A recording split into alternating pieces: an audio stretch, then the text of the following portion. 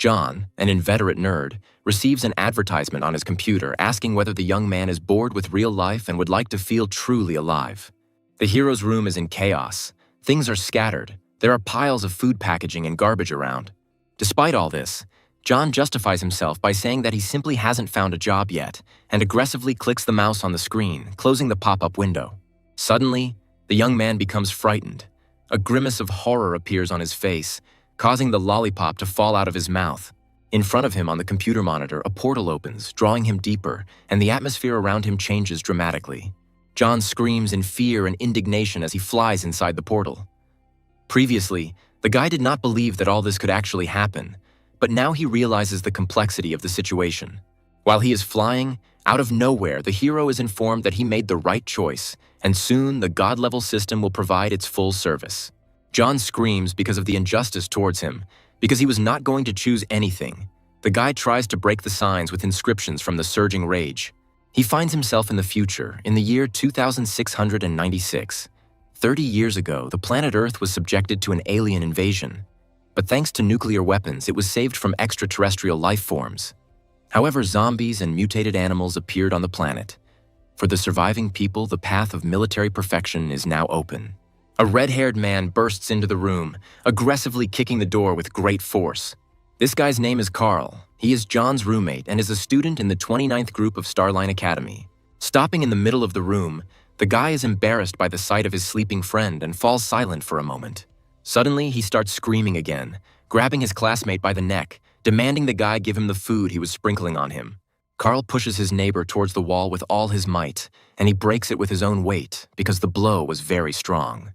The guy standing behind the red-haired guy laughs sarcastically, but asks what will happen if John dies, to which the guy replies that he has practically become a real warrior and they will not ask him for the death of a scumbag like his neighbor. Pushing the main character, Carl says that for such a non-entity, carrying food and washing clothes is already a great honor. There is chaos all around. Piles of dirty clothes are lying around, giving off an unpleasant smell.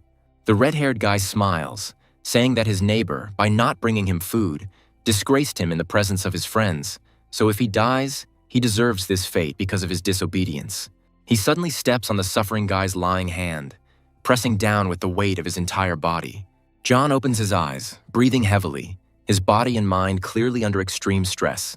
The protagonist feels a piercing pain in the area of his limb and makes great efforts to get rid of this sensation. While Carl continues to mock, the guy tries to figure out where he is, because a few moments ago he was in his own computer chair in front of the monitor.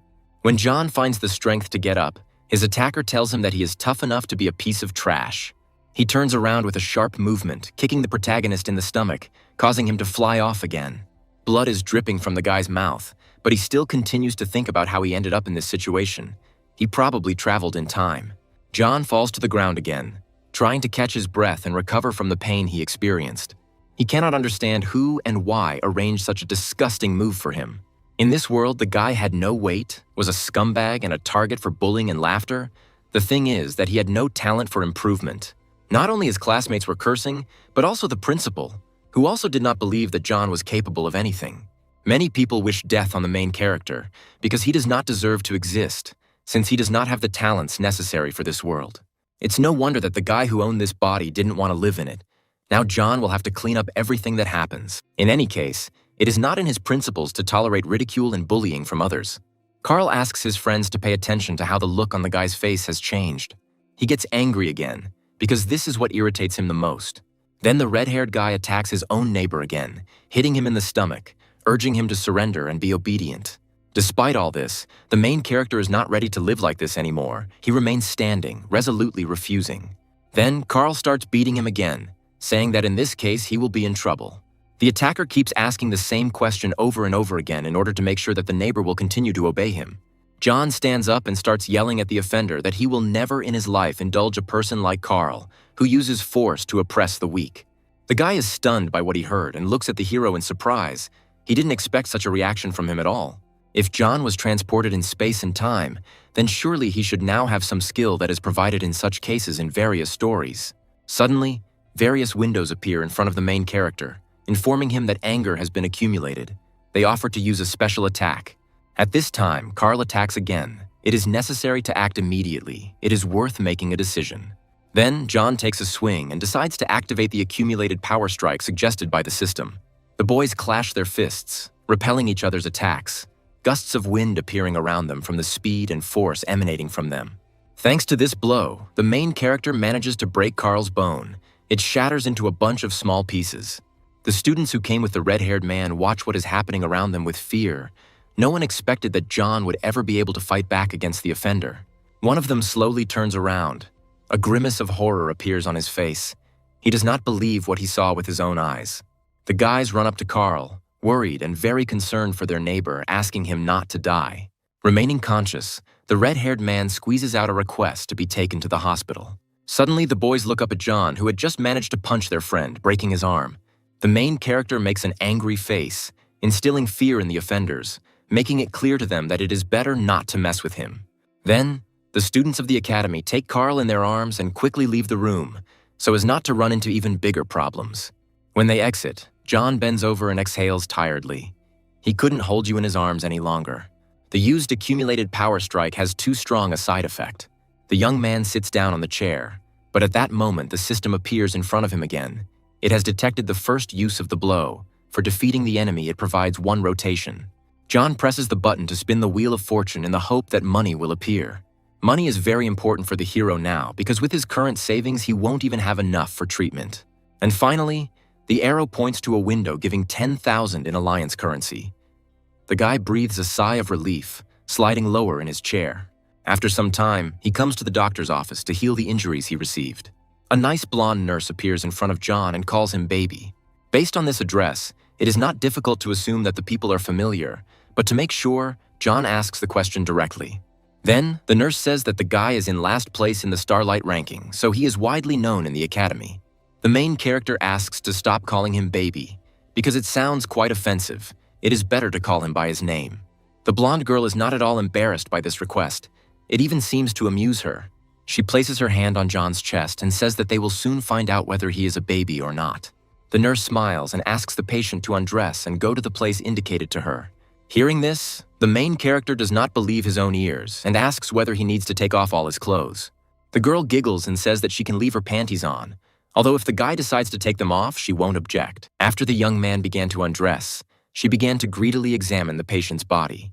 Lowering his gaze lower, he comments that the guy really is no longer a baby. The nurse is very embarrassing to John. If he doesn't hold back, he can leave the title of virgin right in this office. Lying down in a special apparatus, the girl specifies how much the restorative solution costs, to which the young man takes the most expensive one that he can afford. It seems that the previous owner of the body had it much worse than the hero could have imagined. He was clearly beaten and badly injured. Now that he has appeared, he will not allow anyone to touch or oppress him. The medical device closes, makes a characteristic sound, and announces that the preparatory stage is finally complete. The body analysis has also been completed. The approximate recovery time of the body will be about 5 hours. The recovery process is being initialized. In 5 hours, when the restoration is complete, a completely new John will come into this world. In the 29th group, the students discuss plans. The quota of people who will go to the 20th sector this time for practice in a real combat situation is about 20 people. The teacher announces that all warriors of the initial stage in their group will be able to participate. After looking around the classroom, the teacher asks where Carl is, since he's not in class. The red-haired guy's friends report that he is currently undergoing medical surgery in another sector. The man is very surprised, because he does not understand what happened to Carl, and decides to ask his classmates what the matter is. Then, unexpectedly for everyone, the guy says that John beat up his classmate and broke almost all of his ribs. Arguments begin in the audience. Everyone is very stunned and puzzled by what they heard, because the main character could never even fight back. Carl's friend tries to justify himself, explains that he was with him at that moment and recorded the video with his own eyes. The teacher rubs the bridge of his nose and asks to calm down. The discussion center will not have to go to sector number 20 this time. Suddenly, a changed and recovered John appears at the door, asking if he can go for practice in a real combat situation. The class starts to whisper because the main character is behaving completely differently, as if he has been replaced. The teacher explains to the boy that he shouldn't get into trouble because the 20th sector is too dangerous, and before going there, he needs to reach the level of a basic warrior.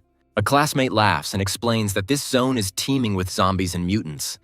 Does John really want to part with his head so much? The main character's face immediately changes, smiling at what was said. Then he asks if he can get to the test if he beats this guy in a fight. The classmate smiles widely at what he heard, because he doesn't believe that John, whom he knew before, is capable of something like this. Despite this reaction, the hero continues to smile and asks whether the disputant will risk testing his proposal. Suddenly, the interlocutor stands up, sharply hitting his hand on the table.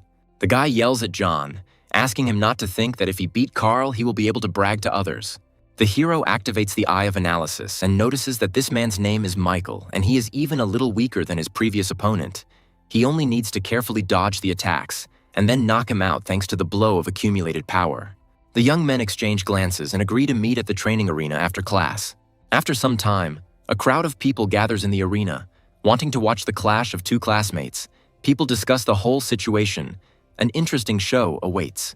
Next to John is his friend, who does not believe in the scheduled fight, because his opponent has already reached the initial level. The main character just raises his hand and explains that he has long wanted to fight with this man. Michael looks at his opponent and is surprised that he decided to step into the arena and fight him. The guy immediately starts moving towards John to strike, wanting to show him that this is not his place. During an attack, the hero analyzes all movements and assesses his physical condition. But despite the fact that not all of his wounds had healed, he had restored his physical condition. But still, this blow resounded with pain throughout his body. The aggression scale starts to fill up, only 20%, although he risks his life every second. Michael continues to attack the young man, but he does not respond, only dodging the blows. No matter what, John continues to follow his plan because he needs to fill the entire scale. With each hit and dodge, the percentage becomes more and more. Soon it will reach the maximum. Those watching the events laugh because the hero does not respond to the blows, but only resists them. The teacher thinks that even if John is simply dodging, he's not giving up his position. He has never seen such determination in his eyes. The attacker is seething with anger. He just needs to receive a blow in response and not an evasion. And finally, the scale is completely filled. It shows 100%. Then the system asks its owner to use the accumulated force strike. At that same moment, Michael's fist flies straight towards John at great speed. The guy decides to use a blow and screams from the effort, swinging it in his direction. Then, after a few moments, their fists touch in mutual resistance. Michael is the first to give in, causing him to fly several meters off the ground. The main character remains alone in the arena, standing in the same pose with his hand raised up. Everyone present is shocked by what they see. This is simply impossible given the difference in their strength. A pool of blood spreads around the body that has fallen to the ground, showing that the blow was incredibly strong. Michael is on his knees, trying to cough up his own blood. Suddenly, his rival stands in front of him and asks him a rhetorical question. If he was beaten by a scumbag, then who is Michael himself? The teacher orders that the loser be taken to the infirmary immediately. He cannot miss practical training in the sector. Looking at the main character, the teacher claps his hands because he made him look at him in a new way. John raises his head and asks if he now has permission to go to practice. Sector 20 is an extremely dangerous place located in the northern part of the city. It is a zone of radioactive contamination, where a virus is rampant and zombies and mutant animals roam everywhere. However, crisis and prospects exist hand in hand. Many body parts of mutant animals are raw materials and materials in high demand. Moreover, the gems contained in the brains of beasts are priceless crystalline rocks that can provide assistance in improving the special abilities of warriors. Arriving at the practical zone, the teacher begins to explain everything that is happening. Everyone has long-term training experience behind them, combining it with the weapons and equipment that the academy will provide to the students. It should not be difficult to cope with ordinary zombies and mutated beasts. However, this practice is different from all the others in that this time they will have to meet their enemies face to face. And the victory that will need to be achieved first of all is a victory over one's own fear. Having finished speaking, the teacher raises his hands and shouts that only real combat practice can reveal true abilities. Only it can temper character. The guy asks his friend if John is too afraid, but for him, all the zombies are invaluable experience for leveling up. The teacher reminds that 4 groups should be formed, into which they are divided independently. It is worth remembering that in no case should you go deep into this sector. The strength of these enemies is now too much for the students. Finishing his speech, the man demands that everyone present leave. Then everyone runs off in their own directions. And finally, some time passes. When each of the participants in the practice finds themselves in their own place, the mutating pigeon watches the moving people from the side. John and his friends slowly move in the direction they had chosen on their own earlier. One of their group does not stop insulting the main character, asks him to keep his eyes open and not to delay the others. Then, his friend stands up for the guy and makes a joke about how the guys will call their mom for help and cry. Despite all the dialogue, John throws down his hands and asks to be quieter, because he caught some movement ahead. Two guys from their group tense up, immediately fall silent and become more serious. A fog appears in front of the students, obscuring their vision. It is unknown what awaits them ahead. John places his hand on his weapon and announces that danger is approaching them. It's hard to see through the clouds of smoke, but a human silhouette can be seen. Suddenly, a bloody zombie jumps out at the guys. He has only the first rank, low mobility, and is a carrier of the virus. The creature moves towards the guys at high speed, wanting to reach its goal as quickly as possible. The protagonist realizes that even the first-rank zombies have higher combat capability than him, and his current stat is very low. Three guys are watching everything that is happening from the sidelines. They are ready for a fight. Despite all his shortcomings, John is ready to fight because he needs valuable experience. Then he runs up and starts to attack the enemy to fight him. The guy raises his sword up and with a sharp movement cuts the air between them. The system congratulates the owner on the increase in level. He was also awarded a certain amount of experience. All received characteristic points must be invested in strength. The main character remains standing in the middle of the road, improving his abilities by 38 divisions. A classmate shouts at John to be careful. Then the boy turns around and notices silhouettes approaching from behind. Three bloodthirsty zombies are running towards him at great speed, ready to tear the hero to pieces. But one of his team members manages to react, catching up with his ally from behind in order to help. The classmate, with quick movements of his weapon, cuts off the limbs of the monsters and they fly away in all directions. When the young man falls to the ground, he stands with his back to the former danger. A close friend praises him, calling him by name, namely Roger. The guy dealt with the enemies very easily, without blinking an eye compared to John's abilities, so he boasts, trying to belittle him. The main character sadly watches the remains of the limbs of once-living zombies. He could have gotten the experience points that he needs so much now. Pulling himself together, John turns around and heads in the opposite direction, calling the team to follow him. The boys walk past a thicket of trees with bones scattered all around from the battlefield. Classmates walk one after another, looking around. At any second, you need to be ready for an attack. Suddenly, the sound of the monster's feet can be heard from afar. The main character asks everyone to stop, because danger has appeared before them again. The monster bares its teeth, prepares to attack, thirsts for fresh blood. One of the team asks to give him this battle, because he assumes that this time there is also a small first-rank zombie on the way. A large monster emerges from the fog, its fangs tainted with poison and its veins heavily tinted with acid, showing the virus in its blood. This zombie has high speed, sharp teeth, and the ability to summon similar monsters. Because it is the leader, you should not approach it. The monster's veins bulge more and more, ready to attack, seething with rage. The guy takes a fighting pose, happy that he will soon be able to feel the fight. The mutant moves towards the target at great speed, wanting to deal with him as quickly as possible. Suddenly, the hero realizes that something is wrong with the speed of this zombie. It is too high. But he doesn't have time to react, because a monster flies into him and pushes the guy back with its body. The monster opens its mouth, wanting to inject poison under the skin of its victim. Roger runs up from the side and gets there in time, kicking the monster in the face, causing him to lose coordination. The zombie falls on his back, baring his teeth. He did not expect the hero to appear. The boy swings the ball, shouting curses at the monster. From the side, John shouts that this zombie is the leader and must be killed with one blow, otherwise he will call for reinforcements. But the guy doesn't listen to him, because the main character is lower in rank than him, so he shouldn't teach. He deliberately cuts off the monster's arm rather than trying to kill it. But it turns out that the zombie is very agile and fast, so the guy was unable to finish him off. The mutant opens its mouth and screams loudly. Its call can be heard for many kilometers. He raises his remaining hand, screaming loudly enough that a blast wave forms around him, throwing the guy back. Suddenly, a zombie's hand rises from the ground, and now we have to deal with it. But this is not the main problem, because the number of monsters ready to attack is growing in the area. They all pay attention to people, because that is their main goal. The hero is very scared by what he sees. It seems that they themselves cannot cope with such a number of monsters. Roger is the most afraid of all. He is shaking with fear, drenched in sweat. The guy says that he doesn't want to die here, and a grimace of horror appears on his face. His friend is also terribly afraid and asks to wait for him, because he has no desire to remain alone on the battlefield. A friend tells John that the danger is too great. They should also leave immediately. The main character clenches his fist tightly, thinking about what he really wants. Sharply lowering his weapon, he analyzes, realizing that if he can cope with them, he will significantly increase his level. Despite his doubts, the boy takes off and runs towards the crowd of mutants. In one fell swoop, he deals with a bunch of dangerous monsters. The protagonist's friend is not at all aware of what is happening and does not recognize John, whom he has known all his life. He had never had such determination to fight to the death, but suddenly he acquired this quality. The friend turns his head to the side, and out of nowhere, a mutant attacks him from the side. Then, the guy decides to also accept this battle and begins to fight together with John. He agrees to join in this madness that is happening around him. The main character is attacked from behind by the zombie leader. He growls and runs towards him.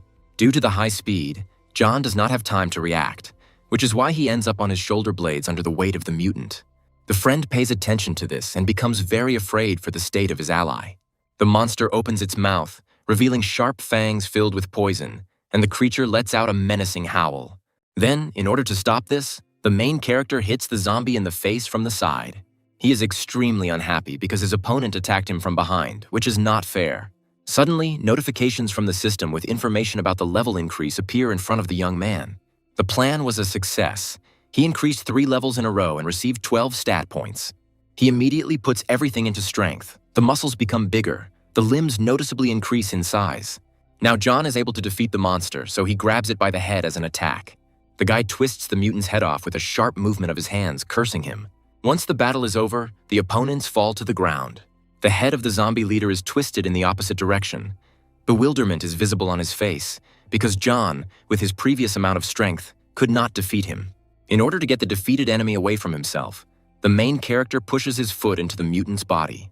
Then, with a sharp movement, he pushes the body to the side. Even though he dealt with it, the danger is not over. You need to remain vigilant, so the guy fights for his weapon. The guy gets to his feet and cuts off the head of the zombie leader. Only in this way will he be awarded the experience points necessary for development. The system congratulates its owner on leveling up to the 6th level. The genetic lock system is unlocked. The main character stands in the middle of the battlefield, looking at the assistant's screen. He doesn't understand what's going on with the system, because out of the 6 stat points he just received, 3 need to be invested in speed and 3 in endurance. Previously, the guy saw information about genetic locks in the literature on improvement. Among the human genome, there is a fairly large part of genes that a person cannot use. It is for this reason that humanity is unable to fully realize its potential. According to legends, if a person manages to unlock the genetic locks in his body, he will be able to reach the peak of his potential and become a being akin to a god. John can't wait to see how powerful he will become after opening the first lock. The protagonist asks the system to open the first lock, unlocking his power. He commands her, his face showing confidence and a sense of superiority. The guy jabs the screen with a sharp movement, resolutely preparing to open the first lock. A huge sign appears in front of him, informing him that his current level is below 15. The discovery is impossible at the moment. John is amazed at what he sees because he did not expect this at all. Since there is no way to do without fulfilling this condition, the hero will soon be able to reach level 15 if he continues to kill monsters. A classmate comes up from behind and asks the guy if he is really the one his friend knows, since the current version has become stronger. He explains that John dealt with the mutant leader alone, which raises doubts. The main character is embarrassed, trying to justify himself by saying that the danger he encountered was not that great.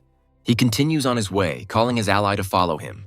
The boys find themselves in front of a sign that prohibits further passage for warriors of the initial stage.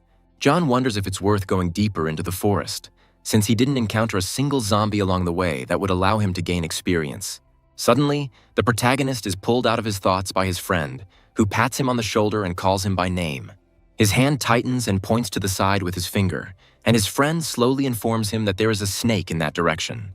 The main character shook with fear from what he saw. Beads of sweat appeared on his face. A huge 3rd-rank python appears in front of them. Its abilities and overall combat capability are unknown. It seems to be an evolved beast, so the eye of analysis does not work on it. While the boys are frozen in place, the snake crawls closer to them. Suddenly, she opens her mouth, revealing a row of poisonous fangs, ready to tear the students to shreds. She attacks with a sharp movement, burrowing into the ground between the guys. Before the beast can catch up, John rushes away, shouting to his friend that he should follow his example. The python is getting closer, danger is approaching, and the situation around is tilting. The guy runs between the trees, deftly overcoming all the obstacles in his path. He is outraged that the snake chose him as its target and not his friend. The guy puts his hand on his knee, snorting heavily as he tries to catch his breath. The young man is pleased that he and his friend have escaped danger. But as it turned out, John ran deeper into the forest, and not in the opposite direction with him.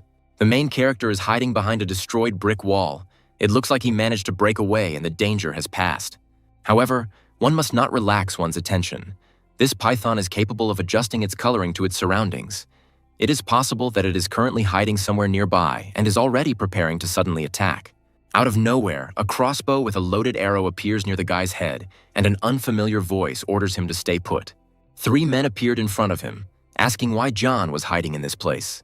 Looking at the clothes, one of them realizes that the guy is a student at Starline Academy. The main character is very worried. Because he is threatened with a weapon, he tries to explain that he was just passing by. Before him stands a group of adventurers specializing in hunting zombies and animals for valuable materials. Each of them already officially holds the title of warrior. They are not up to John's level. One of the men snatches the sword from the hero's hands and asks him to give him the weapon so that he can move on. The protagonist explains that by leaving him in such a place without a weapon, the guy will send him to certain death. Then the warrior swings his weapon and shouts that in that case he should die now. John makes a frightened face, pointing to the side. The interlocutor immediately turns there, although he does not believe in the possible danger from behind. At the same moment, the python catches up with the men, attacking from behind. The snake devours the warrior's body, closing its jaws with a sharp movement. The mutant rises into the air, the still living man screaming in fear in the python's mouth. One of the warriors explains who has appeared before them and orders the others to remain on guard. The brunette shouts that there is no need to worry, because for the abnormal crystal and python skin, they can get a lot of money. Then, a fire lights up in the team's eyes, and the guys no longer experience the same fear of danger. At this moment, the main character is sitting behind a snag, watching everything that is happening from the side. The first-rank group decided to pounce on the third-rank beast. It seems that greed is really very destructive. John realizes that as soon as the opportunity arises, he must grab his own weapon and run away. One of the attackers pierces the hard scales of the beast, which in turn howls loudly. With one blow, the snake nails the warrior to a tree. But this moment is enough for the other man to attack the mutant from behind, plunging his sword into the enemy. The python opens its mouth, spraying venom at the attacker. The bald man screams hysterically as his shoulder begins to dissolve before our eyes. The commander orders to concentrate on the head in order to immediately deal with the enemy. He gives the command to move forward, and then the rest of the warriors prepare to attack. Ultimately, the commander stabs the python's head, rejoicing in his victory over the monster. The man raises his hand in triumph, feeling joy and pride for himself and his people, because he managed to win over the strongest enemy. While he celebrates, John is watching him from behind the bushes, waiting for the moment to retreat. But he will not be able to do this, because the guy was noticed by the commander of the warriors. Turning to him, he asks if it was his doing that the python came to this place. He calls him to his side and orders him to cut the skin off the mutant and get the anomalous crystal. John stands up wearily, commenting on the inappropriate behavior of his interlocutor, because even though he is left alone, he continues to give orders. The guy agrees to follow the man's instructions, but in this case, it will remain his trophy. The man becomes enraged at what he hears, because this is an attempt on his own prey. Using maximum force, the commander swings and aims a slashing blow towards the main character. John acts as calmly as possible, explains that the opponent's strength is running out and the guy does not plan to fight him. So he takes out his sword, swings it, and cuts off his opponent's hand. The man screams hysterically from pain and shock and feels insulted. He continues to squeal, proving his belonging to a high family. John stands over his opponent, saying that he is relying only on the facts, namely that their team was going to take his gun and condemn him to death. The guy raises his sword again and asks not to expect mercy from him. Now John has reached level 7 and has gained about 2,500 experience points by killing a first-rank warrior. Finally, the main character received another promotion and even the opportunity to rotate. He decides to distribute the attribute points between speed and endurance, decides to use rotation when he finds a safe place to rest, and for now he needs to look at the trophies. The main character climbs onto a python to cut its scales. He takes out the first anomalous crystal, earned by cunning. This thing is the source of power of the evolutionary beast. Warriors can absorb the energy contained in it to become stronger, or use it as a power source for some devices. It turns out that this team has 2 more crystals of that rank lying around. There is no point in taking extra weapons because they will only be a burden. Having equipped himself with things, the main character can now look for his friend, named Mark, as well as the rest of his group. Approaching the sign, John notices that he is in a dangerous area. Apparently, he went the wrong way. You can't stay here for even a second. You need to get out as quickly as possible. Suddenly, the birds start to fly away in panic in different directions, causing the hero to cover his ears with his hands from the noise. It looks like something really bad is coming if they're reacting like that. A 4th-rank Thunder Panther appears in front of him. Its features and overall combat capability are unknown. The guy watches the mutant from the side, who is again not affected by the eye of analysis. But something stops him. Someone is approaching from the side. This is a girl named Kate, who is a 4th-rank warrior. It seems that her characteristics are also impossible to analyze, which causes a storm of emotions in the guy. The girl catches up with the enemy with a sharp movement, swinging her sword. The first blow falls on the beast's paw. He screams furiously and resists. Suddenly, the panther jumps up to attack, but the warrior does not give up. Kate jumps to the side at the perfect moment, preventing the enemy from catching up with her. Thanks to this, the girl gains an advantage and attacks her opponent from the side. The panther flies towards the tree, hitting its bark.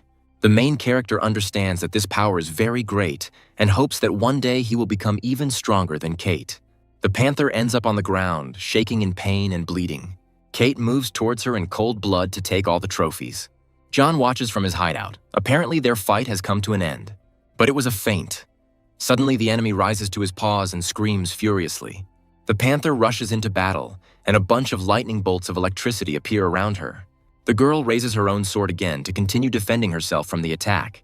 The lightning creates an explosive impact, pushing Kate into the air. She flies to the side, not controlling the trajectory of her movement, so she slides off the cliff. The main character suddenly turns his head in that direction. It seems the girl has died. It was the panther that was able to pretend to be dead and then deal the fatal blow to that girl. But perhaps it was not so at all. It was a dying counterattack. John hopes that the panther is still alive, in which case he will deliver the final blow and it will be counted as the elimination. The abnormal crystal and the 4th-rank beast should be worth even more money. The guy emerges from the bushes, heading towards the victim. He raises his weapon, swinging it over the animal, pleased with his own leadership. Suddenly, something distracts him, and before our eyes, his face changes, taking on a surprised expression. After this, John turns towards what distracted him, remaining in place. It appears to be another panther of the same kind, looking expectantly at its target. After a few moments, the guy begins to move away from the mutants, remembering that thunder panthers usually hunt in pairs, the male hunting with the female. The living monster bares its teeth and lets out a loud scream. The animal catches up with the main character, who tries to justify himself by saying that it was not he who injured the mutant. Suddenly he stops, his heels hitting the ground. Finding himself trapped, he doesn't understand what he should do. The guy is on the edge of a cliff. An animal slowly creeps up behind him, preparing to attack. John tries to negotiate with her by showing her the sword and threatening her with it. But unfortunately, the animal doesn't care, so the panther jumps towards him, baring its teeth. The main character jumps off a cliff. It is better for him to be smashed to pieces than to become a mutant's lunch. He fell into the water. John continues to scream. He was so scared during the flight. It turns out that there was a depression in this place, and the trees on the cliff softened his fall. It's a good thing that thanks to the reservoir there, he stayed alive. The guy turns his head to the side and notices someone off to the side. It seems that this is the same girl who fought with the Thunder Panther. Apparently Kate is still alive. We need to save her quickly. She is breathing. She just lost consciousness. The main character takes the girl in his arms and heads towards the forest. Leaving the warrior near the tree, the guy sits down next to him, giving him time to rest. He finds himself thinking that Kate is incredibly beautiful.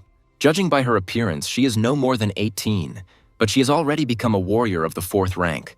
The girl is probably a talented student from some large family. The main character realizes that he hasn't eaten anything since morning and needs to fix this urgently. It turns out that there are fish in this lake that you can enjoy. Without thinking twice, John makes a fire and fries the fish on it.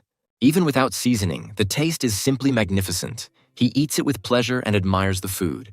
Suddenly, some object flies towards him from behind his back. The main character manages to notice this, turns around and sees a sword pointed in his direction. Kate asks why he has practically no clothes on and asks what he did with them. The guy screams that if it weren't for him, the girl would have drowned and died long ago. She thinks for a second and asks if he saved her. The main character laughs and, raising his hand in a conciliatory manner, says that he will not force her to marry him. The girl sighs resentfully and calls him shameless. Despite this, John is not embarrassed and offers her to enjoy the fish because it turned out to be incredibly tasty. Kate looks at him with a bored expression, not quite understanding what is going on here. Luckily, the guy notices this and begins to explain that the warrior is wounded and there are no medicines, so he should eat something and regain his strength. The girl takes a skewer with cooked fish in her hand. At the same moment, John decides to introduce himself. Kate also states her name and asks what her savior wants. She doesn't like to remain in debt. She asks what he wants, and she will give it to him. Between words, he says that Kate can kill, which frightens the hero greatly and hopes that it is a joke. John decides to ask her to become as cool as him, but the girl explains that he has too weak inclinations. Then the guy takes offense at what he heard and falls to the floor in tears. It's getting dark outside. A bright moon appears in the sky. Kate lies down to rest on the soft grass while her savior remains by the burning fire. The guy opens his system, smiling widely and excited about what is about to happen. It seems like it's time to use the spin he recently received for killing a warrior. He raises his hand high into the air, delighted at the start of the spin. John folds his hands in prayer, hoping that a weapon will fall to him. The arrow seems to point to money, but now he doesn't need it as much as before. The guy hits the jackpot. The system congratulates the owner on receiving the super prize. Then John is jubilant about the reward he has received. It turns out that he now has a combat skill card that grants experience in mastering the specified ability and knowledge about the process of its improvement. According to the strength of the combat skill card, they are divided into bronze, silver, gold, and diamond. It seems like the system is mocking its own owner, because this is a bronze card, and for the spear technique, which is the most difficult to master. But it turns out that this is a skill card with a development property. Such cards are even more valuable than those with a diamond category, since they are able to change as the strength of their owners grows. Having obtained the skill card, his next logical step would be to obtain a suitable spear. However, while the guy was jumping for joy, Kate woke up and got up to see what he was doing. She peeks out from behind his back and asks what he is laughing at like an idiot. Then the main character hides the card he received, not wanting to answer questions. The girl turns to the side and asks if her fellow traveler heard anything. John thinks and listens. Apparently, people are approaching them. After hearing this, Kate sits down on a tree root, grabs her weapon. It must be a group of adventurers. The guy remembers what happened the last time he met them. Then, the hero jumps to his feet and shouts that they should get out as quickly as possible. But unfortunately, the girl cannot walk normally due to the injuries she received. In order to help her, John comes up from the front and sits down, but the girl resists. The protagonist explains that if she is not ready to overcome herself, then he can just leave her here. But no one knows what those adventurers have in mind. No one knows what they can do to Kate. The girl climbs onto John's back and asks him not to say anything more. Meanwhile, people gathered around the fire. They had already learned that someone had been here and clearly had not managed to go far. The man in the shadows laughs maliciously, rejoicing at the presence of other warriors, and asks to kill everyone they meet on the way. John steps heavily on the ground, breathing slowly because he has a heavy load on his back. He complains that the girl is too heavy, but she explains that it's all because of the sword. Suddenly, the guy stops in the middle of the road, sensing danger ahead. He activates the analysis skill, directing his gaze forward to read the information. They encountered a second-rank winged red snake, which is active mainly at night. She seems to be an evolutionary beast. She's rank 2, although her combat ability isn't that high. The girl offers to use her sword and takes it out from behind her back. The main character notices the outstretched weapon and grabs it with his hand. Suddenly, taking it in his hands, he almost drops it, greatly surprised by what he sees. It turns out that the weapon is very heavy, just as Kate said before. The girl had previously swung such a heavy ball with one hand. Here is the difference in strength. The guy asks what materials the sword is made of. Well, she's in no hurry to answer the question asked, asking to let the lady go to the ground and quickly defeat the enemy. The main character squats down, lowering the girl, and then turns to the enemy. The winged red snake is highly mobile and dangerous at night, his fellow traveler tells him about this. Kate asks him not to rush into trouble, but to listen to what the girl tells him. The mutated animal opens its mouth and sticks out its double tongue. The hero catches himself thinking that the beast is so fast that he can't even keep up with her. The guy is waving a weapon and making chopping blows. But unfortunately, this does not affect anything. The enemy remains safe and sound. The guy decides to do a spinning thrust from above, hoping to hit. And yet, the guy pierces his enemy's head right through. John laughs loudly and is proud of himself because it turned out so easy. Kate sighs and notes that the guy can't even handle one second-rank red snake. Apparently, he really does have a terrifying lack of inclinations. The guy shows his defeated enemy obscene signs, continues to mock him and rejoice in his own victory. Suddenly, the snake's head breaks away from its body, attacking the protagonist. The guy quickly shakes his hand and does not understand what happened, because everything was very calm just now. With a sharp movement, he throws his head back onto the ground, continuing to curse at the dead animal. The main character steps on the head he just left.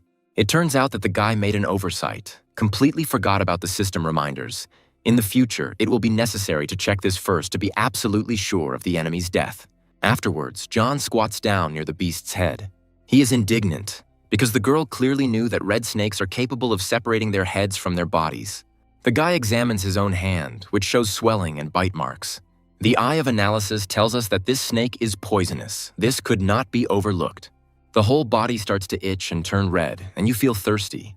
The girl completely forgot that the poison is capable of arousing the sexual desire of the poisoned person. Something needs to be done. And then the main character turns towards the innocent lady, smiling crookedly. He runs towards her, quickly closing the distance between them. Then, Kate falls to the ground and asks not to come near her. John is shaking. He himself does not understand what is happening to him and what the guy is poisoned with. He squeezes his eyes tightly and realizes that he cannot control himself. The main character feels a love influx towards the girl. He looms over her, trying to resist his own body. He needs to get the poison out urgently.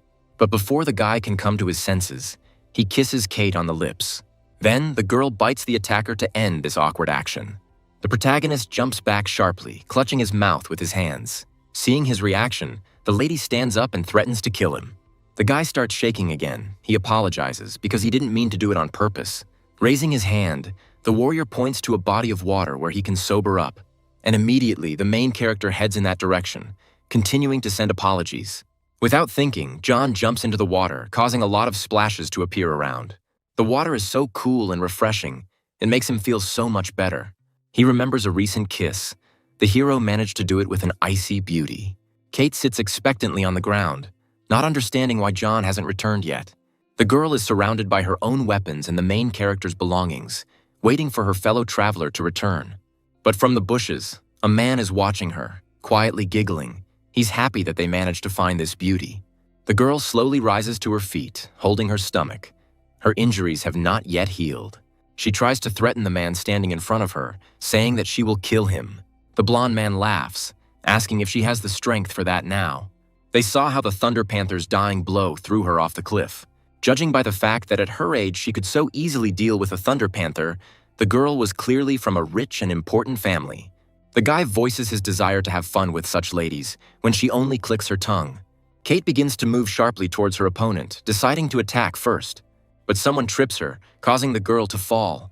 The blonde asks to do without senseless resistance, promises to be gentle, after which he raises 2 fingers up, asking the girl to hold on.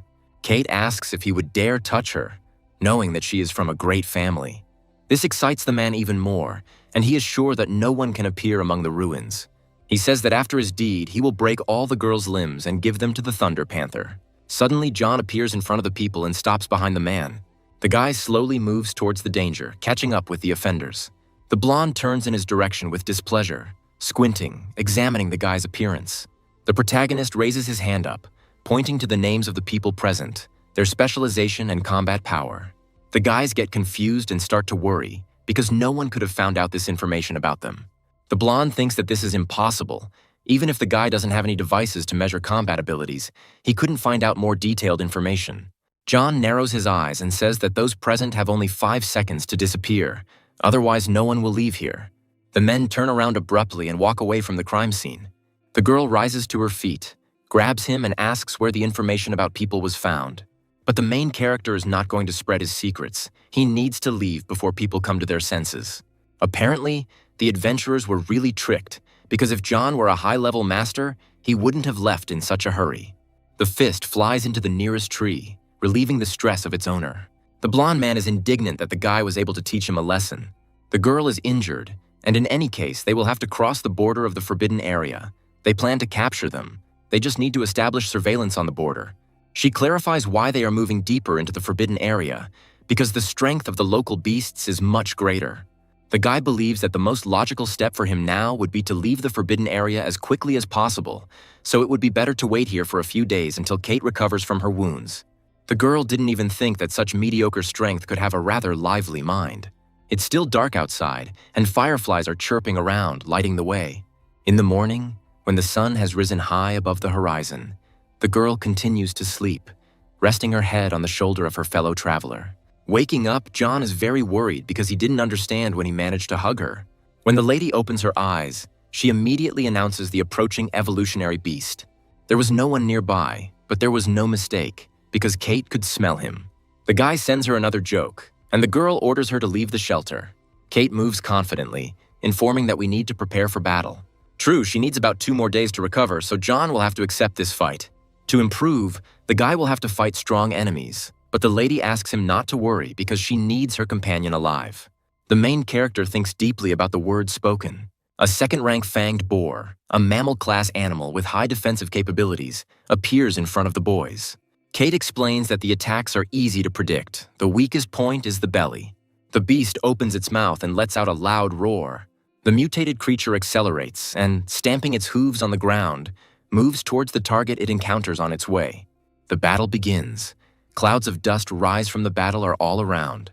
The next day, the hero easily reaches the 9th level, deals with another monster, namely a black panther. He smiles tensely, having just finished with his 30th beast. All this thanks to Kate. At her age, she knows the habits, methods of attack, and vulnerabilities of animals, so the guy managed to cope even with 3rd-rank animals. Holding the jewel in his hands, John asks if the lady needs the anomalous crystal. She says that she won't take away what her fellow traveler earned. It's time to say goodbye, because she is already fully recovered. But the hero does not want to leave now, because the attacking adventurers are probably waiting for him at the exit from the danger zone. This can't just be John's problem, because they want to catch him because of the girl. She's not going to listen to him. She's planning to go in search of the Thunder Panther. The girl is not ready to lose and is going to take revenge. Then, Kate turns and threatens to kill the hero if he does not surpass her in strength the next time they meet. The guy is indignant and doesn't understand how one can pay for kindness like this. At the last moment, he decides to clarify where his fellow traveler is from, and she replies that she came from the sacred region. 2 days later, John reaches the sign indicating the border of the forbidden area. Surely by this time, those adventurers should have left. Suddenly, a weapon flies past. An unknown person strikes. Fortunately, the main character manages to crouch down without losing his head. He turns around with a sharp movement and tries to find out who is next to him. One of the adventurers skillfully lands on the ground, happy that they finally managed to wait for their target. The guy looks questioningly at his opponent, wondering where the girl disappeared to. He begins his attack, wanting to show what happens to those who take this company for fools. Looking at the situation, the protagonist assesses the danger and decides that he should deal with the enemy before his friends arrive. The adventurer assumes a fighting stance, preparing to attack with a running start. Then, he activates a skill called White Snake Sting, and an image of the animal appears around him. It attacks John with great force, pushing back his resistance ever more strongly. At some point, the hero releases the resistance and an explosion is heard around. Sparks fly in different directions. He finds himself near a rock that is cracked behind his back. The anger level is now about 90%. I wish John had a spear right now. The adventurer mocks the enemy because the guy didn't even master the combat skill, but was able to deceive their company. He begins his attack again, planning to use another attack that would pierce his heart. Despite the difference in strength, the protagonist resists, not wanting to lose this battle. The guy is breathing heavily, but with the accumulation of anger, he decides to use the blow of the accumulated force in order to defeat the enemy. He slides along the ground from the tension, activating his skill. But instead of punching, the hero decides to attack with his foot, right into his enemy's crotch. Not considering this something serious, the adventurer exposes his own hand to the blow. But he did not appreciate the strength of the attacker, so his bone breaks, piercing the entire limb with pain. Not only that, John inflicts even more injuries on him, which the enemy was trying to protect himself from. The adventurer squeals in pain, grimacing in horror and disappointment. He falls to his knees in a defeated pose, lowering his head to the ground. Then John grabs the hilt of his sword and runs towards his enemy. The guy cold-bloodedly cuts the adventurer's throat. The system credits the earned points. Now he has discovered an ability called Rage Burst, It is an activated ability that allows the user to greatly increase their strength, speed, and endurance for 10 minutes. But after the effect of this ability ends, the owner will be in a state of extreme exhaustion for 5 minutes. Finally, the hero has a new ability. The guy decides to invest all his available points into speed. Suddenly, someone's voice sounds from the side. The guy stops walking, remaining in place. John is surrounded by adventurers on all sides, which could cause fear, but the guy is not one to be timid, so he only slowly looks around. The blonde man comes out of his hiding place, shows himself to his rival, and reports the murder of his man. The hero mockingly says that he had to defend himself, and at the same time analyzes his chances of winning, which now seem 0. After this, the lead adventurer orders his men to attack together to kill John. He feels the strongest discontent. Because a crowd of lions is attacking a rabbit in his person, men have no military valor at all. Now he has no choice but to use his newly acquired skill. The fire in the guy's eyes lights up, a huge explosion is heard, and clouds of dust rise into the air. The young man feels changes in his body and enjoys it. The blonde man doesn't understand why his opponent's aura has suddenly increased. The main character rushes across the battlefield like a bullet, using new abilities. A man doesn't even have time to blink, let alone keep track of what's happening. He orders his team to split up and find the enemy, as he must not leave there alive. The explosion of anger will last for about 5 minutes, after which the guy will fall into a state of complete exhaustion. When this happens, he will be completely at their mercy, which means it is necessary to conduct a fight with a lightning-fast outcome, thinking the hero hides in the bushes. Analyzing the situation around him, he notices that one of the opponents has a spear. Then he jumps out of his own shelter and flies towards the enemy. He lands on the ground next to him, and the young man falls to the ground. John puts his sword behind his back and leaves his spear in his hand, preparing for the inevitable battle. Now he doesn't need anything else. He has received everything he needs. He is ready to fight the adventurers. He steps out into the clearing, noticing an enemy in front of him. The guy reports the enemy to the commander via radio, putting his fingers to his own ear. The blonde man, along with the others, heads towards him and orders John to be detained. But the adventurer starts the first attack, called the Turbulent Flow. The protagonist keeps up with him, spinning his recently found spear to answer him. The guy activates the Phoenix's majesty, the fire flares up, the flames dance around them. The bald warrior cannot at all understand what skill his opponent possesses. John, with a sharp movement, pierces his opponent in the back with his own spear. The remaining adventurers watch the battle from the sidelines, but the first-rank warrior has already been destroyed and the experience has been earned. The man does not understand how it is possible to kill a person with one blow. He immediately jumps into the air, attacking the young man. He uses a silver skill called Blades of Madness. Other team members also use their combat abilities. For John, the greatness of the Phoenix turned out to be very energy-consuming. Even with the enhancement, there is an opportunity to use it only twice. The rage meter is only 60% full, and the enemies continue to advance, wielding deadly weapons. Luckily, thanks to this onslaught, the rage gauge fills up pretty quickly. The guy needs to focus on the second-rank warrior and destroy him as quickly as possible. One of the guys asks if he's really a warrior of the initial stage, but the commander guesses about the existence of a secret skill. However, such abilities have a limited duration. If they do not allow the guy to escape, then he will be theirs. The anger scale is full. The system offers to use a blow of accumulated power. The hero grabs his weapon and uses a powerful attack. The man holds his sword out in front of him, expecting the attack to be weak. But the dagger pierces the weapon, which then cracks. In a few moments, only fragments remain of it. The man is amazed because she seemed so powerful, which he could not have imagined. The enemy has survived. Now he must accept the spear into his body. The protagonist swings his weapon, activating the Phoenix's majesty once again. The adventurer speculates that because of such strong energy, the skill is golden. Before he can react, his body is pierced by John's spear, which spews sparks of fire. From the incredible force, the weapon begins to crack, destroying itself. The weapon could not withstand the greatness of the Phoenix and broke at a key moment. It seems that the main character is in a very losing position, because the action of the explosion of anger is over and now he has nothing to hold in his hands. The man looks up at the young man with a frightened expression, looking at him with interest. The blonde starts laughing loudly, rejoicing at his opponent's loss. He is happy at the thought that he managed to survive such an attack. The adventurer runs and points his sword at John. But suddenly a ray of light separates the guys, and the man is again indignant about what is happening. A girl appears from the forest and asks, "Since when did the second-rank warriors from the hunting parties have the audacity to attack the students?" The blonde looks at the stranger with interest, squinting his eyes. She does not want to introduce herself. She is clearly superior in strength to everyone present. It turns out that this is a doctor from the academy. Now her priority will be providing first aid. The girl's name is Louise, and she is also a 4th-rank warrior. When John first met her, he thought she was an ordinary person, so he didn't use the eye of analysis on her. The girl turns her head towards the student, praising him for his courage and strength. But still, the main character is perplexed as to how the girl appeared on the battlefield. She explains that she is, after all, a doctor and needs to treat students, and asks the guy to quickly undress so that he can assess the damage. The main character does not understand why he has to undress at every meeting. Then, Louise continues to confuse the poor guy, moving closer, asking if he needs her help. The girl grabs the hero by the hand and offers to lead him to the exit, because the gathering of students has already begun. The main character does not want to rely on the lady, so he refuses help.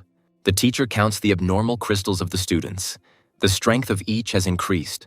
Only a real fight can truly temper a person. Suddenly, the teacher begins to shake his head from side to side in confusion. It turns out that John is missing, the only one of them. Mark begins to explain that they were attacked by a 3rd-rank python, and due to the hopelessness of the situation, his friend was forced to flee to the forbidden area. The teacher is in a state of shock from what he heard. This is simply unacceptable. Roger also laughs at what is happening because most likely their classmate was killed. Those present begin to argue, swear at each other, and shout, but the teacher asks them to shut up. They should wait for the one who remains, because in this situation the guy could not return so quickly. It's getting dark soon. There's no point in waiting for the hero because most likely he couldn't survive. Suddenly John's voice is heard in the dialogue, asking who among them is conjuring his death. The guy walks with a confident gait and smiles broadly, and knows how to fight back with words. Seeing him, Mark smiles widely, happy that his friend is still alive. The classmate John was fighting clicks his tongue, even upset that he appeared in front of him. Then the teacher approaches his student and checks if everything is okay. The guys on the side laugh, assuming that the heroes were hiding all this time and didn't kill anyone. John turns around, asking how many beasts they defeated. They start bragging about having killed 8 first-rank beasts. People around are delighted with what they hear, because for their level this is a very good result. Then the protagonist clarifies whether this is really a result worth being proud of. He takes out his backpack, turns it over, and shakes out a bunch of precious stones. The teacher squats down, counting the abnormal crystal. Suddenly he realizes and is very surprised by the 3rd-rank stone he has mined, and there are about 3 of them. The classmates around him are shocked. They don't believe their own eyes and ask the hero about all this. Roger protests, saying that it is impossible to obtain such a stone. The boy accuses his classmate of lying and cheating. Then the teacher gets to his feet, asking him if he understood him correctly. He asks to clarify what the essence of the alleged accusation is. A unit of 3rd-rank crystal costs at least 500,000. An ordinary student will not find enough money to commit fraud. Roger is stunned and unable to find words to counter what has been said. The teacher suggests going to the tavern and taking a rest. John and Mark are very happy because now they have the opportunity to sell the rewards they have earned. People in the crowd are content with the money they earn. 2,000 coins are enough for someone for a whole month. The main character ends up at the end of the line because there is a lot of goods for sale, otherwise the guy would anger the others. When his opportunity came, John laid out a multitude of multicolored stones on the table. The tavern owner looks at the loot with greed, not understanding where he could have gotten 3 whole stones. The guy asks what the price is for 1 piece, to which the man replies that he will give him 500,000. His classmates begin to count and analyze the collected jewels. John will receive about 2 million at one time. The man turns around and asks the guys to give him their card number so he can transfer the money. Suddenly, the protagonist is pushed to the side. The stranger tells him not to interfere underfoot. The guy looks up at him with an irritated expression and looks at him from under his brows. In front of him stand older students who mock his classmates. Mark is indignant about what he heard and believes that no one is worthy of the following words. John watches everything silently from the side, saying that the students in this group have already reached the initial stage, and about a dozen of them have already become warrior candidates. In front of him stands a guy named Pierre, ranked 108th in the academic power rankings. He places a bag of anomalous crystal on the merchant's table and asks the tavern owner to exchange the loot for alliance currency. Pierre turns to the boys, bragging that he killed a rank 2 evolving beast. The guy mockingly asks if John is in their class. Apparently this group really is scum. Hearing this, the main character decides to stand up for himself. Without losing his own dignity, the guy will not allow himself to be thrown into mud. He asks to apologize to him, otherwise the loser will teach Pierre an important lesson. The blonde high school student is seething with rage and indignation at what he heard. The guy says that the other person should know his place, so he starts preparing for the upcoming fight. Noticing this, the protagonist also prepares to strike back, not intending to stand aside. Pierre likes the idea of a fight. He is ready to use all his strength to prove his strength. The guys clash their fists, creating air currents around them from the speed of their movement.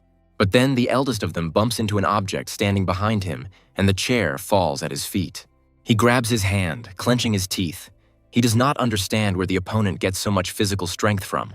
Realizing that fighting with his hands is no longer possible due to the pain, Pierre decides to attack using his legs. But the main character is well aware of these tricks, so he jumps up and kicks the high school student in the face. John gets hit in the nose, which starts bleeding, red liquid splashing in all directions. His classmates start to root for him, wanting the guy to win. Covering his face with his hands, Pierre comments that the enemy is moving quite well and apparently knows how to do something. He takes a deep breath, his eyes filling with rage as if glowing. His opponent has clearly enraged him. The blonde uses a bronze skill called Swift Strike. While the protagonist dodges the attacks that befall him, the anger gauge continues to fill rapidly. Roger, watching from the side, notices that in just 3 days of combat practice, John has become much stronger, but the students from the top group are not easily defeated. Continuing to use his skill, Pierre decides to use another variation of it since the opponent only dodges. He activates an ability, namely a flurry of swift fists, which should be several times stronger than the previous one. The attack flies towards the target, the hand should hit John right. The guy tries to hold her back, slowly backing away. Classmates are very worried about their ally and ask him to be more careful. But one of the senior students believes that the main character clearly overestimated his strength. Suddenly, something stops Pierre. He breathes heavily, and bewilderment is visible on his face. He stands in the middle, and John holds the guy by the sleeve. The system suggests using a blow of accumulated force. But the main character decides that this is not necessary, because he can defeat the enemy anyway. Besides, he wants to punish him as a warning to others and make everyone understand that it is not worth it to mess with him. The guy breaks the guy's limb with a skillful movement of his hands. The bones are pointing in different directions, and the hand looks simply terrible. Pierre's classmate calls him with fear and indignation. The others are also unhappy. Apparently, the younger group has completely forgotten its place. Despite all this, Mark and the others, ready to fight for their own honor, argue with the opposing team. It was just a contest of strength. Did John overdo it? The high school student wonders. The protagonist explains that his opponent just used a bronze skill. If it was someone else in his place, he would most likely have received serious damage, but the guy just paid him back in the same coin. Despite the truth of these words, the guy stands his ground, saying that he went beyond the limits. The tavern owner interrupts the guys and calls the main character to him. He reports that the money for 3 third-rank anomalous crystals has already been transferred, and the transfers need to be checked. It seems that the high school student heard all this. He is shocked, because he himself has never received such awards. He realizes that John was able to kill 3 evolved beasts, so how could someone like him become strong? Smiling, the main character offers the guy to fight. He has a blow of accumulated power left. Now the guy doesn't push his luck anymore. He quietly keeps quiet and looks in John's direction. Suddenly, an angry voice sounds from the side, which is clearly unhappy with the fight that has been organized. 2 men appear in front of them, one of whom is the boy's teacher. The boy calls another teacher, whose name is Andre. He complains about John, who broke Pierre's arm. But crossing his arms, Mark explains that the senior student was the first to insult their group and start a fight. The teacher asks him to introduce the essence of the matter and not to miss the details. He asks the protagonist to apologize to Pierre, despite the fact that he himself does not like him very much. John walks up to the guy, crosses his arms in a prayer pose, and offers a not-so-sincere apology. The boys watch him in amazement, not understanding his reaction at all. Classmates laugh because the main character didn't hurt them that much, but he humiliated them beyond measure. Another teacher believes that both sides are to blame for the conflict. But since John apologized, the conflict will be resolved. As he leaves, Pierre warns about the competition at the end of the semester. I wonder if the hero will dare to come there. But fortunately, the guy doesn't see any problem with this. The high school student bares his teeth and says that they will be able to see each other there. Suddenly, a lot of students enter the tavern. The guys pounce on John, praising him and being proud of his achievement in defeating Pierre. The teacher raises his hand and says that this institution has a device for measuring combat ability. Everyone should go and get tested. He wants to see if the students have managed to improve their strength by going through real combat practice. The owner of the establishment installed the latest equipment with very precise calculations in the academy. One of the guys decides to go first. Confidence is visible in his eyes. His name is Romeo, and when he approaches the device, he receives information that his combat capability is equal to 450 points. The teacher names people from a list. All their indicators are around this number. Roger has the greatest fighting ability and has also become a warrior candidate. The combat ability of the initial stage warriors ranges from 300 to 600 points, warrior candidates from 600 to 800 points, and people from 800 to 1,500 points are first-rank warriors. Since Roger has reached the candidate level, he can start practicing the cultivation technique tomorrow. The guy is incredibly happy to hear this news because he was so eager to achieve this title. The reason why officially recognized warriors are so strong is precisely because of the cultivation techniques. There are many types of energy in the world that a person can benefit from. All these types of energy are also known as origins. By using the cultivation technique, he draws into himself the energy of the origins in the air, as a result of which he achieves comprehensive strengthening of his body. Next, John comes to check. He breathes heavily from worry, but there is no doubt on his face. The guys laugh at him. Even though he has become a little stronger, in their eyes he will still remain a loser. Mark can't stand it and suggests that he try to fight Pierre if he's so cool. The test begins. The device turns on and starts working. It was already completely dark outside. Only a couple of lights from the windows of buildings added light to the street. The teacher gathers Roger and John in his office because he wants to discuss the course of further development with them. They have both reached the stage of warrior candidates, and so now they need to think about choosing the most suitable weapon. Looking at his classmate, Roger is perplexed. Just recently, a guy approached the device to check his own combat capability. It turned out that John was one division ahead of the headman. Naturally, Mark is happy for his friend and jumps jubilantly. The teacher, in turn, is pleased that the group now has 2 warrior candidates. The guy doesn't believe that this is really happening to him, because a loser like John couldn't become stronger than him.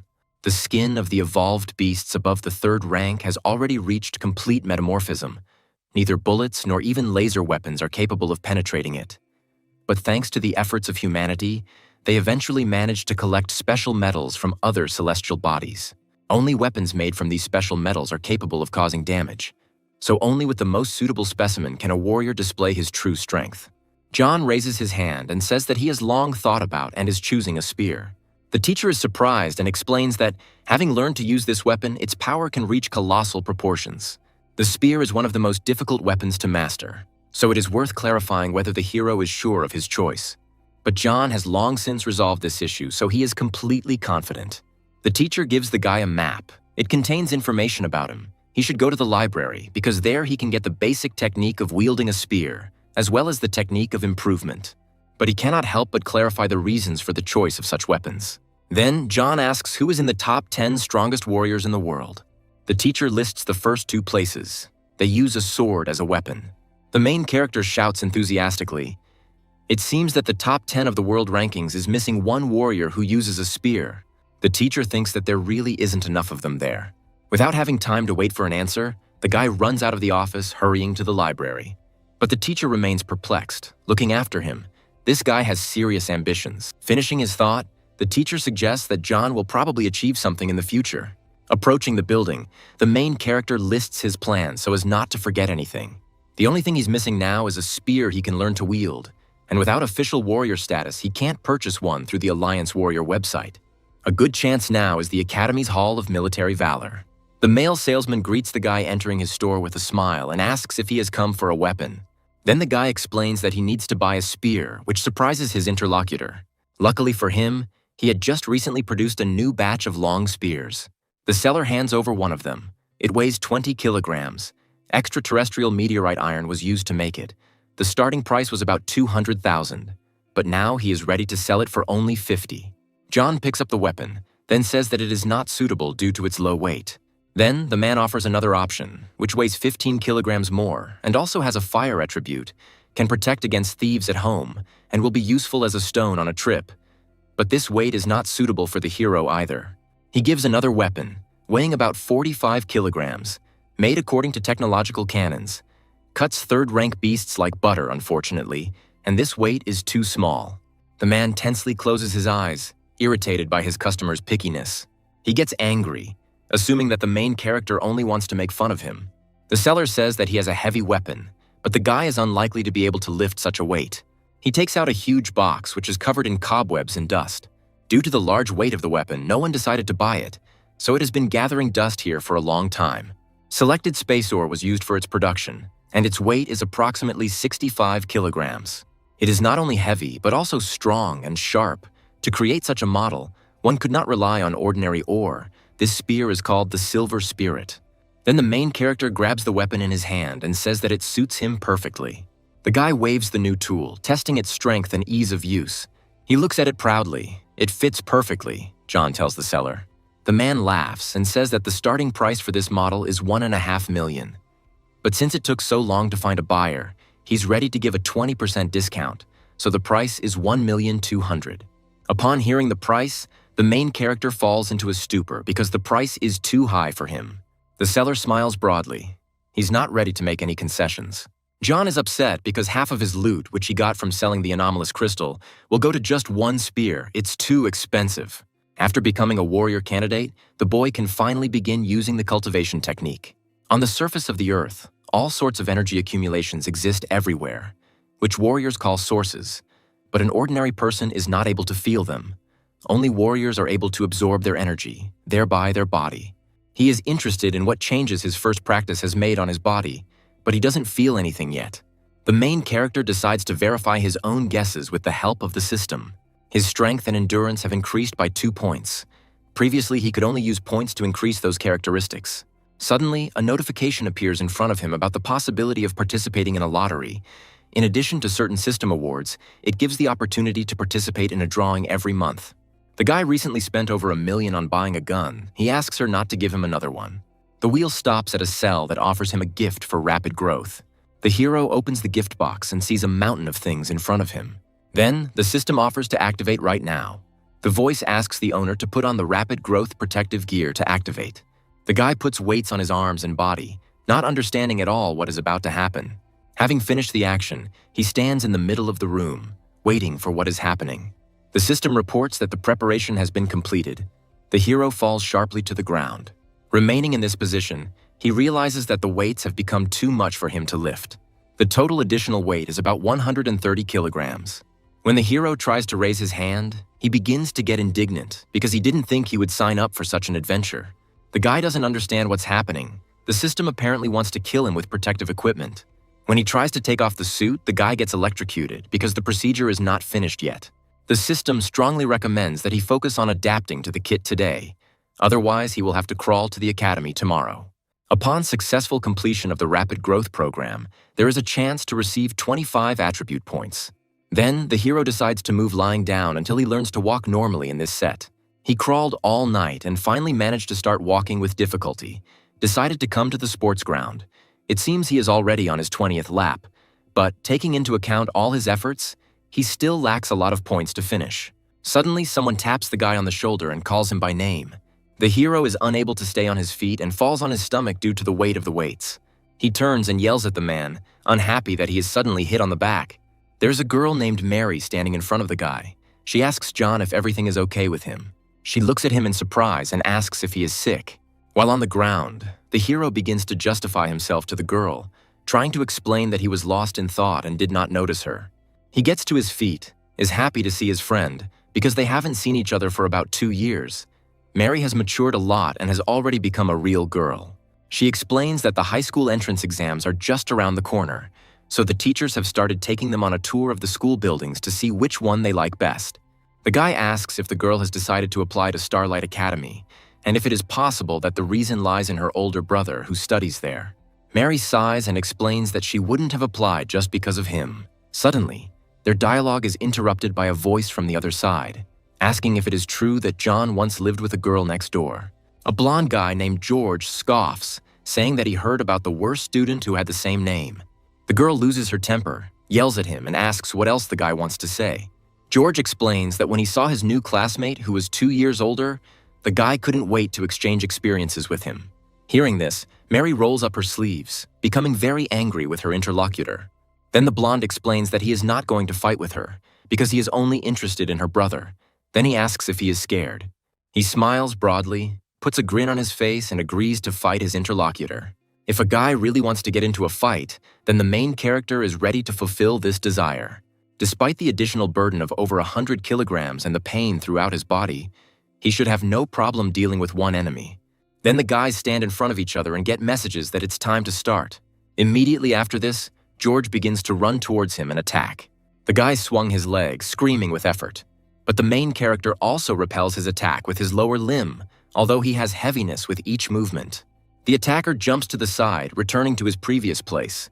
A bead of sweat runs down George's face as the boy praises his opponent for his skills. He crosses his arms, activating the skill. Green sparks light up around him. His palms burn with a bright flame. The ability has a bronze level. The guy accelerates at a tremendous speed and heads towards his opponent, touching his chest with his hand.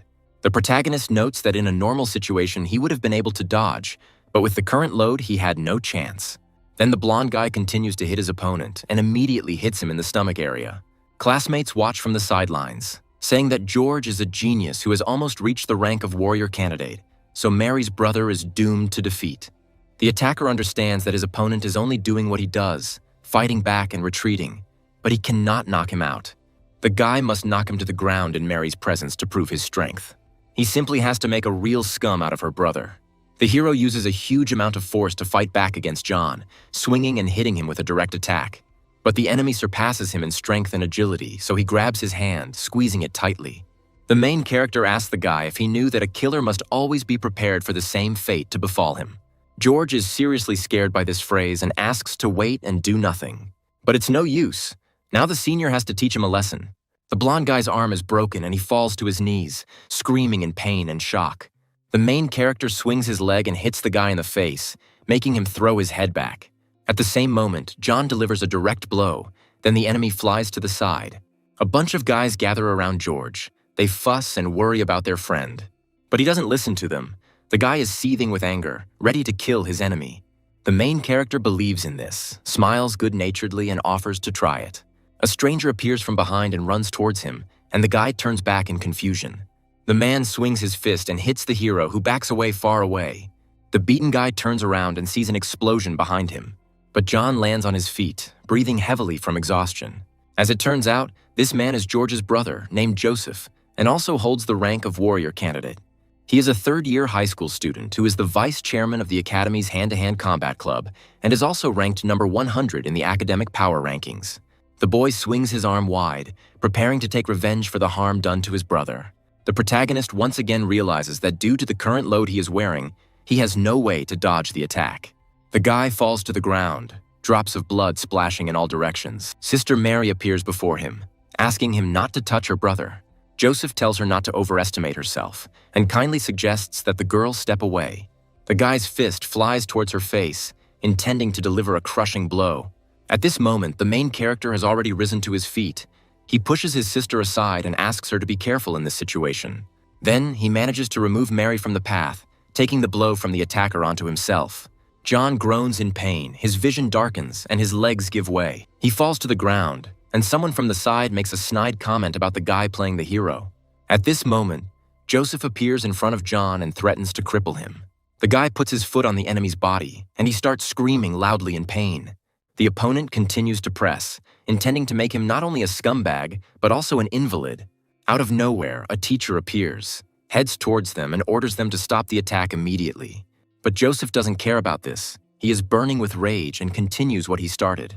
The teacher screams in irritation, in his head condemning him for what is happening, to which the blonde just clicks his tongue because he didn't manage to finish this fight. The teacher stands in front of him and starts scolding him. How can the guy not be ashamed to offend a younger student? Joseph begins to say that his opponent dislocated his younger brother's wrist. Mary stands up for her brother and explains that George was the first to attempt on John's life. The teacher explains that this incident will be discussed at the academy. After this, the blonde older brother begins to threaten the boy and advises him to watch his surroundings as he walks down the street. John asks him not to worry about this, and in 3 days he offers to meet in the fighting arena. The teacher yells at his student, explaining that the combat arena can be a lethal test. Mary is worried about her brother and asks him to take his words back, but she has nothing to worry about. The protagonist once again asks the enemy if he has enough courage for this. The blonde guy is already thinking about how to cripple the enemy in the presence of all the teachers and students of the academy. Many people at school are discussing what happened and placing bets on who will win this competition. The students spread rumors, giving different guesses as to the reasons for this skirmish. Arriving at the medical center, the nurse asks him to undress completely in order to conduct an examination. But John does not understand why this is necessary, since he only has a broken arm. He looks at the limb with delight, because the healing effect occurs instantly. This is an extremely valuable healing mixture, capable of providing complex regeneration of bones and muscle tissue in the shortest possible time, which cannot be found on sale anywhere. The girl asks him not to think about how, having defeated a second-rank warrior, he became cool and now knows everything about battles to the death. Their family has enormous influence. Now John is not in a position to insult them and get away with it. But the hero is not ready to just endure. The nurse has no doubt about the coolness of her interlocutor, but hands him a green card. He is surprised because in his hands lies a combat skill card called Ripping Fist. The girl does not demand money from him. She took her libraries. In close combat, it is the most ferocious fist technique, capable of creating an earthquake in the air during contact with the subscriber. But if the practitioner's body does not have sufficient strength, it can lead to damage to bones and muscles. She also hands the guy a healing potion that can help him heal faster. The main character cries with delight because no one has ever given him such expensive gifts. Putting her hand on the patient's face, the girl says that she does not want John to die. It's already getting dark outside, and the tense sounds of training can be heard all around. As they say, the damage from a single tearing fist comes from the inside out. But with the protagonist's current skills, he is unable to use it. It's good that he has a potion. Otherwise, the guy would have no chance to master this skill in 3 days. Hard training helped John level up, and an extra 11 points will allow him to increase his strength a little more. However, the problem is that the system's rapid growth program is still not complete. Although he has already adapted to the weight of the kit, fighting in this state, he will only be able to react at 80%. It seems it's time to stop training. He has to go out to the arena this evening. He should go back to his place, take a shower, and get ready for what's to come. People have gathered around. The host's voice is coming from the speakers, informing those present about the opponents for the day. Among those present, most are rooting for Joseph, shouting out motivational speeches. 2 teachers sitting on the side discuss the likely outcome of the fight. No one believes that John is capable of defeating this guy. The blonde asks his opponent what he will choose, to kneel and admit his defeat or die at his hand. The protagonist says that he is not going to hold back even if he admits defeat. Immediately after this, Joseph activates his bronze instant slash skill. No one knew that he would start right away with a deadly technique, the essence of which lies precisely in speed, in order to defeat the enemy before he has time to react. The protagonist pushes the sword away with his spear. He managed to hold off the attack, but it wasn't that easy for him. The guy asks if it is the energy of the sword, because it did not touch his neck, but left a bloody scratch. The attacker grins, believing that the enemy cannot cope with him, so he swings his weapon again and asks for surrender. The main character is not going to retreat. He quickly cuts through the air, defending himself from attacks. But his clothes are torn, leaving more and more scratches. There is no escape from it. Despite the losing position, John's eyes shine with confidence and faith in his own strength. Mark watches from the sidelines, worried about his friend. Roger explains to his classmate that Joseph's attacks are pointless because they did not cause serious damage to the guy. The enemy begins to worry, because the enemy has withstood all his attacks, and despite the power of the sword energy that he released, they turned out to be useless. The blonde guy is not going to give up. He activates another skill, and an orange flame is already lit around his weapon.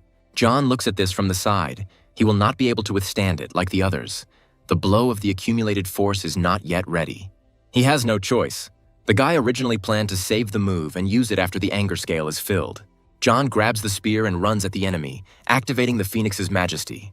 The teacher watches everything with confusion, as John was suddenly able to use such a powerful combat skill, and, on top of that, the flame he released contains the energy of the current. Apparently, in just a few days, the main character managed to comprehend the technique of improvement. The battle continues. He directs energy towards the enemy, causing a huge explosion. Finding himself on the ground, the fire continues to burn around him. John grimaces in pain. His opponent is still standing on 2 legs, watching what is happening. He says that despite the defeat, he still deserved honor for being able to wound him like that. Near the podium stand 3 people close to the main character, who call him by name incessantly. He stands up abruptly, smiling and enthusiastically saying that he feels great. The system reports that the rapid growth program progress has been completed and that anger has been accumulated. The guy decides to send 21 points to strength and 4 to endurance. At the same moment, he takes off his outerwear, and then people around him notice the weights put on his body. Joseph looks at what is happening with a smirk and does not understand the essence. Suddenly, the equipment hits the floor, a loud sound is heard, and dust rises into the air. People watching around are waiting for the continuation. It promises to be bright. With cruelty in his eyes, the protagonist says that this was just a warm-up, and the real fight will only begin now. Joseph realizes that the boy was just playing with him all this time. He runs towards the enemy and shouts that he must pay for his complacency. The guy swings his weapon, trying to touch and wound the enemy, but he disappears. The blonde doesn't understand and continues to look ahead with horror and surprise. But the main character attacks him from the other side, swinging his spear. Trying to react quickly, Joseph holds his sword out in front of him, blocking the attack. He notices that the speed has increased significantly, apparently due to the equipment that was restricting the guy. The protagonist believes that it is his time to have fun with his opponent. The spectators are happy, proud of their loved ones, and cannot take their eyes off the fight. Another teacher stands behind them, confused, silently watching what is happening. Meanwhile, John continues to spin his spear to deliver his next attack. It activates Accumulated Power Strike and Phoenix Majesty at the same time, doubling the skill. Joseph can't comprehend what's happening, because such a person can't have such impressive fighting skills. Fiery spots dance around, and a bird's head appears out of nowhere, ready to attack the enemy. The guy traps the blonde, aiming a direct attack at his chest. Even holding a sword in front of you doesn't help because it breaks right away. Then, Joseph flies high into the air, falling to the ground. The main character walks easily along the ground, continuing to move in front of him by inertia. People are shocked by what they saw. No one can believe that the worst student of the academy defeated a person from the top 100 ranking.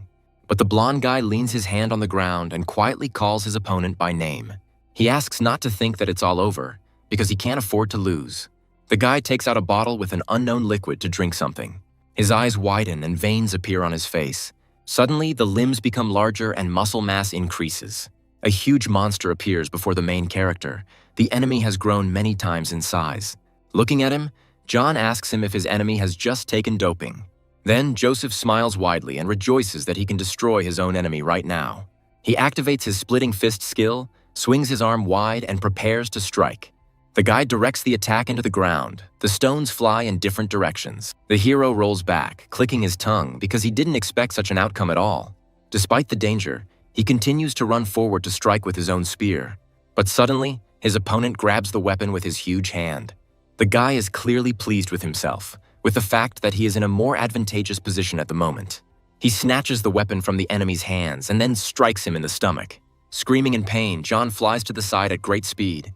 His opponent throws his own tool at the enemy in order to cause damage. While the main character is flying, he needs to come up with something as quickly as possible to prevent his own death. He activates the bronze skill and clenches his teeth from the weight, blue sparks igniting around him. John uses the ripping fist skill on the weapon to prevent it from damaging him. Then the spear flies high up and spins in the air. The boy bends over from exhaustion, and the weapon is stuck into the ground next to the podium of their battle. Watching the battle, the teacher reports that Joseph has decided to use Arpus to win. Mark asks the man what kind of product it is. He explains that in the past, in order to counter powerful zombies and evolved beasts, the Federation developed a drug that can significantly increase the strength of the human body for a short period of time. To strengthen the body, this drug carries out forced absorption of energy flows so it can lead to the destruction of bones and muscle tissue. It seems that in order to defeat John, the guy is ready to pay double the price. The teacher reports that one of the parties has used doping, so this fight must be stopped. The presenter watches what is happening in horror, holds the microphone in his hand, but cannot tear himself away. One of the teachers asks if there are any rules that prohibit fighting under the Arpus. The guy turns his head sharply to the side and then starts speaking into the microphone. He reports that the teacher said that the battle can continue. The teachers exchange glances, sharing silent displeasure, but suddenly one of them notices someone in the country.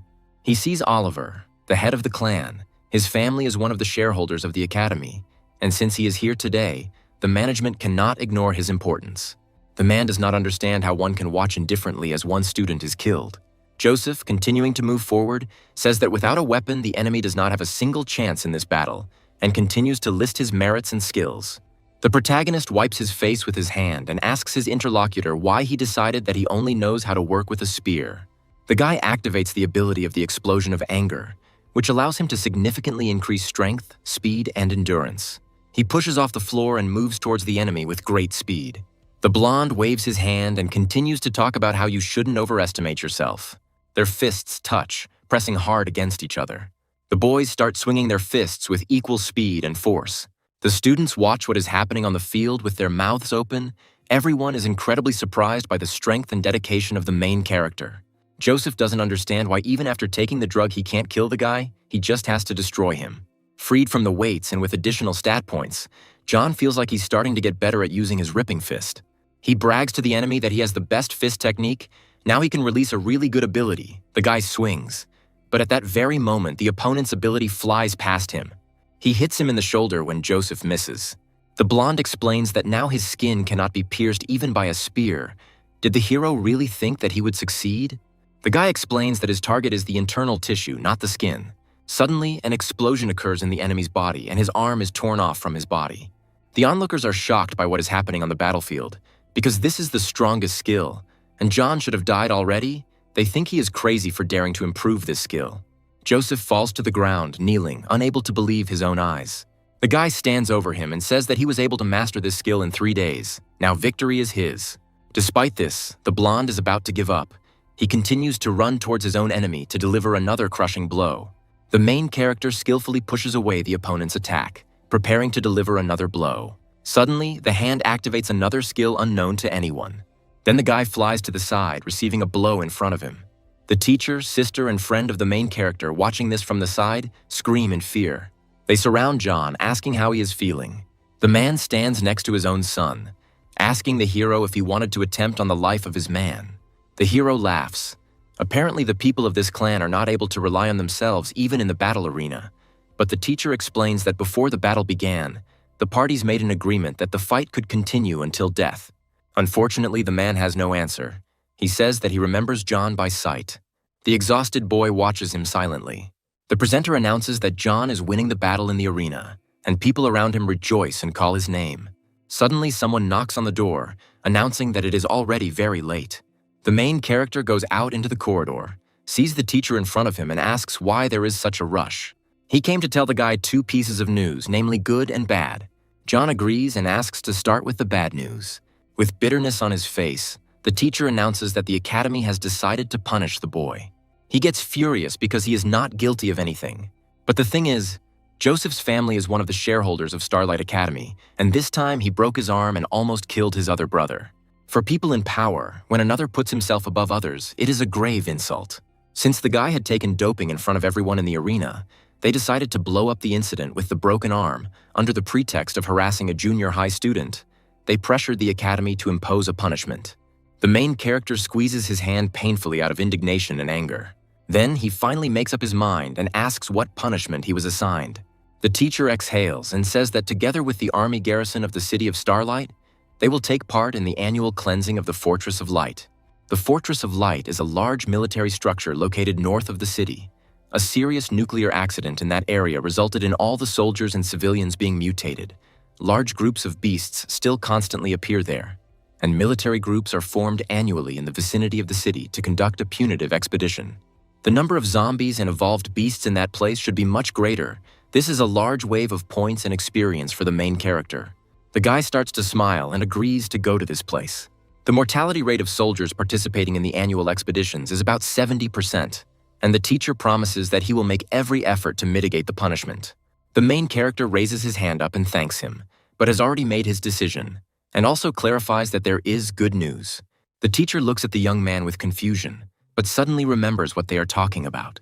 He completely forgot about it, thinking about more important things. The man hands his student a silver skill card and congratulates him on entering the top 100 of the rankings. The main character looks at the gift with delight and thanks his teacher. The creator of this combat skill is a famous one in the past. He's a great spear master named Leon. It is said that he was able to deliver 100 spear thrusts in 1 second. After his death, he left behind a lot of skill cards. Few people were able to master this technique of one. The guy is excited to imagine how he will act with his new ability.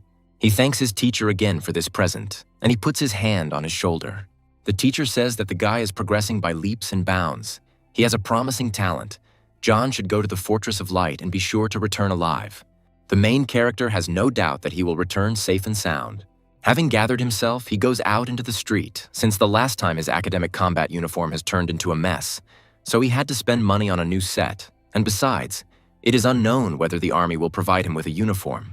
But the walk cannot be calm. Suddenly a blade appears near his neck. The guy deftly evades danger, not fully realizing what is happening.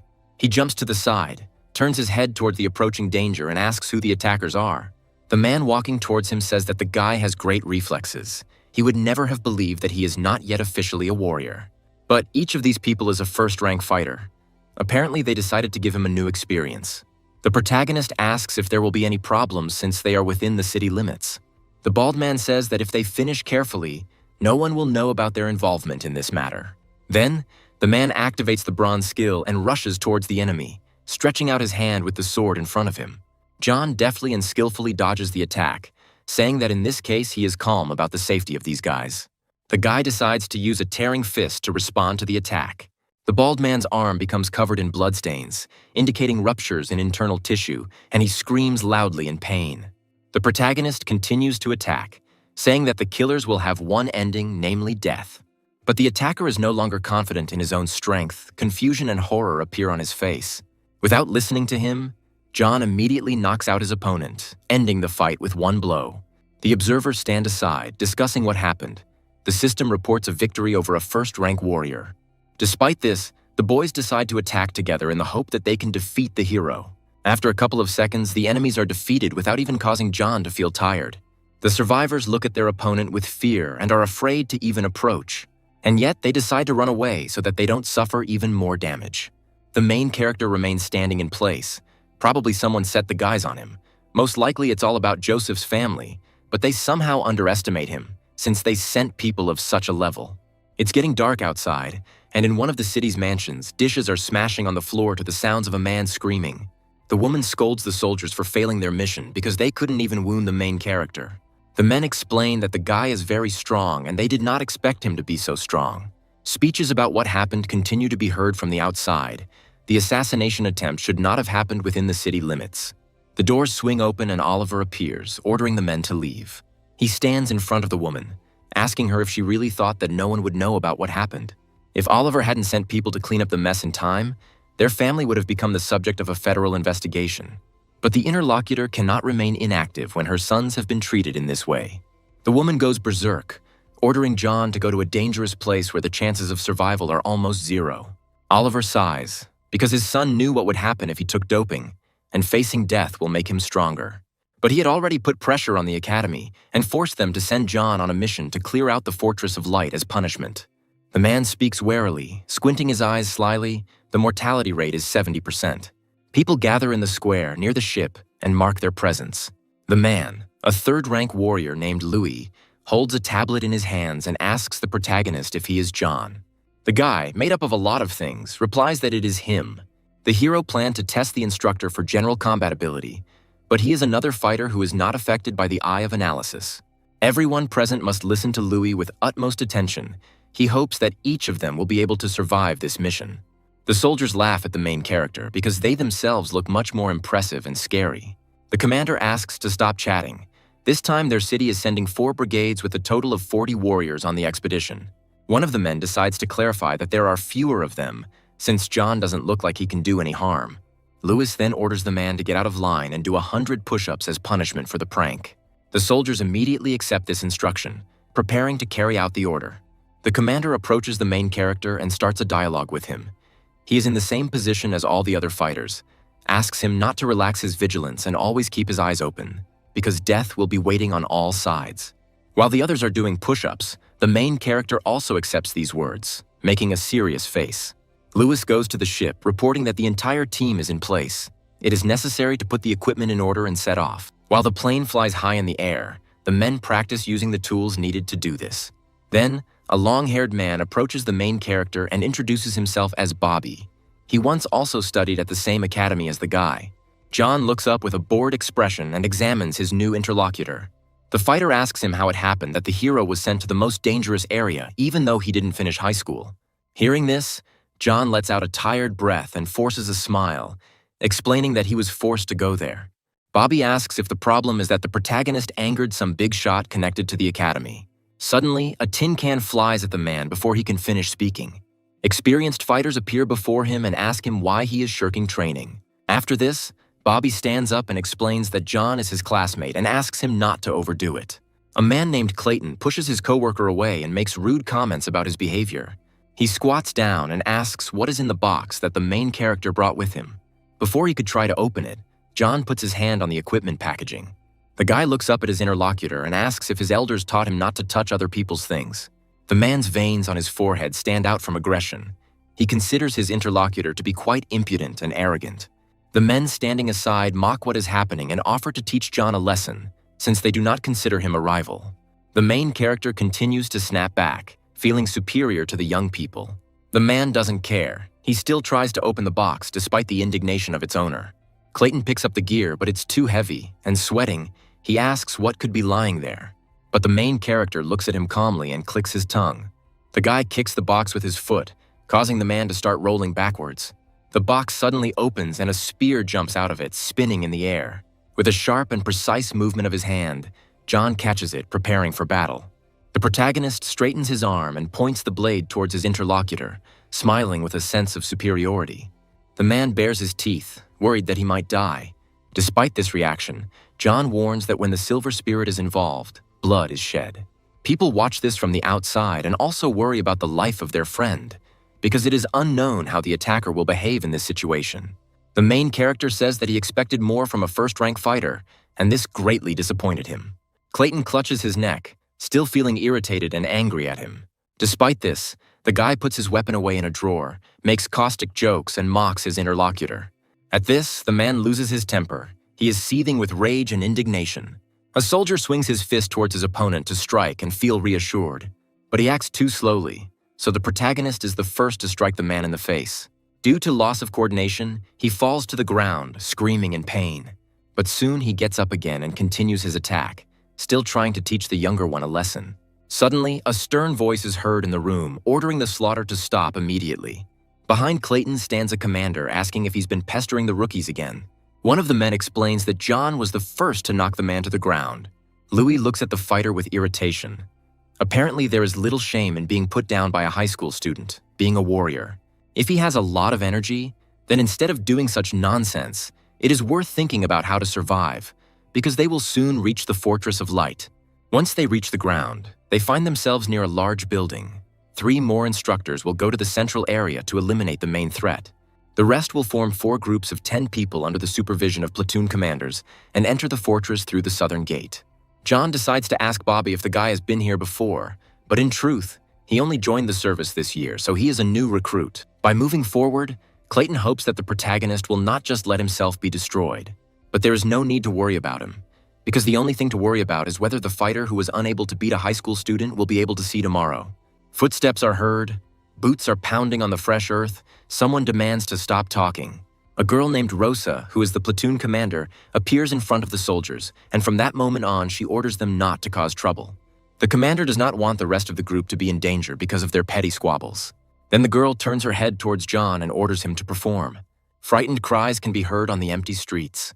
It seems that the zombies are already preparing to attack the people who came to their lair. There are quite a few small villages in the vicinity of the Fortress of Light. A dozen of them will be busy clearing out one of them. There are first-rank zombies here. The difficulty of this task is not even close to what Rose expected. Now the team is only on the outskirts of the village. High-ranking zombies and evolved beasts are further away. The soldiers continue to move forward along the empty streets, following one another. Suddenly, a bunch of new dangerous creatures appear in front of them and they must deal with them. These are rank 2 zombies that have high speed, and when bitten, the infected turns into one of them. The main character suddenly stops, but the others are not very impressed. Immediately, Clayton grabs his axes and runs towards the impending danger, enjoying the fight. One of the mutants jumps up off the ground with a sharp movement and flies towards the enemy. It turns out that the monsters are too fast and the man underestimated his opponent's property. Suddenly, John's spear appears from behind his back and with a sharp movement pierces the mutant's head. The system reports that they have earned about 2,000 points, and Clayton looks at the main character in surprise. The man thanks his savior not entirely sincerely, but the guy continues to move forward. He is happy to have the opportunity to gain as much experience as possible. The zombies rush towards him, baring their teeth, attacking everyone they see. The main character destroys one monster after another with a sharp movement. The system sends notifications that the number of points is increasing. The fighters watch from the sidelines, surprised by John's severity. Earlier, Clayton couldn't even lift this spear. With her head down, Rose orders the attack to begin. This is a second-rank zombie. Maximum caution must be exercised. All those present agree and head towards the main character to also begin the fight. The girl cuts the mutants in half with her katana in sharp movements. The rest also fight the mutants, putting in maximum effort. Suddenly, people stop. Something has gone wrong. They stand in place with dead creatures lying around. The main character screams in horror. Because he hears the howl of the zombie leader, he calls the rest of the monsters here. The soldiers remain in the same positions, their eyes widening in horror. The sound of feet stamping can be heard. Mutants are running towards them at great speed. They strive to overtake the enemy as quickly as possible in order to feast on fresh flesh. Several dozen zombies surround the soldiers and the rest of the people, seemingly with nowhere to go. Rose orders to stop panicking. Before they get any closer, firearms should be used. The men take out their guns and prepare to fire towards the enemies, thus harming the attackers. Bullets fly out of the gun barrels at great speed, hitting parts of the mutants' bodies. Despite this, each of them continues to strive forward, seeing nothing but their own goal. John also continues to stand in his place, shooting mutants with a cannon. The system sends notifications about the destruction of a zombie. He earns points. Now the guy is at level 12. His combat capability is already above 700. The main character asks the system to send half of the characteristic points to strength, and the other half to speed. Now that his abilities are around 800, he becomes a first-rank warrior. John will be able to use the accumulation of anger only 3 times a day, and the ability recharge is about 8 hours. While he was thinking about all this, the battle continued with the same fury. Looking at the situation, Rose orders the rest of the fighters to prepare for close combat. She draws her weapon from its sheath and activates her combat skill. The girl sharply moves her hands and lowers the katana down. Her ability is called Heavenly Slash. The men are shouting loudly. They are motivated to come to the attack as quickly as possible. The main character went wild, because now he had the opportunity to gain as much experience as possible. He swings his spear vigorously, creating vortices of air around himself. One of the soldiers shouts that the number of mutants behind them is growing. The commander notes that there really are too many zombies and they can't let the creatures surround them. The girl points her sword at the building and demands that the team head there. Most of the group retreats, and 2 of the soldiers cover the people's backs. They quickly enter the room, following each other. It's good that people were lucky with the door. Now there is a chance to escape. Bobby asks the commander and John to hurry. Rose reports that the mutants have come too close. If they run now, they will most likely not be able to close the door in time, and suggests that her colleague go in first. The guy makes a sharp movement to push the girl towards the door, but she is indignant. The main character smiles and says that it is not his habit to make the girl bring up the rear of the column. The commander is shocked by what is happening. She looks at the guy indignantly and shouts at him. One of the soldiers grabs the lady by the arm to pull her inside the room. Rose is worried about the guy, screaming for him to let her go because John is fighting alone. Then one of the men points out to the commander what is happening in front of them. The protagonist holds his weapon tightly, preparing to attack the creatures. He has already adapted to his fighting skills, so before he can activate it, fire starts coming out of his mouth. Then John uses the Phoenix's majesty. The blast wave pushes the zombies aside, burning their limbs. The creatures try to get rid of the fire to save themselves, but their attempts are useless. A large explosion is seen somewhere. The main character remains in place and watches as wind currents move in the distance. The soldiers, watching everything that is happening from the side, open their mouths at how great the main character's strength is. As John approaches the door, Clayton asks the boy to move faster. The guy quickens his pace, quickly entering the building in front of him. The arms can't take it, because all this time they were under extreme tension from the applied forces and weight. The men close the door with a sharp movement and a knock. Now they should be safe. But suddenly someone starts pounding on the metal. It bends strongly under the attacks. There are too many monsters. It looks like the door won't hold for long. The fighter approaches the commander and says that at the entrance leading to the second floor there is a rather massive barrier gate, with a narrow space between its shutters, which is favorable for defense. Before he could finish speaking, zombies appeared in the room, ready to attack at that very second. The main character is indignant and does not understand who made this door. Rose calls everyone to the second floor. At the same moment, the mutants continue to move forward, wanting to attack people. The girl quickly closes the gate in front of her with her hands to find herself safe. At the last moment, she snaps the lock in front of her, preventing the mutants from getting inside. They stick their hands through the slits in the bars, shout menacingly, and reach out to them. The girl suggests going upstairs and conducting reconnaissance of the floor. It needs to be protected from possible threats. The boys enter the room and see only dusty stairs and walls. Suddenly, Bobby notices something in front of him, his brows tense and furrowed. He sees a walled-up creature, cloth fluttering around its body, its mouth open in pain. It turns out that there are a large number of such mummies around, with cobwebs growing around them, covering most of the walls. The guy assumes that there are mutated spiders in the area. But before he could finish speaking, a shadow appeared on his back. And then, Bobby hysterically tries to remove the creature from his back, screaming and touching it with his hands. Luckily, Clayton is nearby, swings his own axe, and removes the danger from behind. A black spider of the first rank appears in front of them. It has minor toxicity and enormous growth. The main character examines it and tells those around him the characteristics of the beast. Rose also confirms their entry into the spider's nest. Suddenly, one of the soldiers points out the impending danger to the commander. Several dozen huge spiders are crawling across the ceiling, and people are panicking from what they see. Rose also quickly orders to move to the floor above to escape danger. The soldiers act quickly and rise higher at her command. When she gets there, she also sees a bunch of spiders that trap the kids. At the same moment, one of them launches a toxic web towards the enemies who have entered their territory. Then, the commander decides to break through with attacks because there is no choice. She swings her katana briskly, cutting down the monsters one after another. The main character suggests going up to the roof because this building has about 4 floors. He also waves his weapon while fighting spiders, not allowing himself to be hurt or even touched. Having reached the door, he kicks it down with a sharp movement of his foot, finding himself in a new place. People go outside and quickly run out of the dangerous building. Bobby, who was bringing up the rear of their column, closes the door. For now, they should rest a little and regain their strength. The zombies from the first floor, if they can't see them, will run away on their own. The protagonist approaches the edge of the balcony, observing what is happening below, and the girl follows his example. There are still a lot of zombies around the building. They are walking around looking for a victim, but something is bothering the young people. Out of nowhere, a second-rank fanged dog appears, jumps above the monster, and plans to attack. Since these animals like to move in packs, they act together, dealing with other mutants. The dogs jump on the humanoids one after another, tearing them to pieces. Rose and John watch in horror as events unfold below, not expecting such an outcome at all. They didn't know that the fanged dogs and zombies were fighting each other.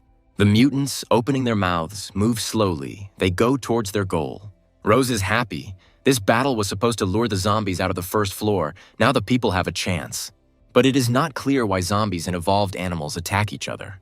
The commander reports that they need to check their equipment, full combat readiness, and prepare to descend to the lower floor. The soldiers look at her in shock. Bobby asks how people will leave from there. She explains that the first step is to break through the encirclement, then regroup on the outskirts and continue the mission. There are still a few zombies left outside. We need to deal with them quietly. Rose teams up with John. They run behind them and prepare to deliver a crushing blow. People pierce the heads of their enemies, quickly dealing with the obstacle. The protagonist gestures to his ally and explains that the horizon is now clear. People run past danger, moving in groups. Suddenly, John decides to stop, apparently noticing something in front of him. He notices that the wolves and mutants are fighting, tearing each other to shreds. The dogs raise their eyes to the obstacle. Their muzzles look very angry. Then the protagonist explains that they have now been discovered.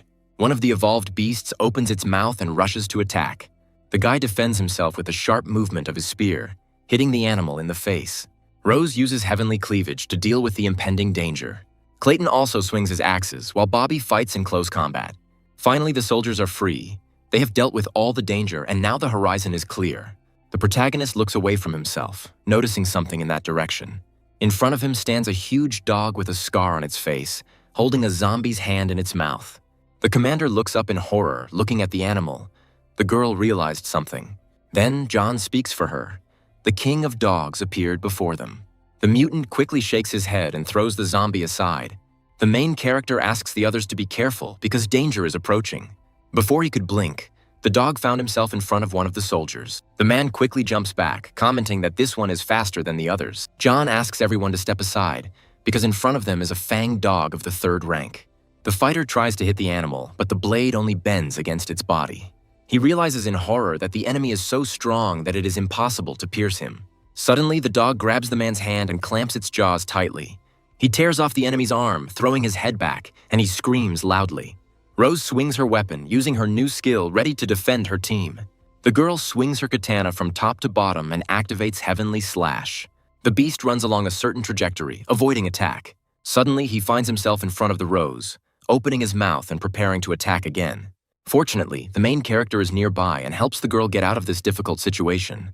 John asks everyone to remain on guard, because this dog has strong skin and serious defensive capabilities. As quickly as possible, the guy moves his hand and pokes his spear at the enemy. Apparently, he couldn't deal enough damage to him and decides to activate another skill.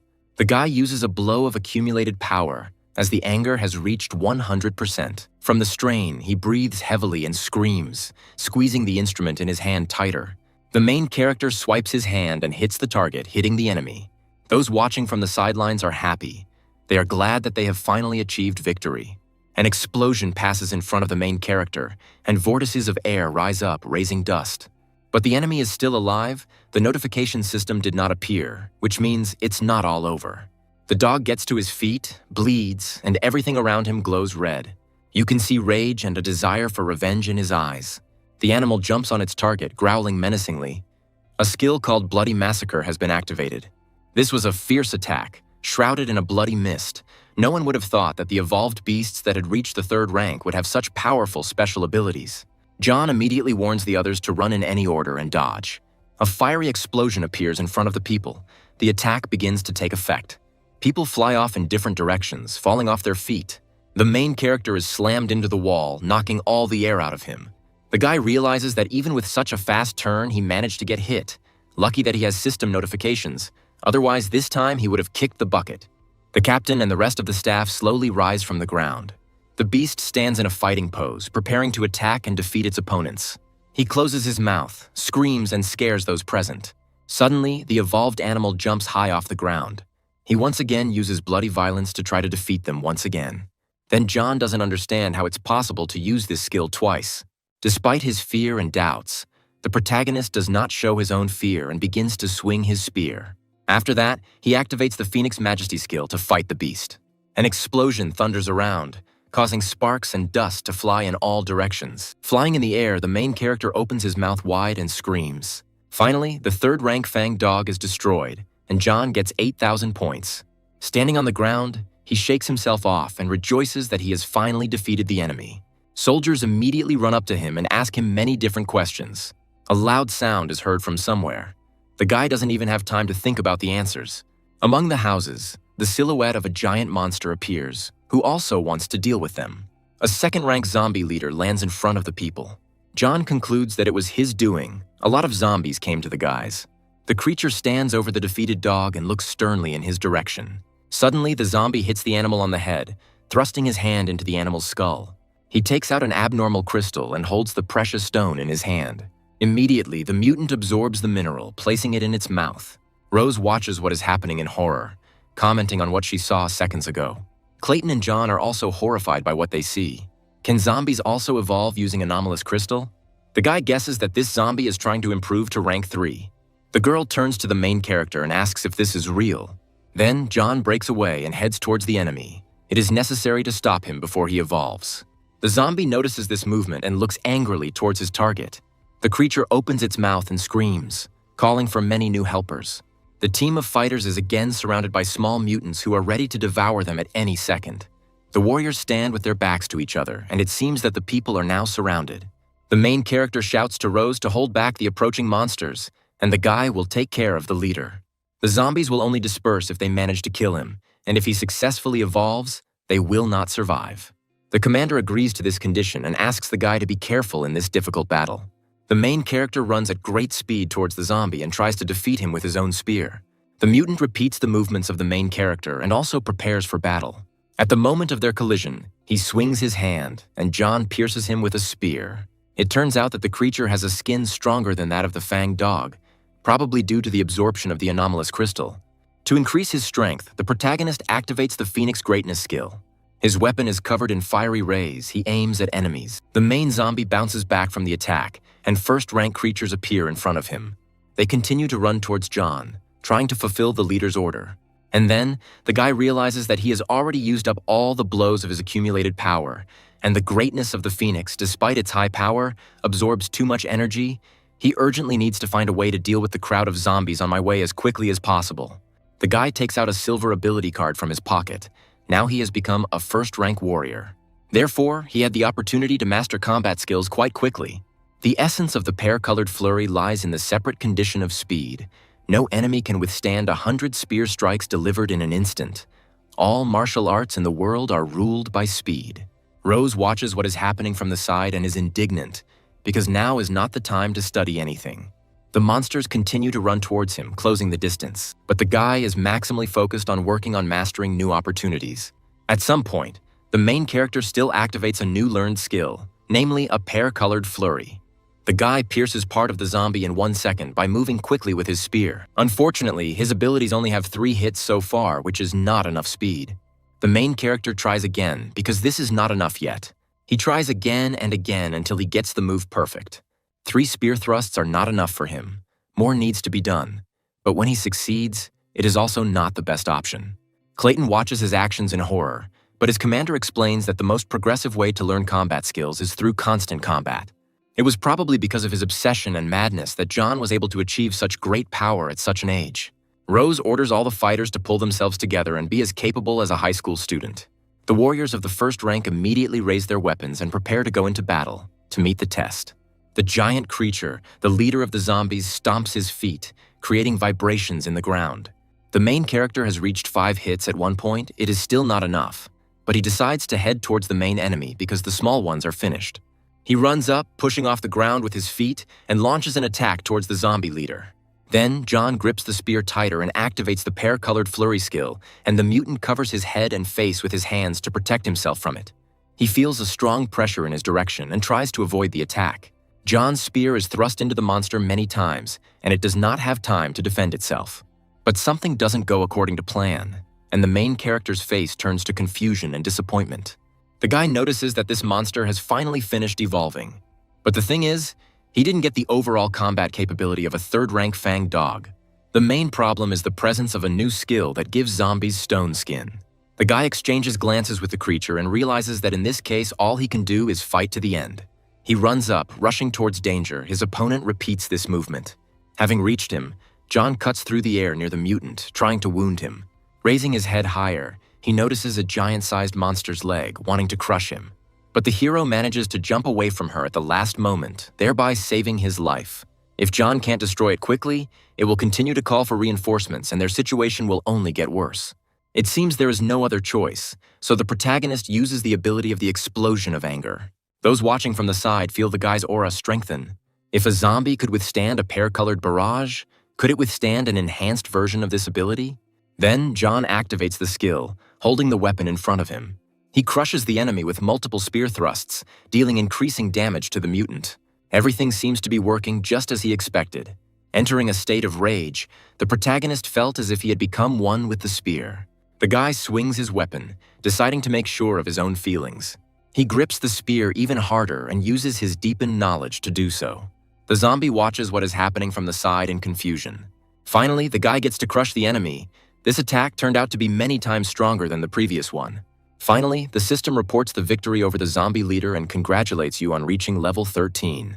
Now the main character has received another promotion.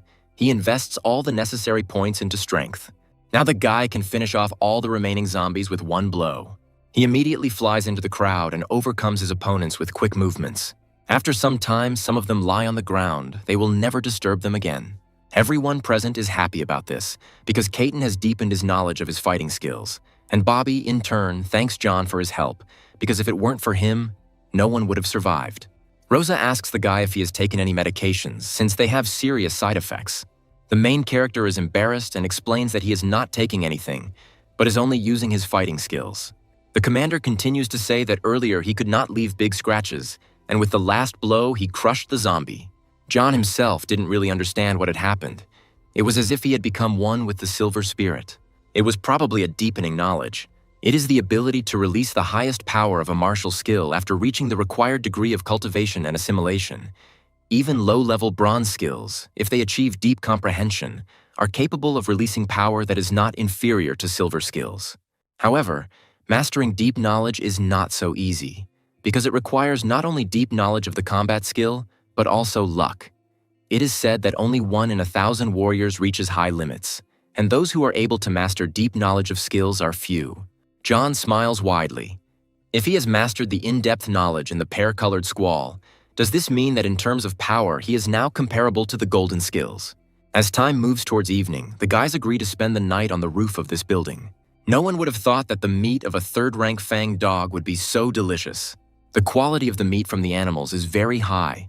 It is also not infected and does not contain viruses. The guy asks the commander if she has ever heard of the sacred area. Among the 5 major academies, it occupies the highest position, and the warriors who study there are the most elite. In the eyes of the other academies, every student of it is considered a genius. The protagonist digests the information and realizes that the sacred area is an institution of higher education. The minimum requirement for high school graduates to enter is a second-rank warrior. John thinks that the second rank is not that difficult. With the achievement system in place, it is only a matter of time, and he also wonders what kind of expression the Ice Princess will make when a future high-ranking warrior appears in front of her. Stopping in the middle of the street, Rosa explains to her subordinates that the instructors are responsible for clearing the deep zone. All they are required to do is eliminate the zombies and beasts of the middle part. But Bobby notices the danger in front of them and asks the girl who the monster is. An unknown creature crawls along the wall of the house, moves slowly and does not pay attention to anyone. This is a rank 2 zombie crawler that has extremely high speed and the ability to climb and scale vertical objects. The creatures become more numerous as the warriors come closer. Clayton takes out his firearm, commenting on the slow movement of the monsters. John asks the guy not to rush to shoot, but it's too late. The hero misses the creature even though he aimed perfectly. Don't underestimate them, the creatures have extremely high speed. Bobby decides to clarify. If they are so fast, then how come they look so clumsy? Most likely, this is necessary in order to lure prey. One of the mutants turns and glares at his target. Quite a few mutants jump off the building, moving towards the companies of soldiers. The girl demands that everyone prepare for battle because the zombies were provoked. The monsters quickly run towards them to attack and tear people to pieces. The men take up arms and shoot towards the mutants. Some hit the enemy, tearing off limbs or mortally wounding them. Rose demands that everyone remain on guard, and as soon as the mutants approach, immediately switch to cold weapons. The girl also continues to use her heavenly dismemberment skill, thereby quickly saying goodbye to the lives of her opponents.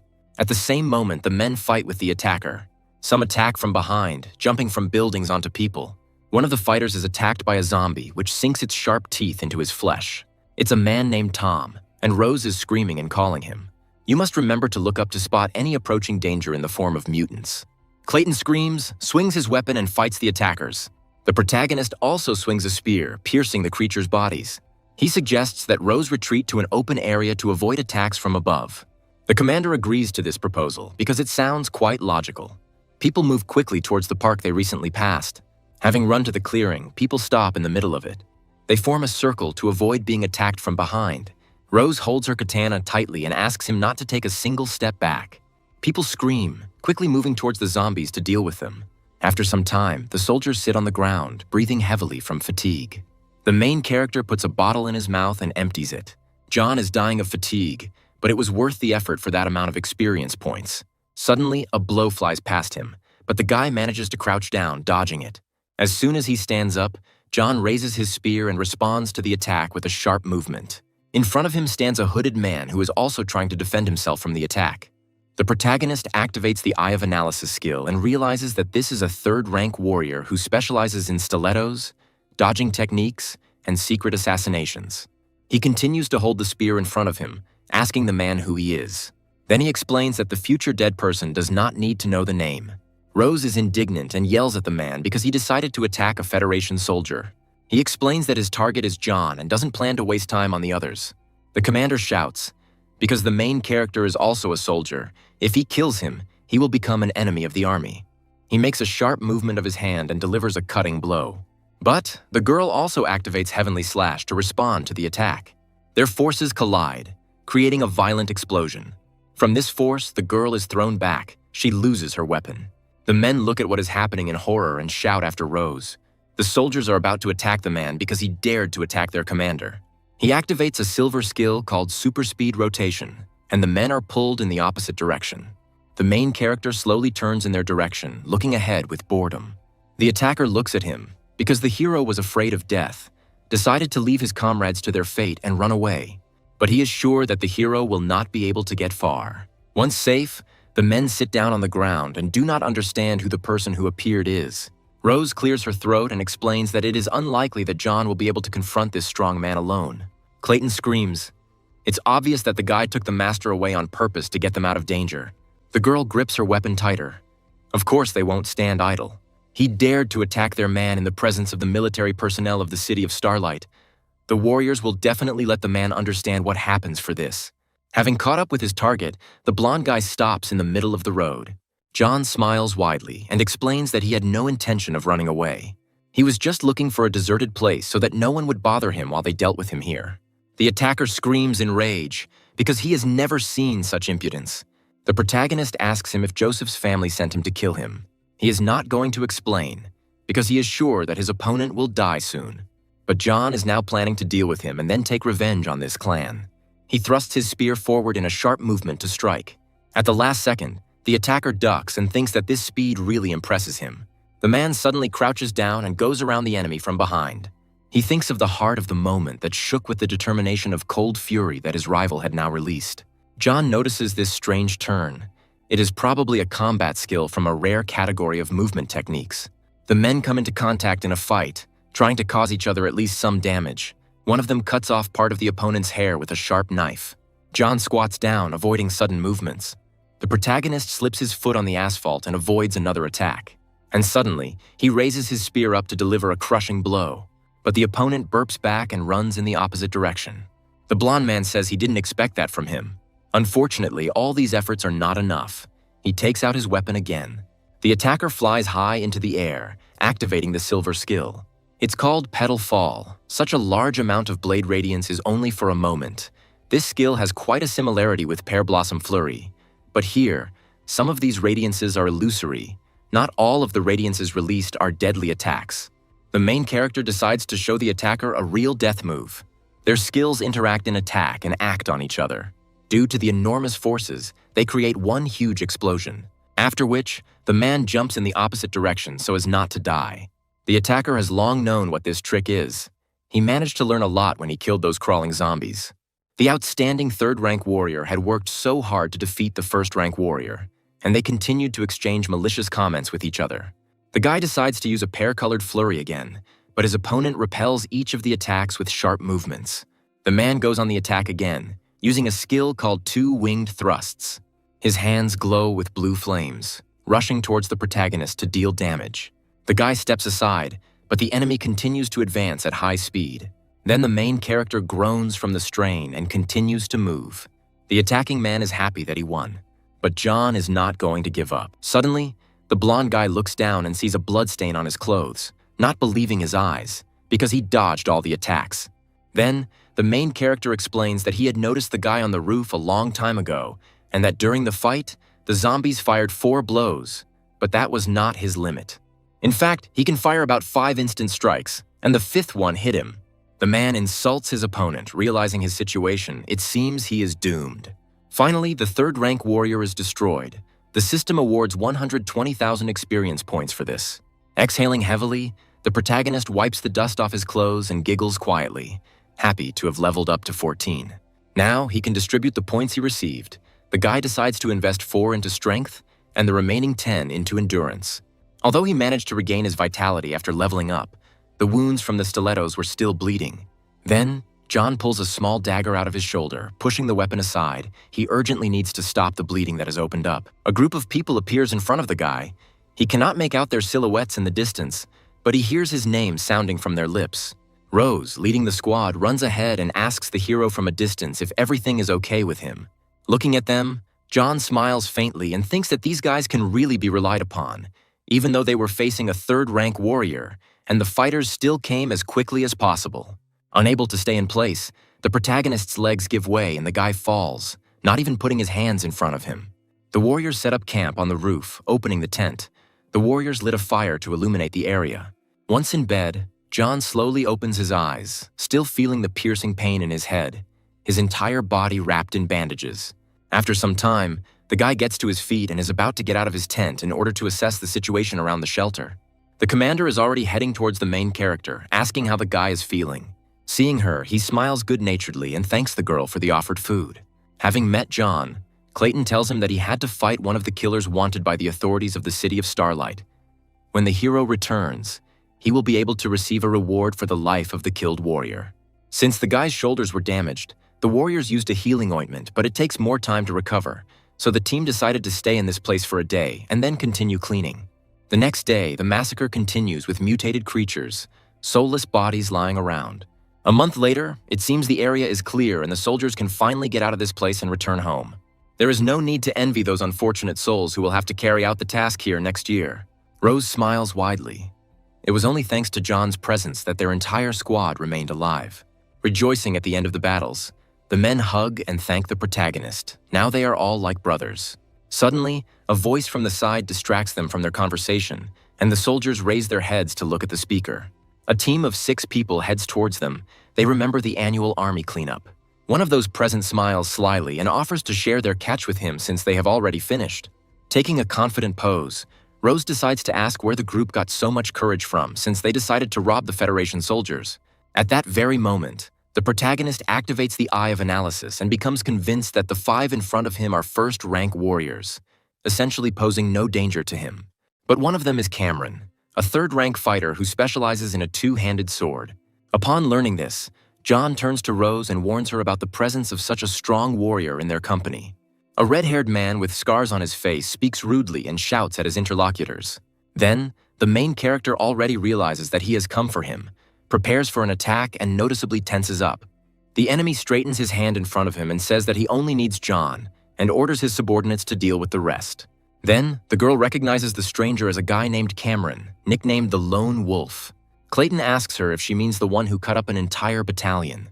Rose explains that several of her comrades in arms fell by his sword, so it is no wonder that they dared to attack them, even knowing who they were. The opponent smiles, because for him it's as easy as pie. The heroine screams with rage and resentment for her fallen friends. She runs into battle, preparing to attack. But John stands in front of her and blocks her way, because he himself wants to deal with this enemy. The guy explains to Cameron that he has already dealt with his colleague, who was also sent, but the man doesn't care about what he heard. He raises his head and puts his sword behind his back, about to say something.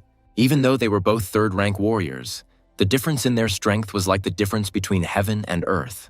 The weapon falls to the ground with force, crushing the soil. Undoubtedly, his 2-handed sword is even heavier than the silver spirit of the protagonist.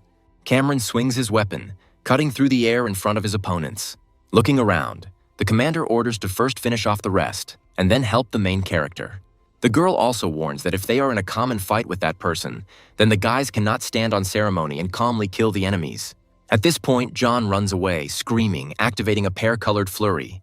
But the red-haired man doesn't care. He holds the blade of his sword in front of him with a smile on his face, defending himself from the attack. Cameron thinks it's childish tricks, because if he was capable of firing 10 punches per second, he might be able to hurt him a little. He takes his weapon in his hands and is going to give the enemy a demonstration performance with real combat skills. This ability has a silver card and is called Dark Star Cleave. Looking at this from the outside, John understands that he could die under such pressure. At that moment, the guy decides to activate the explosion of anger to respond to the oncoming flow. The storm is getting closer to the enemy. It is quickly moving in his direction. Watching the entire fight, Rose screams hysterically and calls the main character by name. Clayton also sees everything and worries about his friend who is in trouble. After completing the attack, Cameron watches the events with pleasure, hoping for the greatest damage. But behind the descending whirlwind of dust, the shadow of the main character is visible. The enemy was too strong. If John hadn't activated the explosion of anger in time, he would most likely have been cut in two now. The third-rank warrior enjoys this game. It seems to him that the opponent has taken doping. The battle continues, the men crossing their weapons, clashing blades. Even after activating the anger explosion, the protagonist still can't match him in strength. This guy must be at the peak of the third rank. He notices and comments that the resistance is truly impressive. The man offers to try to respond to the next attack that he is ready to make.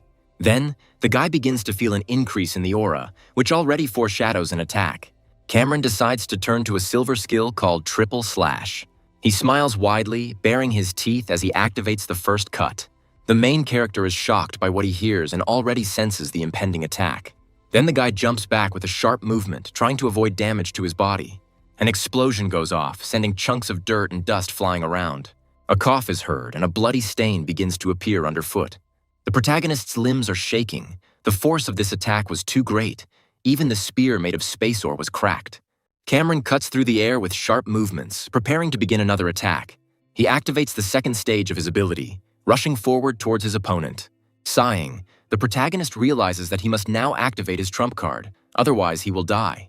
Then the boy uses the pear-colored flurry again, rushing forward to defend himself. Continuing to move, Cameron laughs loudly and repeats that this move is absolutely useless against him. The protagonist's eyes light up with fire, because this is not all that he is ready to show his enemy. The Phoenix Majesty has the property of cultivation, and after a month of continuous practice in a real combat situation, its power has become equal to that of a silver-level skill. And he has also discovered that his skills can combine with each other and exhibit much greater power when released at the same time. Seeing what's happening, Cameron's eyes widen in surprise and shock. It seems like he's in for a rough time now. A loud explosion rings out across the battlefield. The dark street is illuminated by fire and clouds of smoke swirl around. Due to inertia, the main character flies away in the opposite direction from the ongoing battle. But despite this, Cameron remains on his feet, the man praising him for the attack he created. Unfortunately, each of his cuts can be strengthened by absorbing the energy of the enemy's skill. The attack John used was very strong, which meant the power of the third cut would be even greater. The man raises the weapon above his head, creating a vortex around himself to concentrate the force for the third cut. Seeing this, the hero freezes in place, horrified by the power of the technique. Only now does the guy truly realize that he could die now, but he gathers his strength into a fist. He does not intend to die. John feels strange emotions. Perhaps they arose from the crossroads between life and death, or it is due to the activation of the explosion of anger, which gives him a boost in all characteristics. This sensation allows the guy to once again feel that incomprehensible state of unity with the weapon. The main character spins the spear behind his back. Now he will show a real squall of pear color. Now he finally manages to activate deep cognition for the second time and use an enhanced form of this attack. After this, the enemy is engulfed in the wind emanating from the activated ability and can hardly stand on his feet from such a strong aura. At this time, John lands on the ground behind him, having grouped himself well and grabbed the spear. Looking at the enemy, Cameron becomes confused because the technique is the same, but the power is many times different from the previous attack. He realizes that the enemy has activated deep cognition, but he still feels shocked. The red-haired guy's body is pierced through. He falls to his knees. Finally, the third-rank warrior is defeated, and the system congratulates him on reaching level 15. The protagonist is so exhausted that he can barely stand on his feet, but nevertheless, he feels relieved to be safe. He falls face down on the ground, unable to exert himself any longer in an upright position. The Federation Army plane flies high above the clouds, quickly covering kilometers. The hero gets out of bed. His limbs tremble treacherously. He grabs his aching head and sighs heavily. The commander, who is nearby, is happy because John lay unconscious all day, and now he has finally managed to come to his senses. Slowly touching his own face, he asks the girl where they are.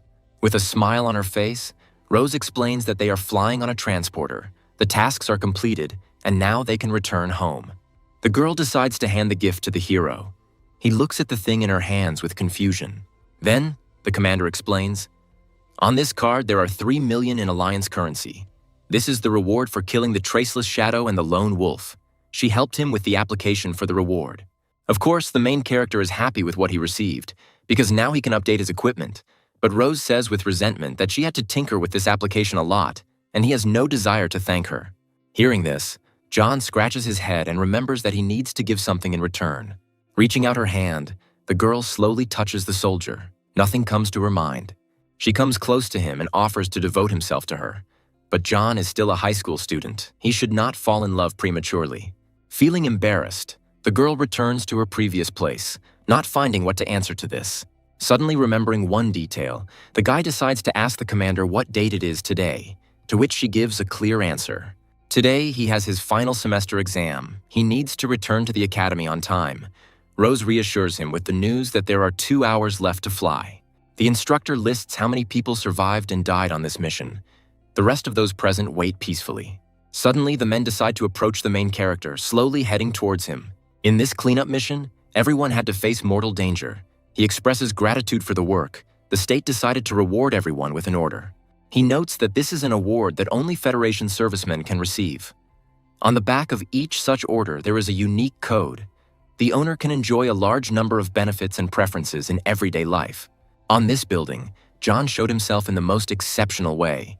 Thanks to his participation in the task, the 10th group had the highest survival rate. In addition, the guy dealt with the fanged dog and other animals. Therefore, he achieved brilliant combat merits. The soldiers standing to the side look at the young man with interest and whisper among themselves. A month ago, John's strength did not even reach the first rank, and now he is already close to the second. The instructor asks if he wanted to become a soldier of the Federation, with his talents. In a few years, he will be able to even reach the rank of Major General. But the main character refuses because he is a high school student and plans to enter university. Remembering this, the man offers to find him when he graduates from university. Although John is only a schoolboy, he already has the strength to fight off third-rank warriors. The guy says goodbye to everyone present, hugging everyone.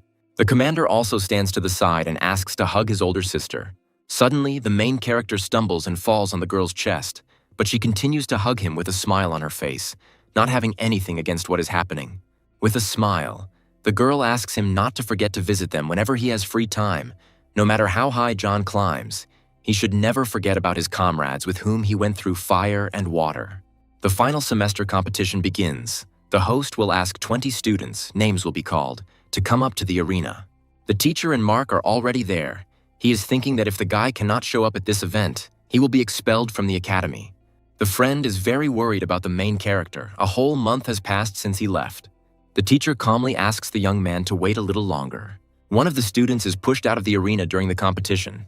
The man gets up tiredly. There is already a medical couch next to him, and workers help him get up. Joseph, number 208, defeated the enemy. It seems the guy left the enemy no chance at all. Someone heard that he came back from a practice called the Path of Death, where it is almost impossible to survive. The next participant is called John. The host asks to go to the 15th arena. The main character's turn came too quickly. He still hadn't appeared there. The man with the microphone continues to call John by name and give his number. The rival, under the name Charlie, did not expect that his opponent would be afraid to even show up. The host warns that a 10-second countdown will now begin, after which the hero will be automatically disqualified. Approaching the arena, the guy shouts that there is no need to bother with the report. Then, the main character jumps high above the ground, showing himself to everyone present. Some people shout jubilantly, calling the guy's name. The teacher smiles broadly and is sincerely happy that his student finally made it. Roger squints his eyes. It seems his classmate has become even stronger during his absence, and his friend is happy about his appearance. Joseph watches the protagonist with irritation. Apparently, he did not die in the Fortress of Light. The blonde man is already preparing to kill him with his own hands. The presenter spreads his arms to the sides and asks the parties to prepare for battle. Charlie smiles, hoping that his opponent is not thinking about his own victory. Hearing this, the protagonist comments that he is no longer impressed by the 100th level rating in school. The guy is very surprised by what he hears and looks at him in surprise. Before the dialogue could continue, the man shouted that the fight had begun and waved his hand. As Charlie loses his temper at the last second, he suddenly rises into the air and swings the axe. Then John catches the blade between his palms and holds it tightly.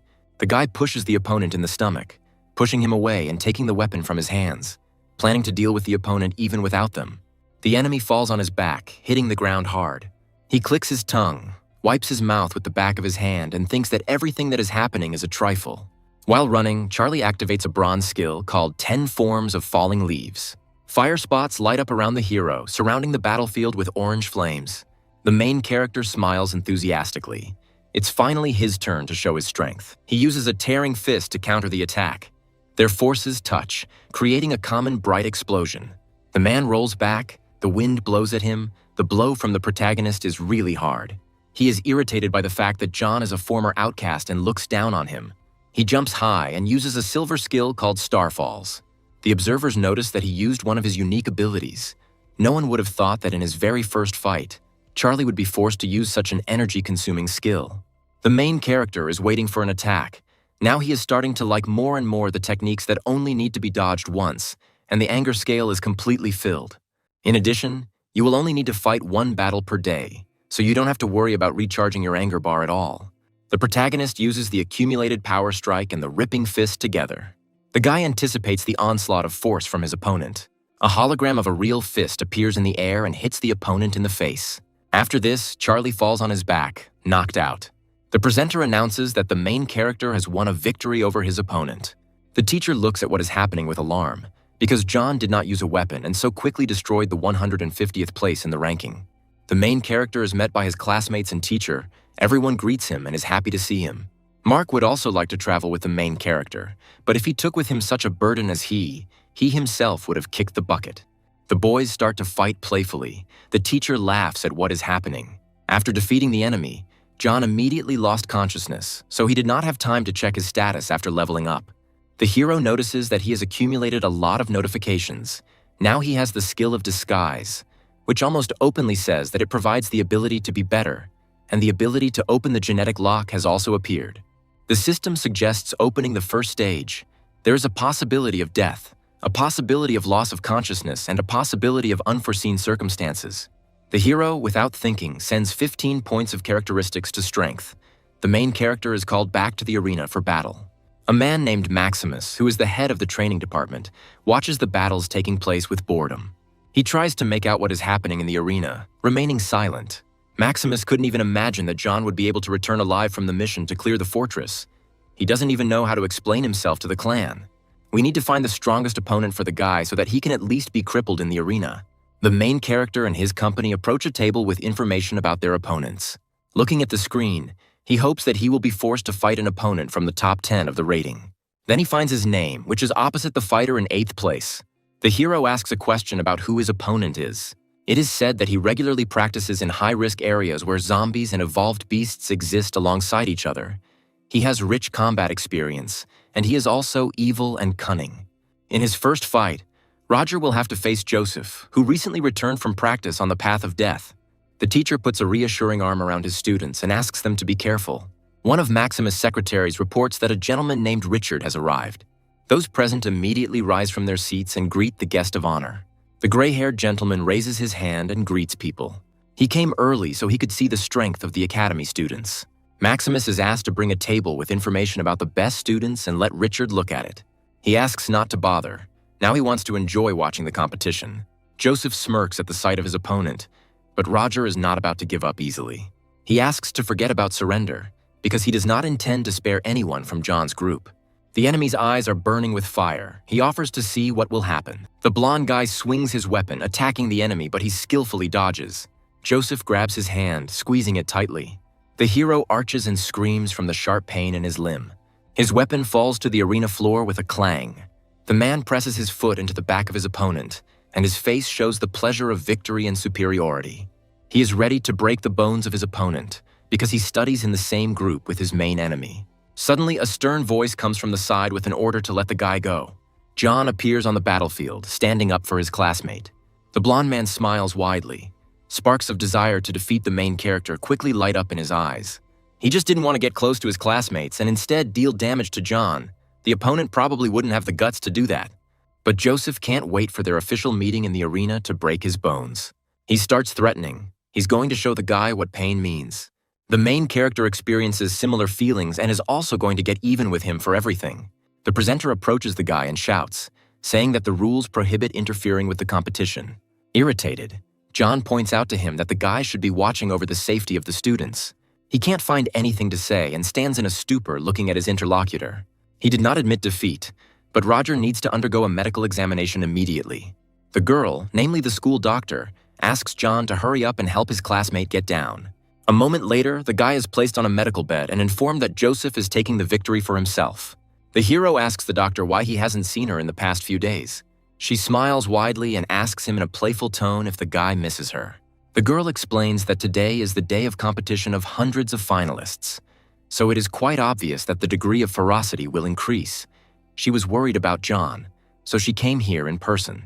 Then, Roger slowly raises his shaking hand and calls his classmate by name. Crying, he is not ready to accept the fact that he did not repel a single attack against him. The guy asks his savior to be more careful if he gets caught against him. Looking up, the protagonist confidently states that he is ready to sort things out and avenge him. The voice from the speakers informs that John needs to get ready and go to the arena to fight the number 8 ranked guy, a guy named Christopher. Exhaling, he turns to those present. Now it is his turn to join the fight. People shout motivational speeches after the departing hero, hoping to encourage him. As John approaches the arena, he notices his opponent waiting for him. Maximus rubs his chin, watching the events unfold with interest. But for Christopher, this fight does not cause any emotions. He feels confident. The guy turns towards the hero, asking him if he is his rival. At the age of 18, he had already become a second-rank warrior. And as a second-rank warrior, his overall combat ability was almost no different from that of a lone wolf. Christopher has talent, is known as Starlight's Tiger, and it's not for nothing that he ranks high. The host demands that the parties get ready and then announces that the fight has begun. Hearing this, the guy immediately jumps into the air. Activating the power, Christopher swings his own hammer and slams it into the arena, shattering it into a pile of pieces. The protagonist watches this with fear. This arena is made of a special rock, the hardness of which is comparable to steel. A bead of sweat runs down his face. How could his opponent break it with one blow? Leaving the weapon in the floor material, Christopher calls the enemy Agile. He is fully prepared and willing to beat the enemy. The guy bites his lip and promises that the hero does not feel pain from this. Then the host comments on the whole situation. Because Christopher delivers a truly ferocious blow, I wonder if John will be able to answer him. One of the observers is sure that the main character is finished. His friends are confident that John will win, so they send caustic comments in response. The guy is confident that no one will defeat Christopher and is even ready to eat a piece of the arena if the opposite happens. The nurse smiles slightly. She is ready to watch this live. Meanwhile, the battle continues, the opponents skillfully waving their weapons. Suddenly, Christopher swings again and hits the sledgehammer in front of him. Fortunately, the main character manages to jump away. He moves forward sharply, trying to respond to his attack. The guy also quickly dodges the attacks, sending angry comments his way. At this point, the protagonist realizes that the power of his opponent's hammer is so great that it seems he will have to use an explosion of anger. Continuing his thoughts, he decides that he will leave this ability for the last moment due to the long recharge. The men begin to move towards each other again. Then, John activates a pear-colored flurry and tastes his opponent with multiple spear thrusts. He notices this and stops in stupor and mute surprise. Then, Christopher tries to dodge the attack, using sharp movements to remove his limbs from the enemy's path. But still, one of the spears wounds him in the shoulder, piercing the flesh. By inertia, the guy slips back and squints in discomfort. The men watching from the sidelines are horrified, not expecting that their classmate could be hurt. John's supporters smirk and tell him to get ready to eat a rock. He asks them not to rejoice too soon, because Christopher has not yet taken up the matter seriously. The guy starts laughing loudly, remaining in the shadows from prying eyes. He praises his opponent, talking about his good fighting skills. After this, Christopher smiles widely and is now ready to take matters more seriously. He grabs his hammer with both hands, activating some other skill. Then the guy grips the handle tighter, his palms burning from the energy concentrated in them. Christopher stands, continuing to tense up, filling with strength. The protagonist's eyes widen in shock as he uses the accumulation of the source power. An explosion sweeps across the battlefield, sending dust flying high into the air. Jumping high above the ground, Christopher uses a silver skill, namely Mount Taishan Collapse. It turns out that the waves of source energy emitted by the warhammer were able to suppress the protagonist. His legs begin to shake from the strain of trying to move and budge. Since the guy can't dodge it, he decides to respond with everything he has. Then, John activates two skills, namely Pear Blossom Flurry and Phoenix Majesty, and the air around him bursts into flames. Maximus and the man nearby are surprised by what they see and assume that this is a combination attack. Mr. Richard's face changes in amazement. He didn't expect the boy to be capable of such a thing. A great explosion from the strongest attack passes through. After this, the main character slides on a stone slab, coughing up blood due to the damage received. But Christopher doesn't care. He laughs and considers the situation to be advantageous for him. A hologram of a tiger appears behind him. The guy hasn't experienced such joy from a battle for a long time. As a reward, he promises to give John a painless death. The enemy freezes in shock, realizing what is happening. At this moment, Christopher activates another skill, swinging his weapon. The beast's paw appears above the protagonist's head, about to attack. A classmate is happy that his friend activated his signature move. Now John is doomed to defeat. The nurse screams hysterically, telling the guy that he needs to get away immediately. But the paw is already descending on the stone arena and a roar is heard around. The guys discuss what happened, because if John had jumped from the arena, he would have lost. But now he would most likely have turned into mincemeat. With shock on his face, the friend watches what is happening, not taking his eyes off the arena. The nurse also opens her mouth in amazement. Christopher screams into the fog, hoping that John is dead this time.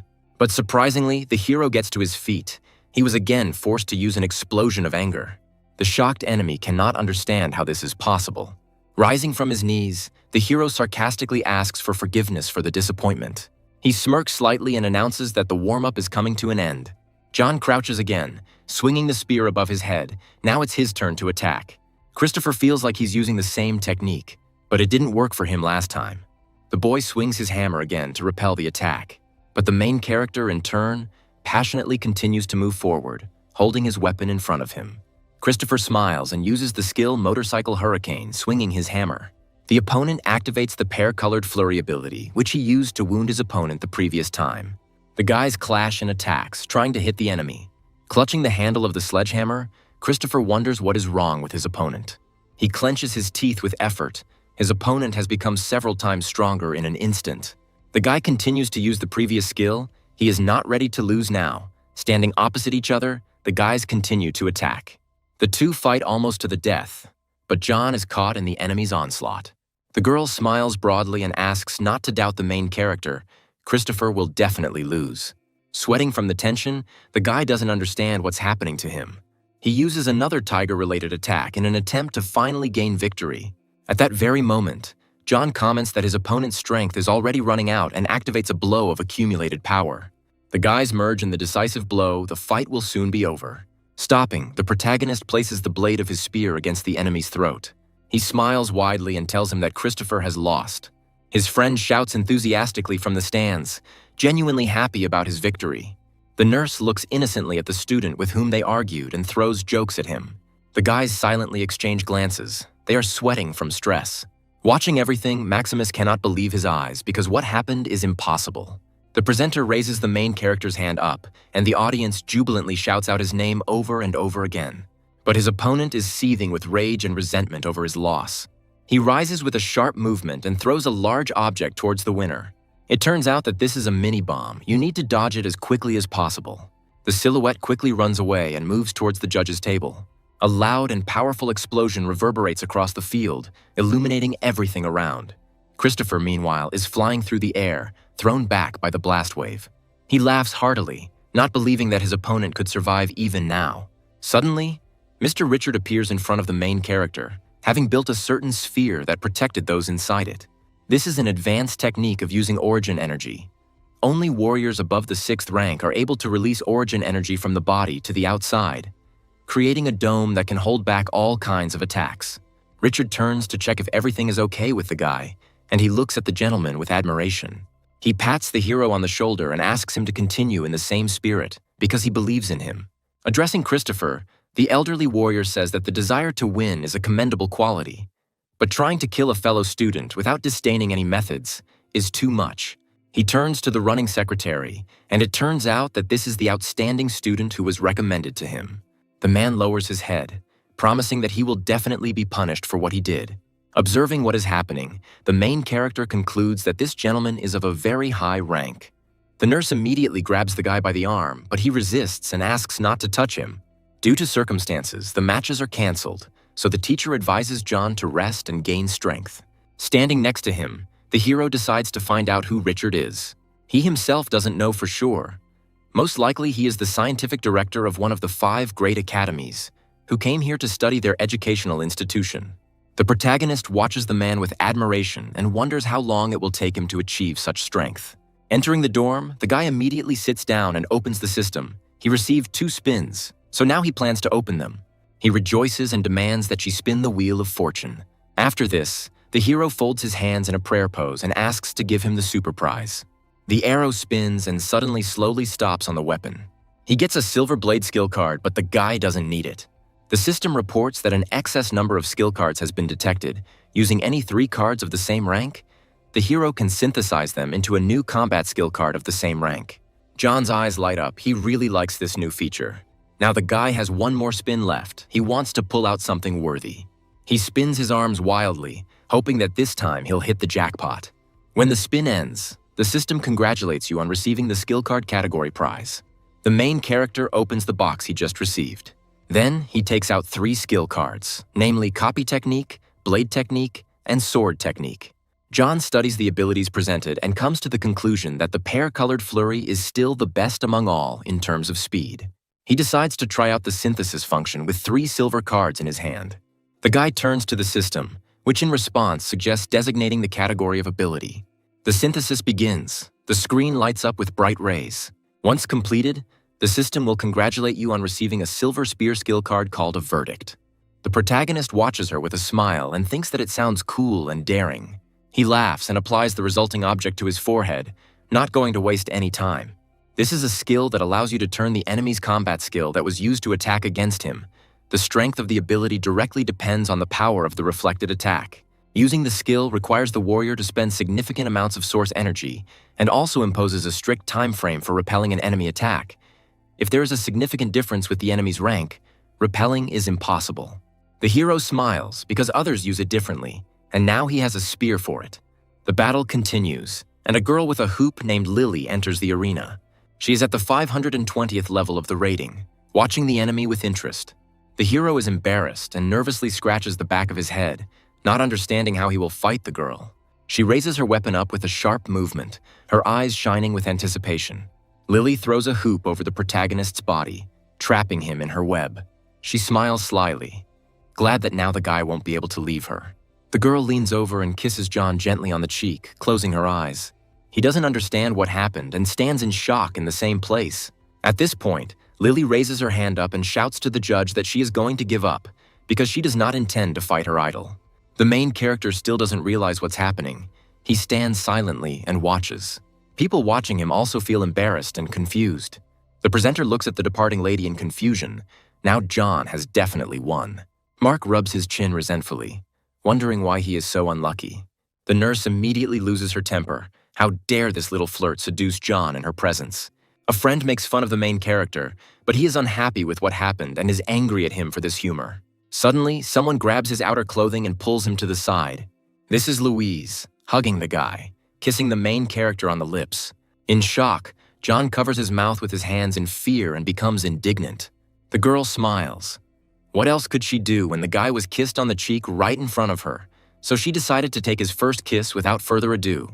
The main character feels disappointed because this is not how he imagined this moment. The nurse soothingly strokes the guy's back. At the moment, there are 25 participants left in the competition. 12 people will go through the next round and the draw begins.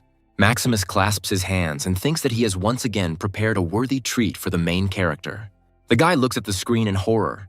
He was forced to participate in a 3-man battle. In the Academy rankings, a guy named Leo is ranked 10th and Noise is ranked 12th. The two are on pretty good terms. There's a good chance that a 3-on-1 battle will turn into a 2-on-1 battle. Feeling irritated, the main character rubs the bridge of his nose because everything about the current situation is not very pleasant.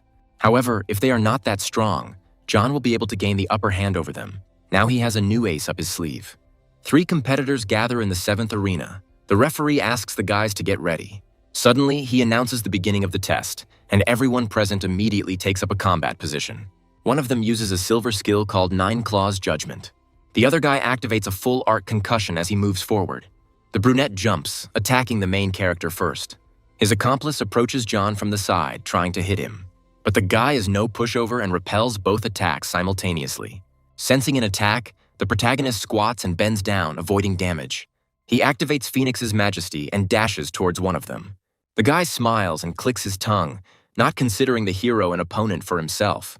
He spreads his arms out to the sides and uses a lightning whirlwind, spots playing around him. Confused, the protagonist does not understand how he was able to destroy the greatness of the Phoenix. The opponent explains that his ability creates a high-speed spin that can reflect many attacks from other combat skills. The guys have studied its capabilities, so the greatness of the Phoenix can hold its skill. And since the pear-colored flurry can be directed at one of them, his defeat is a foregone conclusion. The heroes activate their abilities one after another, trying to attack John. The brunette spins his spear at a gigantic speed. It lights up green, filling with energy. People in the stands are discussing what's happening. These are the guy's strongest attacks. Louise is furious because they have no conscience at all. Not only did they turn against one, but from the very beginning they let their strongest abilities enter. The hero smiles without feeling fear. It turns out that his opponent can repel the attack with combat skills. He explains that he also has this ability. So, at that very second, John swings his spear and activates the acquired skill. At the moment when an attack is directed at him, the hero is already in the dome. The attacker's eyes widen in surprise and he looks at this with shock. Suddenly, the attack he had just been creating comes flying at him. The guy flies out of the arena and another calls out to him in horror. There is only one opponent left. John announces that his time has come.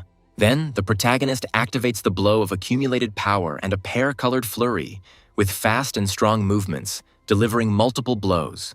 The man moves to the edge of the arena, trying to escape the attack on him. After some time, the main character is left alone on the site. He stands confidently on his feet and grins at what is happening. His opponents are knocked out and unconscious, and now he is out of danger. The judge checks the hero's pulse and condition with a serious look. Eventually, he raises John's hand and congratulates him on his victory. The observer looks at what happened with delight. They are rooting for their friend. Maximus is indignant at the guy's victory because this was not part of his plans. Joseph, standing behind him, asks for one thing, that he be paired with him in one of the rounds. The man turns towards him in fear and agrees to this adventure. The guy already feels that he will take revenge on the hero for all the suffering he had to endure because of him. He is sure that he will pay him double.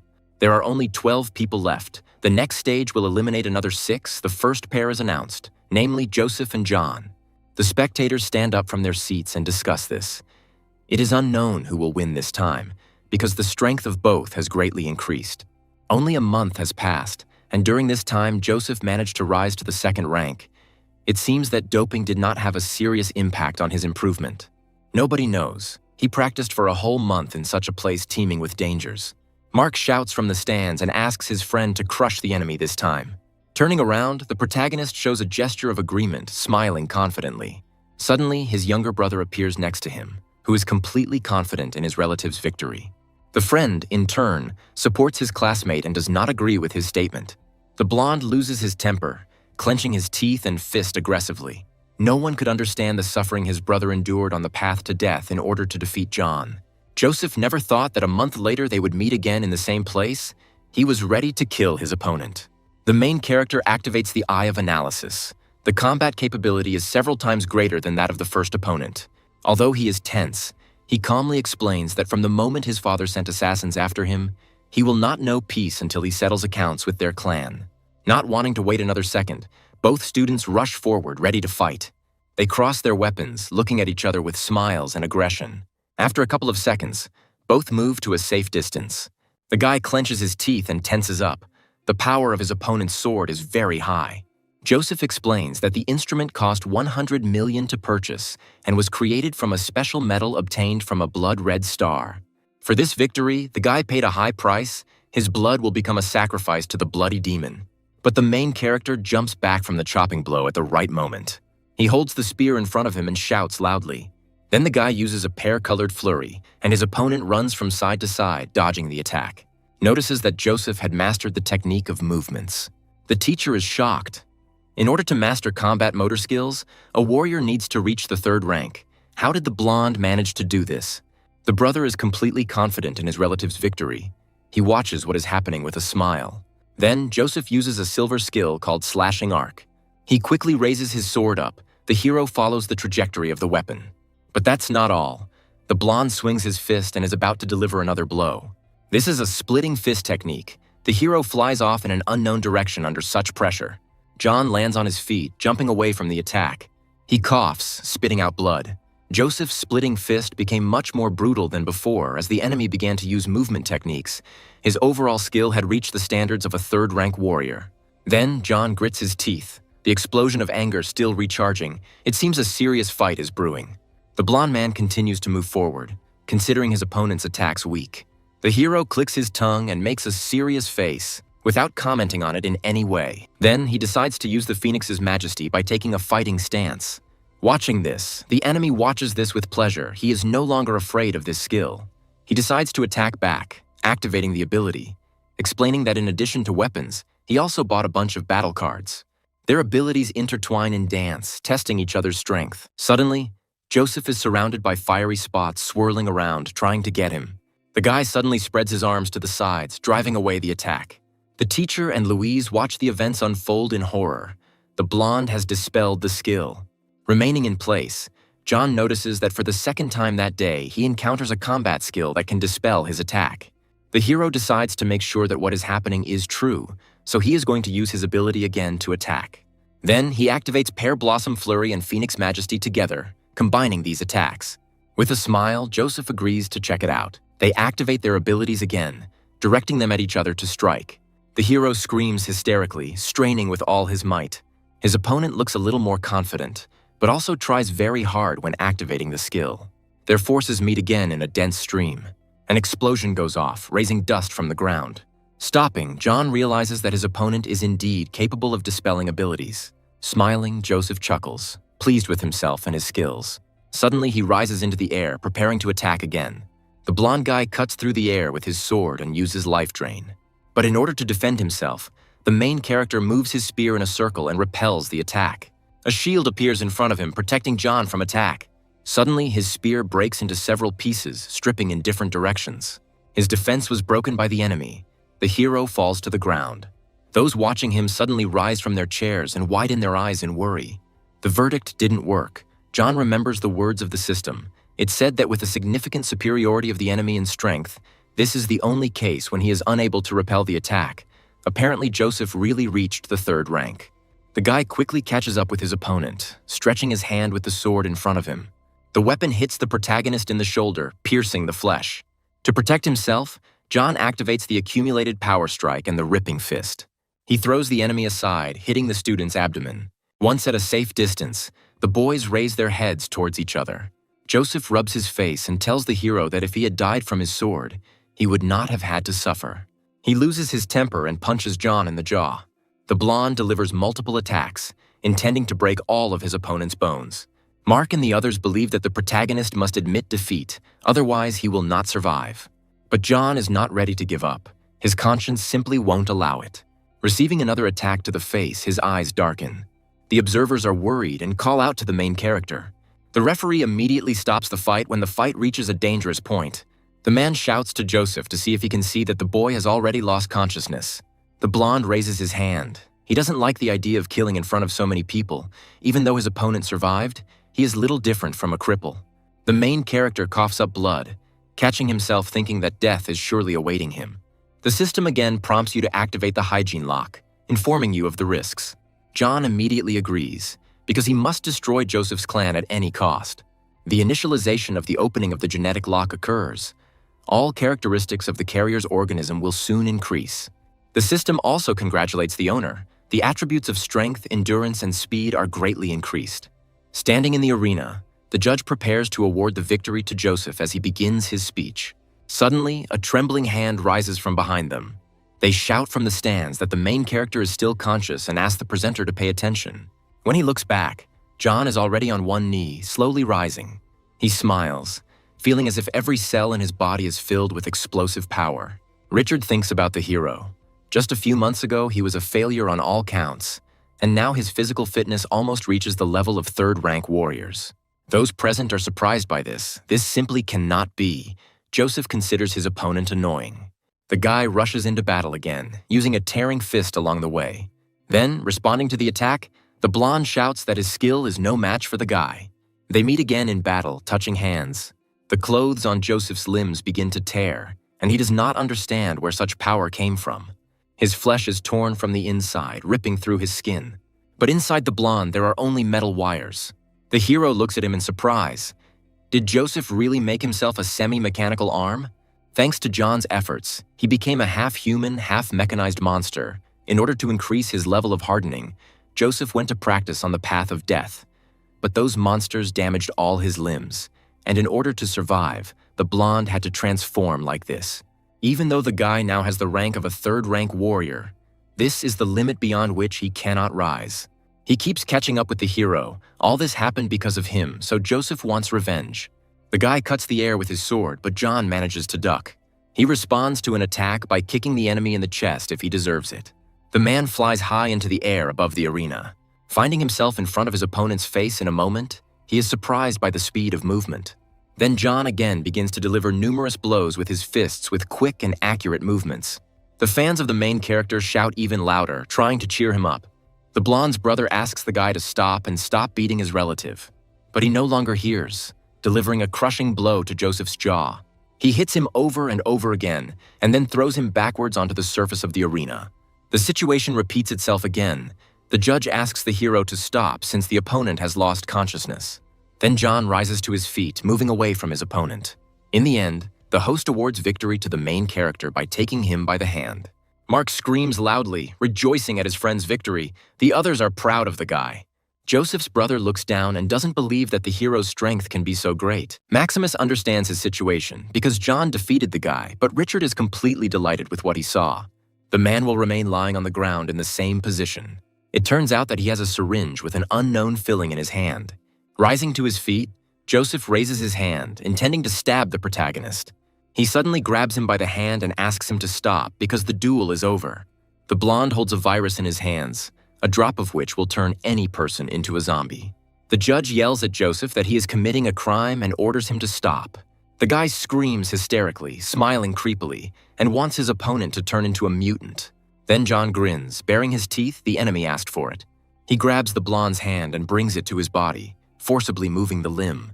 The needle pierces the neck, entering the flesh and releasing a poisonous liquid inside. Transforming, Joseph asks to stop, but it is too late. The guy watches the enemy from above since he is mutated. He grabs the remains of the broken weapon, swinging it, preparing to finish off his opponent. The remains of Joseph's body fly off to the side. The guy can no longer be saved. His brother screams hysterically and asks him to stop.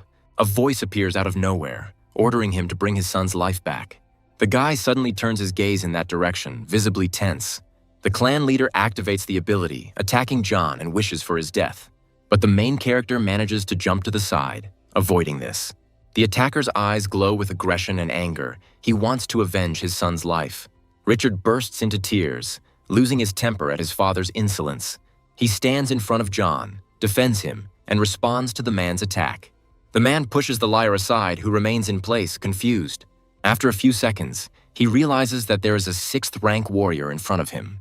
He begins to justify himself, explaining that John killed his son, so Oliver wants to take him to the police station. Richard, however, continues to defend the hero, saying that he was killed by a mutated zombie for safety reasons, and this is allowed. The father looks at the gentleman with irritation and disappointment. Raising his hand, the warrior orders that Joseph's body be taken away immediately, and the secretary immediately begins to carry out the order. In order to prevent the spread of the virus, the corpse of a person who has turned into a zombie is not allowed to be disposed of as one pleases. Oliver narrows his eyes and slyly watches the men's movements. The guy runs up to Joseph's father. After all the incident happened on the academy's territory, he asks to leave the arena and wait a little while the police finish checking.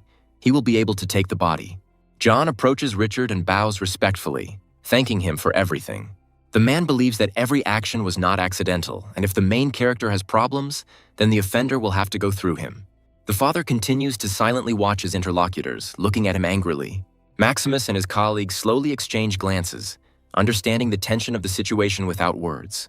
In the military unit's dormitory, they are discussing the recent battle in full swing. Bobby is not happy for his friend because the clan will probably not let this go so easily.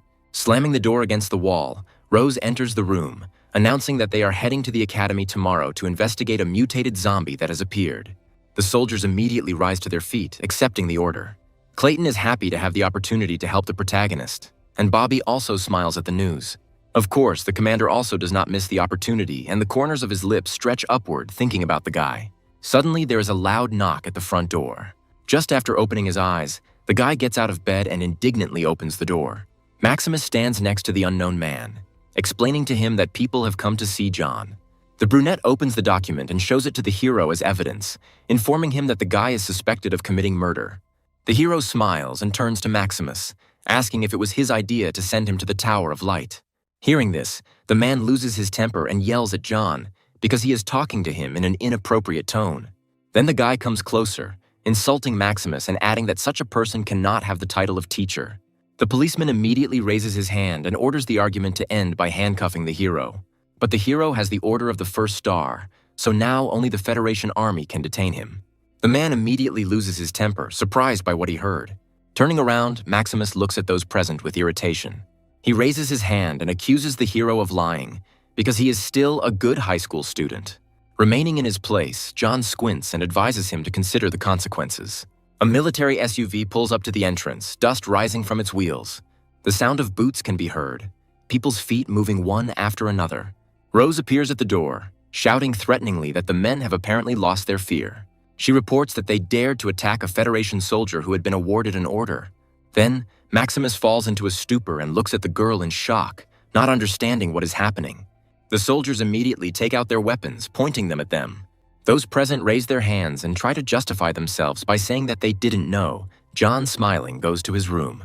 The commander crosses his arms over his chest, about to contact their superiors to find out about the abuse of power. Approaching the main character, Rose smiles widely and puts her hands on his shoulders. Friends approach John from behind. They arrived realizing that the clan would decide to blacken him. A teacher comes out from around the corner who also supports him. The guy is not guilty of anything, but under pressure from the clan, the Academy issues decrees like yesterday's incident. And then John loses his temper, loudly asking what the order is. The Academy believes that he intentionally injected Joseph, knowing full well that the syringe contained the virus that would eventually cause his mutation. Although it was not intentional murder, it was classified as malicious infliction of bodily harm that indirectly resulted in death. As a result, the hero was decided to be expelled from the Academy. Upon hearing this, he looks at the papers in fear and screams, not wanting to understand. Unfortunately, the teacher will not be able to help him, but will study whether a transfer to another educational institution is possible. The guy raises his hand, thanks for the effort, but for an expelled student, transferring to another institution is a virtually impossible task. Rose smiles and says that John has been sent an official invitation to join the army. The most beneficial solution in this situation would be to join the army and fight alongside your brothers. And then the hero raises his gaze to a suitable figure. Richard heads towards them, saying that there is another choice. The gentleman is called by name, but the man remains in the same place. He hands the guy a card. Now he will be able to enroll in their educational institution. Friends from the army whisper among themselves. Rose is clearly unhappy that her proposal has been put on the back burner. Suddenly, the girl turns to the soldiers and asks them not to tell anyone about their dialogue. The guys are distracted from their conversation by something on the side. They look in that direction with fear. The hero reads the letter with delight. It is a very influential university. Everyone present is surprised by what they hear, because the place is very prestigious. This university is known as a sacred area. Richard is a teacher responsible for accepting students for a special set. Every year during this period of time, he visits places in search of talented students, which provides an opportunity to enter the number of students. The man watched him for a long time. John looks down, afraid that he won't be accepted because of his expulsion. Therefore, this university has a mechanism for accepting students under special circumstances.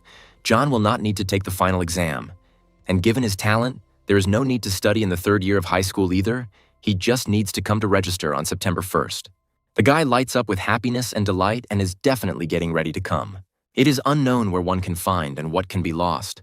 No one could even imagine that after being expelled, the hero would have such luck.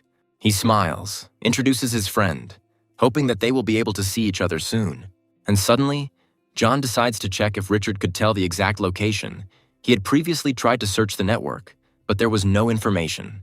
The man replies that when he reaches the end of the path of death, the boy will be met and taken to the university. People who heard this dialogue were shocked by what they heard. A little worried, John lowers his eyes, crumpling the piece of paper in his hands. The path of death is not a road, but a special area, a place massively populated by zombies and evolved high-ranking beasts. As the name suggests, this is one of the most dangerous areas on the planet, rumored to be home to the strongest beast that has reached rank 10. Also in that place are various secret laboratories, a relic of the war. Richard looks at the future student with trepidation and asks him if he is scared. The protagonist immediately throws aside all fear, answering that he is just excited. He has nothing to fear on the path of death. The more animals and zombies, the more experience points. The man asks his interlocutor what he plans to do next. The guy will first go to the city and get a warrior's license, then go to register. Turning around, the new teacher walks away in an unknown direction and wishes good luck. The hero is immediately surrounded by his friends and acquaintances, congratulating him on this invitation. The soldiers decide to celebrate this achievement by getting drunk. Bobby turns to the teacher and also invites him to join. He wants to invite his friends. The main character doesn't mind, because the more people, the merrier. Clouds are gathering over the city. The sky is darkening. Only the stars light up the streets. The nurse wishes John to fly to the skies. She drinks to the guy. Acquaintances cheerfully clink glasses against each other, creating a kind of ringing sound. Louise says that as soon as the guy gets a job at university, she will come to him sooner. Mary would also like to follow in his footsteps and will do everything in her power to skip a grade and enter university as soon as possible. The hero is truly a true role model. Mark jokes about the presence of girls around him, and there is also Rose, who is thinking about how to get along with the main character. The girl doesn't appreciate this joke and hits the guy on the head with her fist, threatening him. One of the girls puts her hand on the table and asks him when John is going to go into town. Rose and Louise surround the hero. She offers to give the guy a lift. He replies that he is going to go to the city himself, since he needs to cover the distance and gain experience. Having reached the outskirts of the city of Starlight, the main character follows through the forest. His previous weapon has been shattered into pieces. It can no longer be restored just in case. He had to buy an ordinary long spear for now. Once John gets his warrior license, he can finally register on the Alliance website and buy a decent weapon. It turns out that he is not alone in this forest. Judging by the aura, these are people. Could someone really have decided to give him experience so quickly? A rustling sound passes behind the main character, and with a sharp movement, it flies past his head. At the last moment, he manages to duck, protecting himself from injury. John's hand lights up with blue flame every second, activating the skill. He strikes in front of him. It's a tearing fist. One of the attackers flies in an unknown direction. Two stand at a distance. They decide to attack, to avenge the young gentleman whom the boy hit. The attacker believes that the hero will not be able to escape from him. But he activates this ability again and hits the hero with the same type of attack. The guy falls to the ground, groaning in pain. His accomplice turns his head towards him in fear. He had a rather weak aura, but his strength was very terrifying. The hero gets to his feet. Apparently, the attackers really have nothing better to do. It turns out that these are people from Joseph's clan, who still can't understand that he cannot be defeated. People run en masse towards the target, shouting. The hero uses the Phoenix's majesty. His spear and hands catch fire. Enemies are immediately sent flying under the pressure of the energy that was directed at them.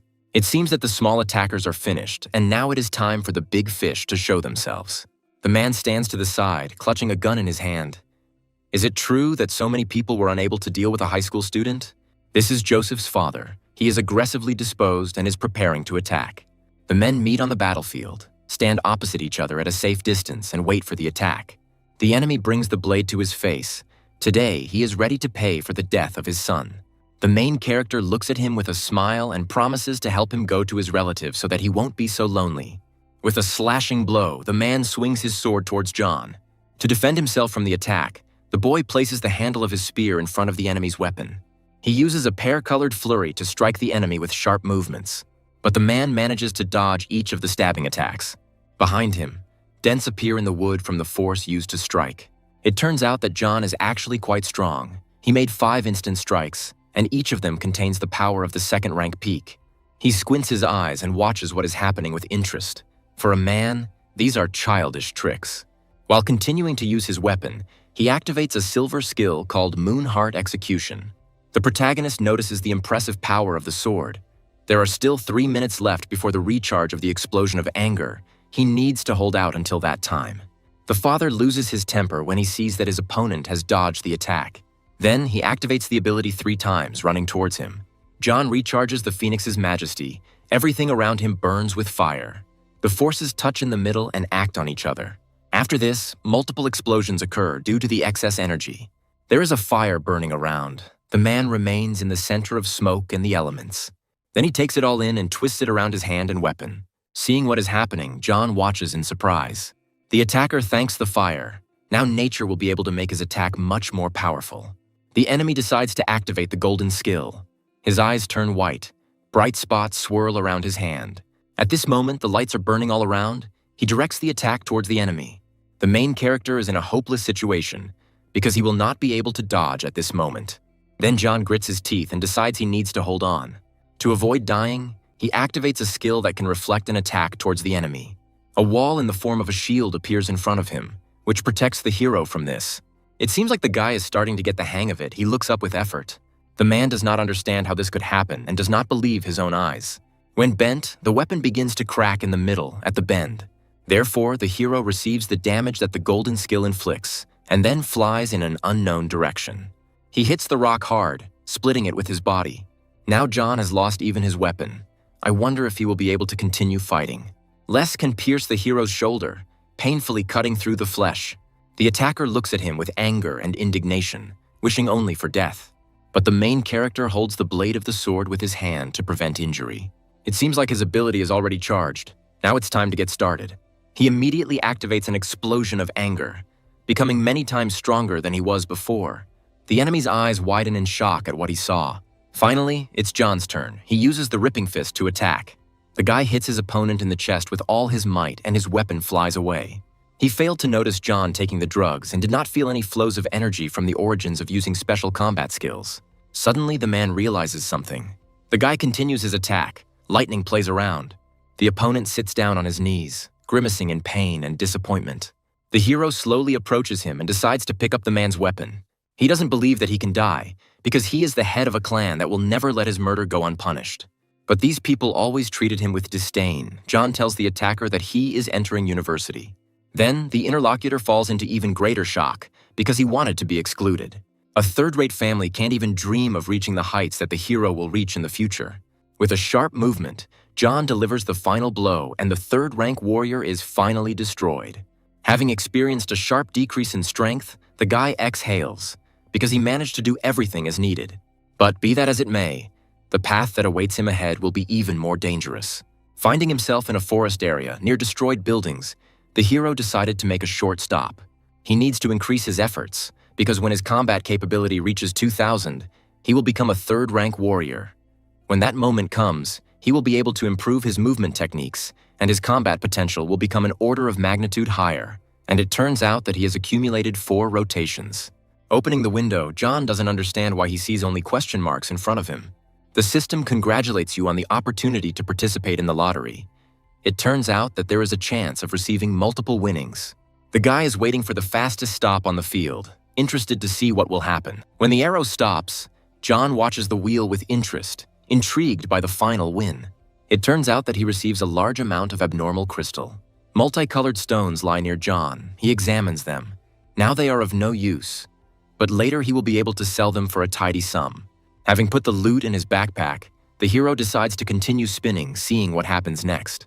The system congratulates you on receiving the legendary weapon called the Blood Moon. Holding in his hand the gloves, which are made of soft metal, John is sincerely happy to receive it, because it is not like everything else. Now hand-to-hand combat technique is the only thing he can use besides spear technique. This weapon is just perfect for the destructive fist. His spear was broken, and the hero is not yet accustomed to old Oliver's sword. Now these gloves are like rain during a drought for him. Distracted, John returns to the wheel and points his finger, asking to continue while he has such luck. When he stops, he wins a massive amount of combat skill cards.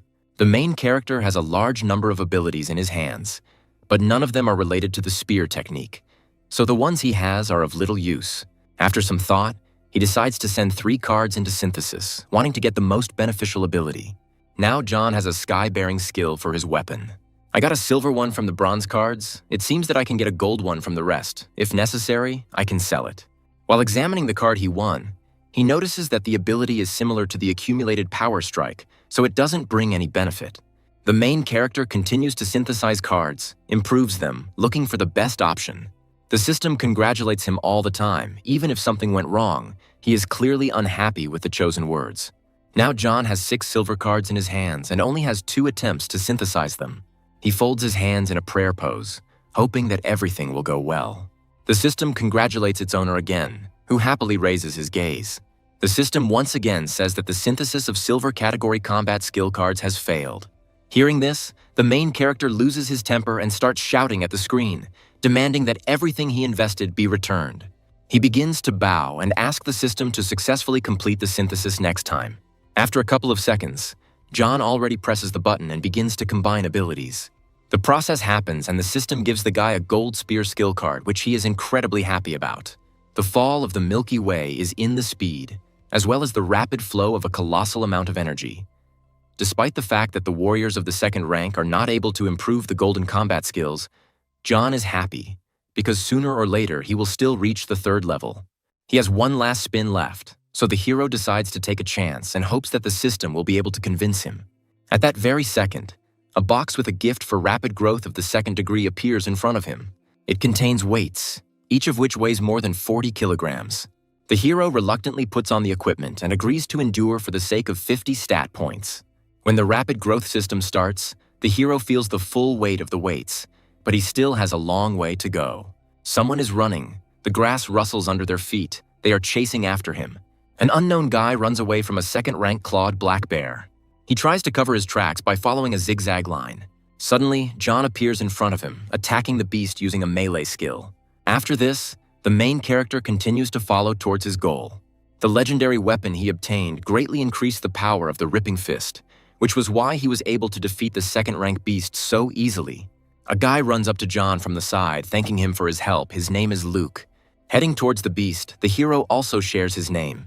The new acquaintance does not understand how he killed the mutant while having the aura of a warrior candidate. It turns out that the guys are heading to the city to get a warrior license. During the dialogue, John activates the Eye of Analysis and notices that Luke is a first-rank warrior. A group of people running towards him are worried about their friend. Luca rolls his eyes, explaining that he only ran away from the bear because he was tired from fighting. Then the guy introduces John, because thanks to him, he stayed alive. Since people are heading to the city for the same purpose as the hero, Luca suggests that they follow together so that they can help each other in case of danger. Embarrassed, the hero lowers his eyes and agrees to this proposal. Rubbing his face, Luca explains that there are 5 of them in the company, but there is another person they met along the way, although his manners are not very good. He points to a silhouette on the tree and adds that he was talking about this young princess. At this moment, a girl is having lunch. Her name is Camilla. After a few moments, she deftly descends to the ground, stepping on the ground with her shoes. Introducing herself once again, the girl cuts off her palms and asks her interlocutor his name. As Camilla approaches, the hero noticeably tenses up, but tells her the forbidden information. She believes that he has good strength and meets the criteria for the girl to accept John as a student. Smiling broadly, Camilla asks if the hero would like to join the ranks of her students. Luca whispers to the hero that their acquaintance began with the same topic. John in turn clarifies how old the girl is. Turning around, he begins to leave because he is not ready to become her student. He thinks about Camilla's eccentricity. The sun is high above the horizon. The bones of unknown people remain lying on the ground unused. Frightened, Luca looks at them, not understanding why there are so many remains. Taking one of the bones, John examines them and concludes that they are the work of second-rank man-eating birds. These are predatory evolved birds that live in flocks and attack people. One of the team doubts what was said, not believing in the hero's knowledge, because it could probably be a large mutant. Then the girl looks at him and proves what he said by the fact that there are traces of birds' beaks on the bones. The guy gets angry when he hears insults directed at him. Camilla breathes out peacefully. As she approaches John, she smiles widely at him, once again telling him that he is the perfect student. A bird circles high in the sky above them, and people immediately raise their heads and pay attention to the enemy that has appeared. With quick wing beats, she catches up with the warriors and lets out a frightening cry. Reacting instantly, the guy sends the dagger towards her. The weapon hits its target, cutting off the creature's head. Clicking his tongue, he clearly expected more from a second-rank beast. Continuing to look up, the protagonist is sure that this is only the beginning. There are more and more mutants in sight. The birds scream and move quickly towards the target. Then, John already activates the skill in his fist and prepares to attack as soon as the monster gets closer. He uses a ripping fist, directing it towards the target. The hero punches the air, engulfing most of the creatures in a blast wave. Standing behind him, Camilla excitedly shouts that John now fits her criteria even more. Turning around, he asks to stop talking about it and offers to demonstrate his own strength. She asks if the girl kills all the birds, will he agree to become her student? Pushing off the ground, she abruptly heads towards the birds. John tries to stop her, but it seems to be too late. Becoming more serious, Camilla charges forward, activating her skill. Watching her, the main character immediately feels a murderous aura, wondering who the girl is. She cuts off the heads of the creatures with sharp movements, quickly rushing past them. Feathers and body parts are flying everywhere, and the squeals of animals can be heard all around. Falling to the ground, Camilla puts her swords behind her back, raising dust from the ground from the fall. Turning in his direction, the girl smiles broadly and asks John if he is ready to become her student in that case. Luca is surprised because she destroyed the entire flock in an instant. The hero thinks about the girl's strength. Two guys are asking where they can buy such ordinary blades as hers. Turning around, Camilla explains that they cannot be found because her mother forged the weapons for her. John doesn't understand how the two can't realize that her tools aren't actually supernatural. The reason Camilla cut those birds down with such ease is because of her strength. One of those present does not understand where the abnormal crystal went in these birds. Having shown the guy the bag, the girl asks if this is what they are talking about. At this moment, the hero thinks even more deeply, because his companion, while killing birds, managed to collect jewelry, and in such a way that none of them noticed it. Turning to John, the girl calls him a student and offers to take the crystal for herself. She wouldn't mind giving it to her boyfriend as a gift, as it would be in honor of her official introduction to her student. There's clearly something wrong with this girl's head. We're talking about several dozen anomalous second-rank crystals that can be sold for a considerable amount, and she parted with them so easily. And she decides to absorb them herself. Camilla has no desire to give them to others anyway. Taking the gems in her hands, the girl tenses up and activates the skill. Everything around lights up in a purple color, after which she throws the bag aside and moves on. Turning in her direction, John continues to think. There were several dozen of them. Camilla chose them in almost an instant. In addition to enormous power, she has already achieved such a frightening progress in the technique of improvement, based on the absorption of normal crystal. The boys look at the jewelry with disappointment. For these minerals, they were ready to become students without hesitation. The defeated enemy is, after some time, roasted on the grill. Sitting next to the girl, the main character begins a dialogue, asking if she has never tried barbecue made from the meat of evolved animals. Turning to the boys, the guys wish them a bon appetit and ask them not to rush, because there is now enough meat for everyone. While John is in dialogue with Camilla, he activates the analysis and notices that the girl has the 4th rank. System analysis couldn't determine her strength, meaning she's almost on the same level as one of the previous enemies. Suddenly, the girl makes a frightened face and turns noticeably pale. It seems that she is becoming ill. She falls to her knees, as if all the strength had been sucked out of her body in an instant. Turning to her, John watches with fear, assuming that the girl might have overeaten. His eyes wide open, he senses something and is surprised. Falling to his knees, he feels it too. His body stops obeying him completely. Then the main character turns to the guys and asks them whether this feeling is the work of those present. Sweating from the strain, Camilla asks her fellow travelers if they poisoned the meat. Approaching the people, the guys explain that they are not murderers, but just want to save up some money.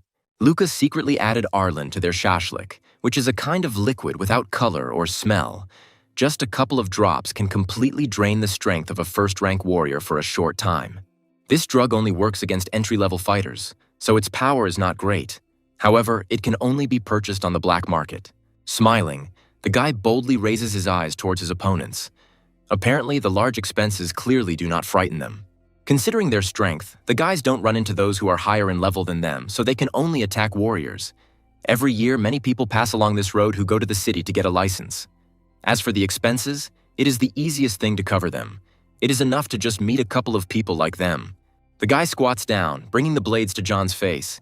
His combat gloves are clearly not simple things. They are probably legendary weapons. He asks to give them to him. And he's also very interested in the backpack. There are probably a lot of valuables stored there. Turning his head towards Camilla, he continues the dialogue, now addressing her. His gaze slides over her body. He playfully watches the girl's curves. He puts his hand on her face, asks her to give him her blades and equipment, then is about to do something to her.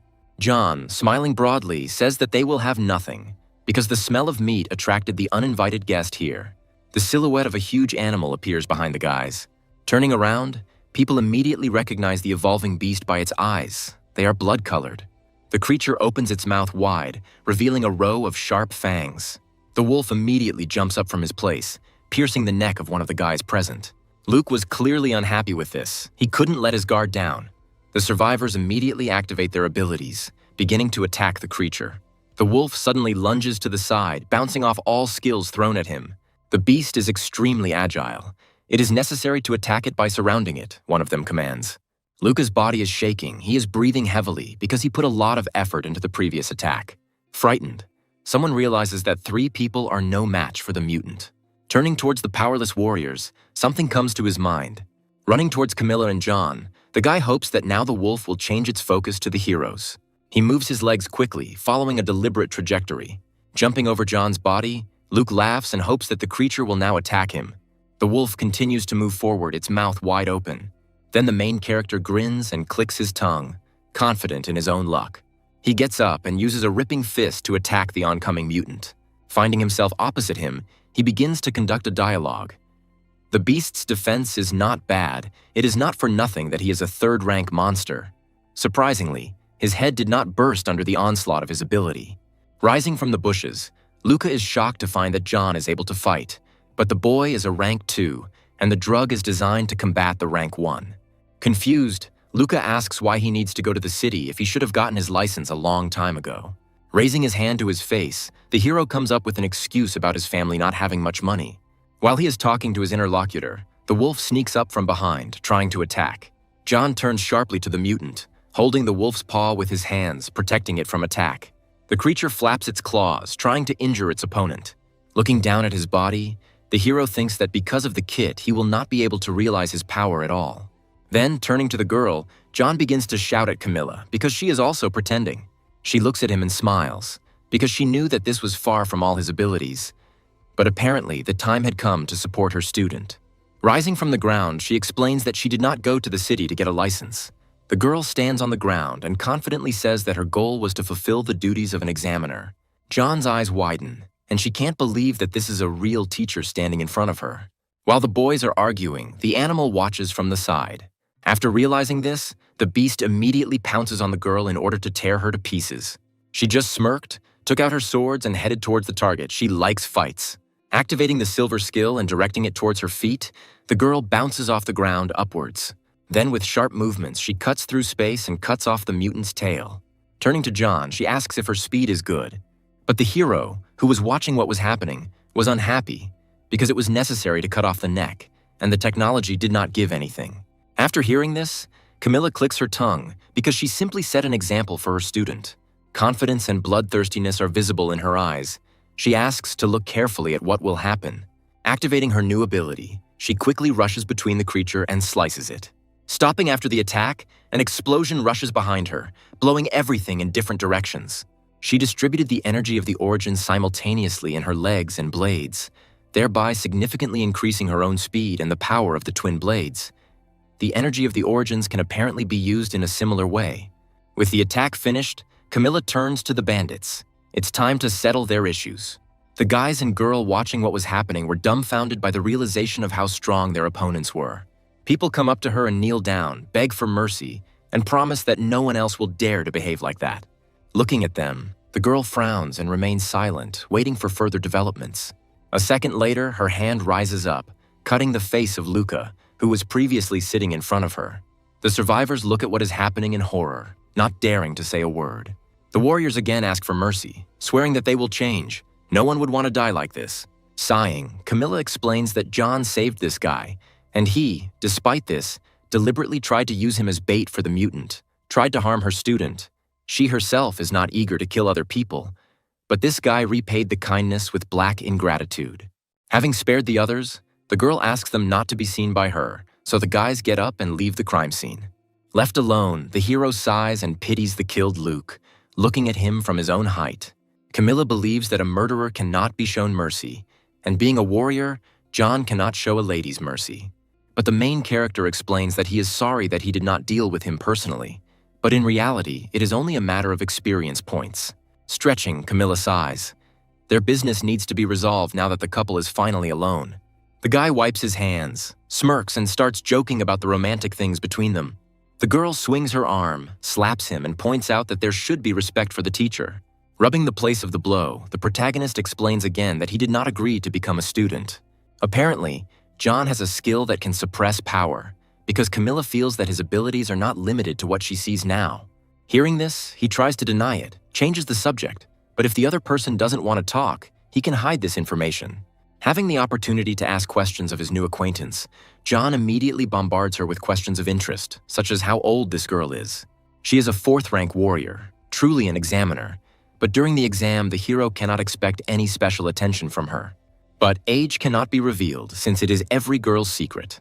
However, if he becomes her student, the lady will teach him everything she knows while they are on their way to the city, and when they arrive, he will certainly receive a warrior's license. The girl continues to achieve her goal, asking whether the interlocutor has a teacher and whether he thinks that Camilla is stronger than him. Having received a negative answer, she offers to fight, and if she wins, the hero will become her student. She will suppress her strength to the level of a first-rank warrior that he currently displays, and will also not use weapons. Adjusting his gloves, the hero agrees, but in his thoughts, he's only going to teach the girl a lesson. Camilla raises her finger and beckons him towards her. Without thinking, John uses the first skill. The air around him starts to spin. The guy runs up and activates his ripping fist, channeling the power into his arm. The girl also swings, not at all afraid of her enemy. Then, the main character thinks for a moment that if Camilla decided to resist his tearing fist, then there is a chance of tearing his hand. The boys' fists collide with each other, acting on each other. Once they are as close as possible, the opponents freeze in their attack for a moment. The hero is shocked to feel the incredible power emanating from the girl. Camilla's abilities are too high, so she pushes her opponent high into the air.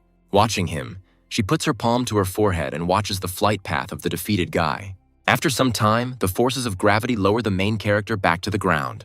Once on the ground, John will lose his face. His limbs will hurt and ache greatly from the blow he received. Approaching him, Camilla asks if she convinced him to become her student, but the guy does not know how she did it. She is ready to teach him, but first it is necessary to clearly and distinctly call her a teacher. Despite her age, she really has high skill, and the lady managed to smash the tearing fist. The girl is really superior in strength. Embarrassed, the main character turns to the side and still decides to call the girl his teacher. She asks to repeat what was said louder, because it was too quiet and Camilla could not hear what was said. Shaking with irritation, the guy asks not to overdo it. Then she laughs loudly, but in John's opinion, she doesn't look like the master at all. Turning to him, the girl smiles widely and promises to stop teasing him. Now she is ready to explain why his recent blow did not withstand the heroine's hand. The reason is that the method by which John uses the powers of the source is fundamentally flawed. Turning to him, she asks him to look carefully at what is happening. She extends her hand forward, uses her force to direct it towards the stone, and then throws it in front of her. A solid object crashes into a rocky structure with great force. Small cracks appear on the object, left by the thrown stone. Despite the fact that after the infusion by the power of the sources, the hardness of the stone increased, it still remained as it is. After infusing power, its hardness can increase by a maximum of 50%, so after impact, the object crumbles into dust. But if you pour energy not only into the stone, but also cover it from the outside, the result may change. The girl takes the stone again and throws it in the same direction. Now the object destroys the boulder, scattering its parts to the sides. The stone is still affected by the power of the source. Covering it with a pink color, it glows, teeming with the energy invested. Now he realized that if one wanted to realize the power of the origins to the maximum, it did not need to be poured into the weapon. Improvement techniques allow warriors to draw energy from the cosmos and concentrate it in their bodies, part of which they use to strengthen their muscles, skeleton, internal organs, and even cells, and the other part they accumulate in their bodies. It is this part that is called the power of origins. The warrior pours the power of origins into his weapon, thereby comprehensively increasing its quality indicators. But even having become harder, the weapon is not able to free itself from the quality properties of the matter from which it was created. But when, using the power of origins, its surface is covered, everything changes. Namely, the higher the power of origins, the greater the power the weapon is able to release. The guy can't understand why, then he doesn't notice any changes in the blade that she is now holding in her hands. All he sees is a pale layer of origin power on its surface. Apparently, John has never used the ability in front of his own eyes. The girl suggests trying to do it. Closing his eyes and getting into a comfortable position, the protagonist concentrates on activating the skill. He tries to perform this action by straining even more, and suddenly his eyes light up with a blue fire. The activation was successful. Looking at the newly minted teacher, the boy suddenly realizes that by doing this, it is possible to more clearly see the power of the origins of other people. Looking with the naked eye, he can only see a faint glow emitted at the moment of the explosion of origin power. The origin power of warriors from the 1st to the 3rd ranks is blue. From the 4th to the 6th is purple, and from the 7th to the 9th is orange. Anything above the 9th glows gold, and when faced with an enemy, the hero will be able to determine his strength based on the color. This blade was indeed forged by Camille's mother, but the material it is made of is quite ordinary. Its market value is approximately 10 to 20,000 in Alliance currency. But if a girl covers it with the power of origins, then the sharpness will be comparable to a weapon whose market value is several tens of millions. However, if she freely applies the power of origins exclusively inside the weapon, it can wear out quite easily. John doesn't understand why warriors try to get high-quality weapons. In response, the girl smiles understandingly. To maintain balance, the weapon must be both coated with the power of the sources and poured inside. Each weapon has different quality indicators. Despite the outer coating of the power of the origins, each blow and the vibrations it creates can cause damage to the internal part of the weapon. Low-level weapons have low-quality indicators of the internal part. It is much easier to damage it when struck than high-rank weapons. Suddenly, the boy was struck by a thought. Before their fight, Camilla said that she would suppress her power to the level of a first-rank warrior. But the power of the origins that she poured into her fist and covered its surface was not at all at the level of a first-rank warrior. Rubbing the back of her head, the girl is embarrassed. It seems he's right. Hearing this, the main character gets angry because she cheated, and in this case, the bet cannot be counted. Camilla explains that he called her a teacher, so he can no longer change his mind, but asks him not to worry. Their cooperation will not turn out badly for him. She hands John her blade and suggests that he try to wrap the power of the origins around him. Taking the weapon into his hand, he examines it, preparing to activate the skill. At first, the guy directs the power only into his hand holding the dagger. Straining even harder, the hero glares at the weapon, his forehead covered in sweat. Having let go of the attempt, he realizes that it is much more difficult. Now he managed to cover only one part out of 5. The girl encourages him, explains that this is not such an easy task even for third-rank warriors. Looking at him, Camilla thinks that she has a real talent in front of her. The hero thinks about the past and catches himself thinking that Oliver did not use such a technique during their fight. Returning to his studies, he decides that he simply must learn this skill. The night came to an end. The sun rose above the horizon, illuminating everything around. The girl sits over the unsuspecting, sleeping hero. Suddenly, he opens his amber eyes and notices what is happening. Finding herself caught, Camilla jumps back, frightened by this. The hero grabs himself with his hands and asks not to touch him, because he is not one of those with whom you can be without any ceremony. Hearing this, the girl loses her temper, screaming and explaining that she noticed that John's clothes had restored themselves, and then she decided to check, but suddenly noticed that the guy was wearing weights. Stopping, Camilla praises the hero, who at that moment rubs the aching areas of his head after the blow. After this, the girl gets up and suggests starting today's workout. With the help of weights, their activity will be simply perfect. The goal will be to reach the nearby mountain before dark. John sighs and says that he studied the map and the hill is hundreds of kilometers away. Walking forward, Camilla smiles and asks to accompany the young lady on such a difficult adventure. Then, the main character stretches his hand forward, reminding us that he has weights on him.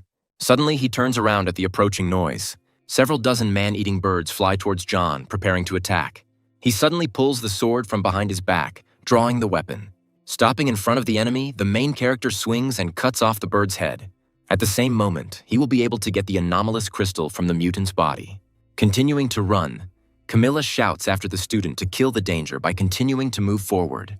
The birds attack the hero with great enthusiasm, screaming and opening their beaks. The girl gives him a task to deal with the attack as he runs. Stopping is prohibited. Suddenly turning around, John finds himself face to face with the impending danger. But without stopping, he moves on and cuts off the creature's head. Camilla gave a test of accuracy, speed, and reaction speed. Now the student needs to determine the location of the crystal and remove it. The guy gets angry because running away, killing them, and also taking out the jewelry seems impossible to him. He sees the impending danger before Camilla and warns her. Then, the lady pulls out the blades from behind her back and is going to prove that it can be done. As she continues on her way, she waves her arms and deals with all the birds. The anomalous crystal flies through the air until it is picked up. She explains that John only needs to achieve unity in speed, accuracy, and reaction speed. Turning to the student, Camilla opens her palm and shows the boy the precious stones. The hero tries to do as the girl asked and delivers an accurate blow.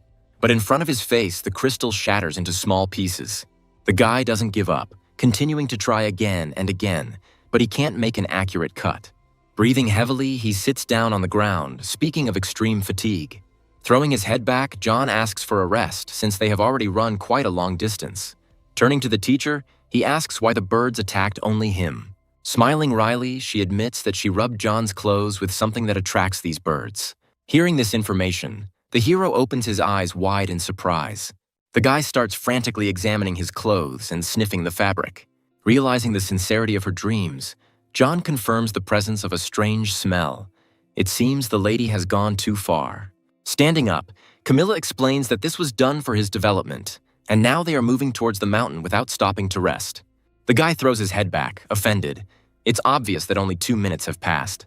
John looks up tiredly and smiles crookedly at the girl. She's not joking, holding her blade to his neck and pointing viciously, telling him that he should listen to her.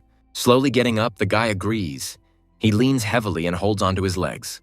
Opening the system, John notices that after his morning run, the progress has increased to 6,000. At this rate, he will be able to complete the task before reaching the city. Noticing movement to the side, the hero discovers birds approaching again. Despite some doubts about Camilla's methods, he cannot deny their effectiveness. Holding the anomalous crystal he had obtained, he felt his speed and accuracy steadily increase. The sunset is gathering in the sky, and animals are slowly crawling into their holes. Already completely unable to feel his legs from fatigue, the hero laughs hysterically. He has finally reached his goal. As he lands on the ground, John is outraged by the route he had to take. Approaching him, the girl does not understand why he is indignant, because she herself has run thousands of kilometers. Turning towards the landscape, Camilla adds that there are ruins in front of them, and they will go there to make camp for the night. The hero yawns from exhaustion, continuing to breathe heavily as a dart is aimed at his head from behind. Fortunately, the girl manages to discover this and fights off the danger with her dagger. Then John turns around in fear, covering his mouth with his hand.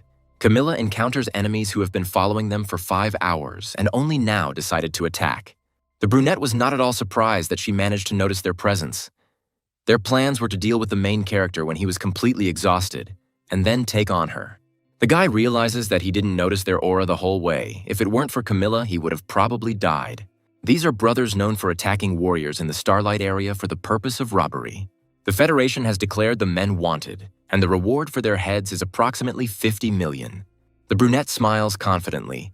Hearing about himself, he did not expect that the date was familiar with them. As they head into the attack, the hero discovers that the men are 4th rank. Gritting his teeth tighter, John realizes that the fight promises to be difficult, since he is of a lower rank. Coming closer, Camilla asks to watch carefully how she will use the power of the origins in this fight. The power of the girl's source energy is many times greater than the strength of the guys she met. A long-haired brunette with a smile on his face catches up with his opponent, preparing to attack. At that very moment, Camilla, without thinking, wounds the attacker with a sharp swing of her blades, after which she pushes the man aside with her foot. His brother also decides to approach the lady in order to try to teach a lesson and avenge his brother. He comes closer, his hands and weapons glowing with the power of the source. Giggling, Camilla intercepts it with her blade and asks if this is her opponent's maximum power. She thrusts her hand forward, plunging the blade into the enemy's flesh. Brother yells at an ally to activate a joint combat skill. After a few moments, the men straighten out and run next to each other. One of them boasts that the power of their combined skill can be equal to that of a 5th-rank warrior. The second one moves forward with great enthusiasm, trying to attack his opponents. The brunette bounces off the ground as the second brother tightens his grip on the handle of his weapon. They skillfully activate their ability by taking the required location. The blade splits in two, hovering in the sky, and incredible power can be felt emanating from them. Then the brunette, enjoying the fight, launches small arrows into the ring. As they pass through the circle, there are more and more of them. As a result, the boys are rained down with deadly attacks. John watches what is happening with fear. This is what a combined skill looks like, which requires 2 or more people. Despite the strange name, the power of the ability is considerable. Clicking her tongue, the girl looks up and smiles with satisfaction, because for her, these are childish tricks. Crossing her blades, she uses a defensive skill. The guys are surrounded by a protective ball. Now all attacks flying at them become useless, because the arrows fall all around without having time to wound. Looking at what is happening, John is shocked. Is the girl really at the 6th rank? He had heard that some high-level warriors, after reaching a certain level of cultivation, were able to forcibly shrink their body in this way, achieving a rejuvenating effect. I wonder if it is likely that Camilla is not a young lady, but an adult woman. Having jumped to the ground, the guys do not understand where such a fighter came from, because only weak warriors should walk along this path. Smiling sweetly, Camilla decides that it is time for her to begin her attacks. Taking hold of the blades, the girl immediately activates the golden skill. Her hands glow yellow. As she finishes the phrase with the name of the ability, she smiles smugly. Against the backdrop of an orange sunset, bloodstains and human remains fly off. Seeing this, John is horrified. Apparently this is what the power of a 6th rank warrior looks like.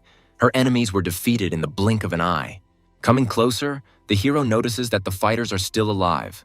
I wonder if they will give him experience. John moves awkwardly towards his target and raises his sword. He thrusts the weapon into the enemy with a sharp movement. Turning to the student, Camilla watches him questioningly. The guy has such hobbies as well. Frozen in the same pose, he does not understand why nothing happened. Apparently the system does not work that way.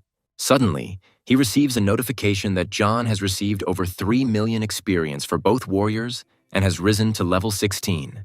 The girl looks at the students with apprehension and asks them not to tell her that after running he had brain fatigue. The hero sheepishly asks if it is possible for him to deal the finishing blows to the girl's enemies. She rolls her eyes and says that if he wants to earn some pocket money, then let him go kill himself. The fact that the boys came across criminals for whom the federal government has put a reward is pure chance, because the reward just happened to be at hand. Camilla does not understand how he has the conscience to try to appropriate this pittance for himself.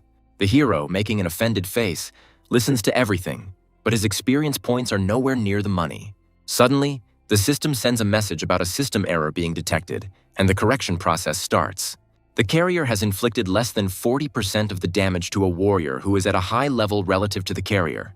For this reason, the amount of experience learned will be 1/10 of the total, so the carrier's level is reduced to level 15, and the characteristic points are removed.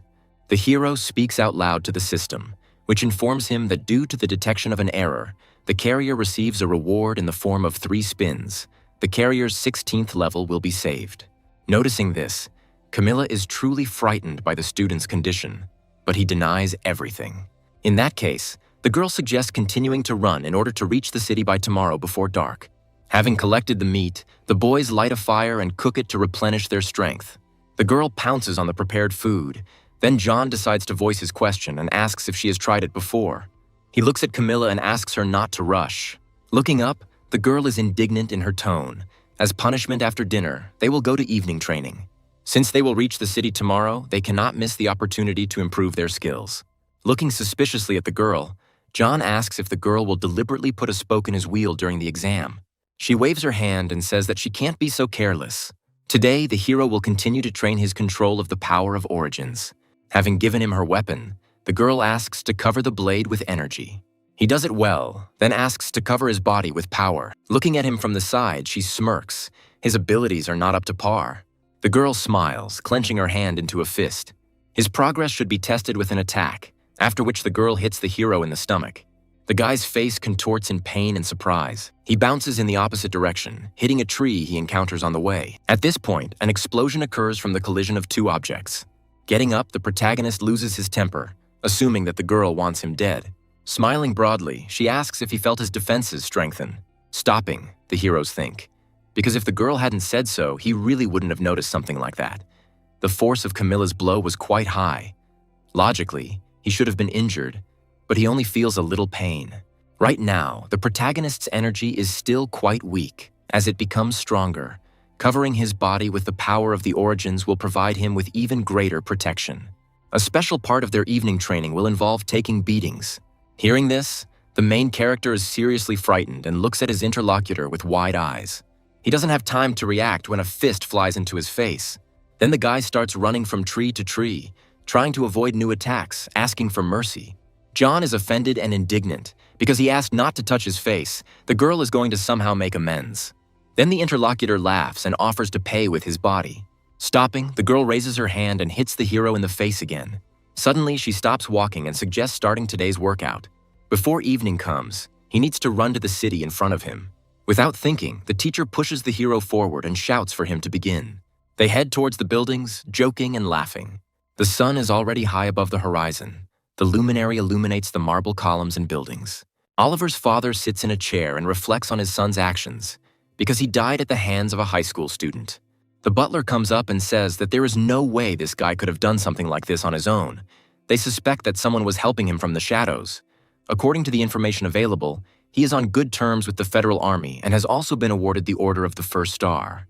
Initially, he was an ordinary loser, but in just 6 months his powers increased significantly. The hero not only reached the second rank, but also received an award. Such a person cannot be taken lightly.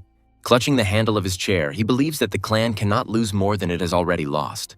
So John heads to the city to get a license, and he just happens to have a friend in those parts. He has already enlisted his support, who in turn agreed to destroy the hero.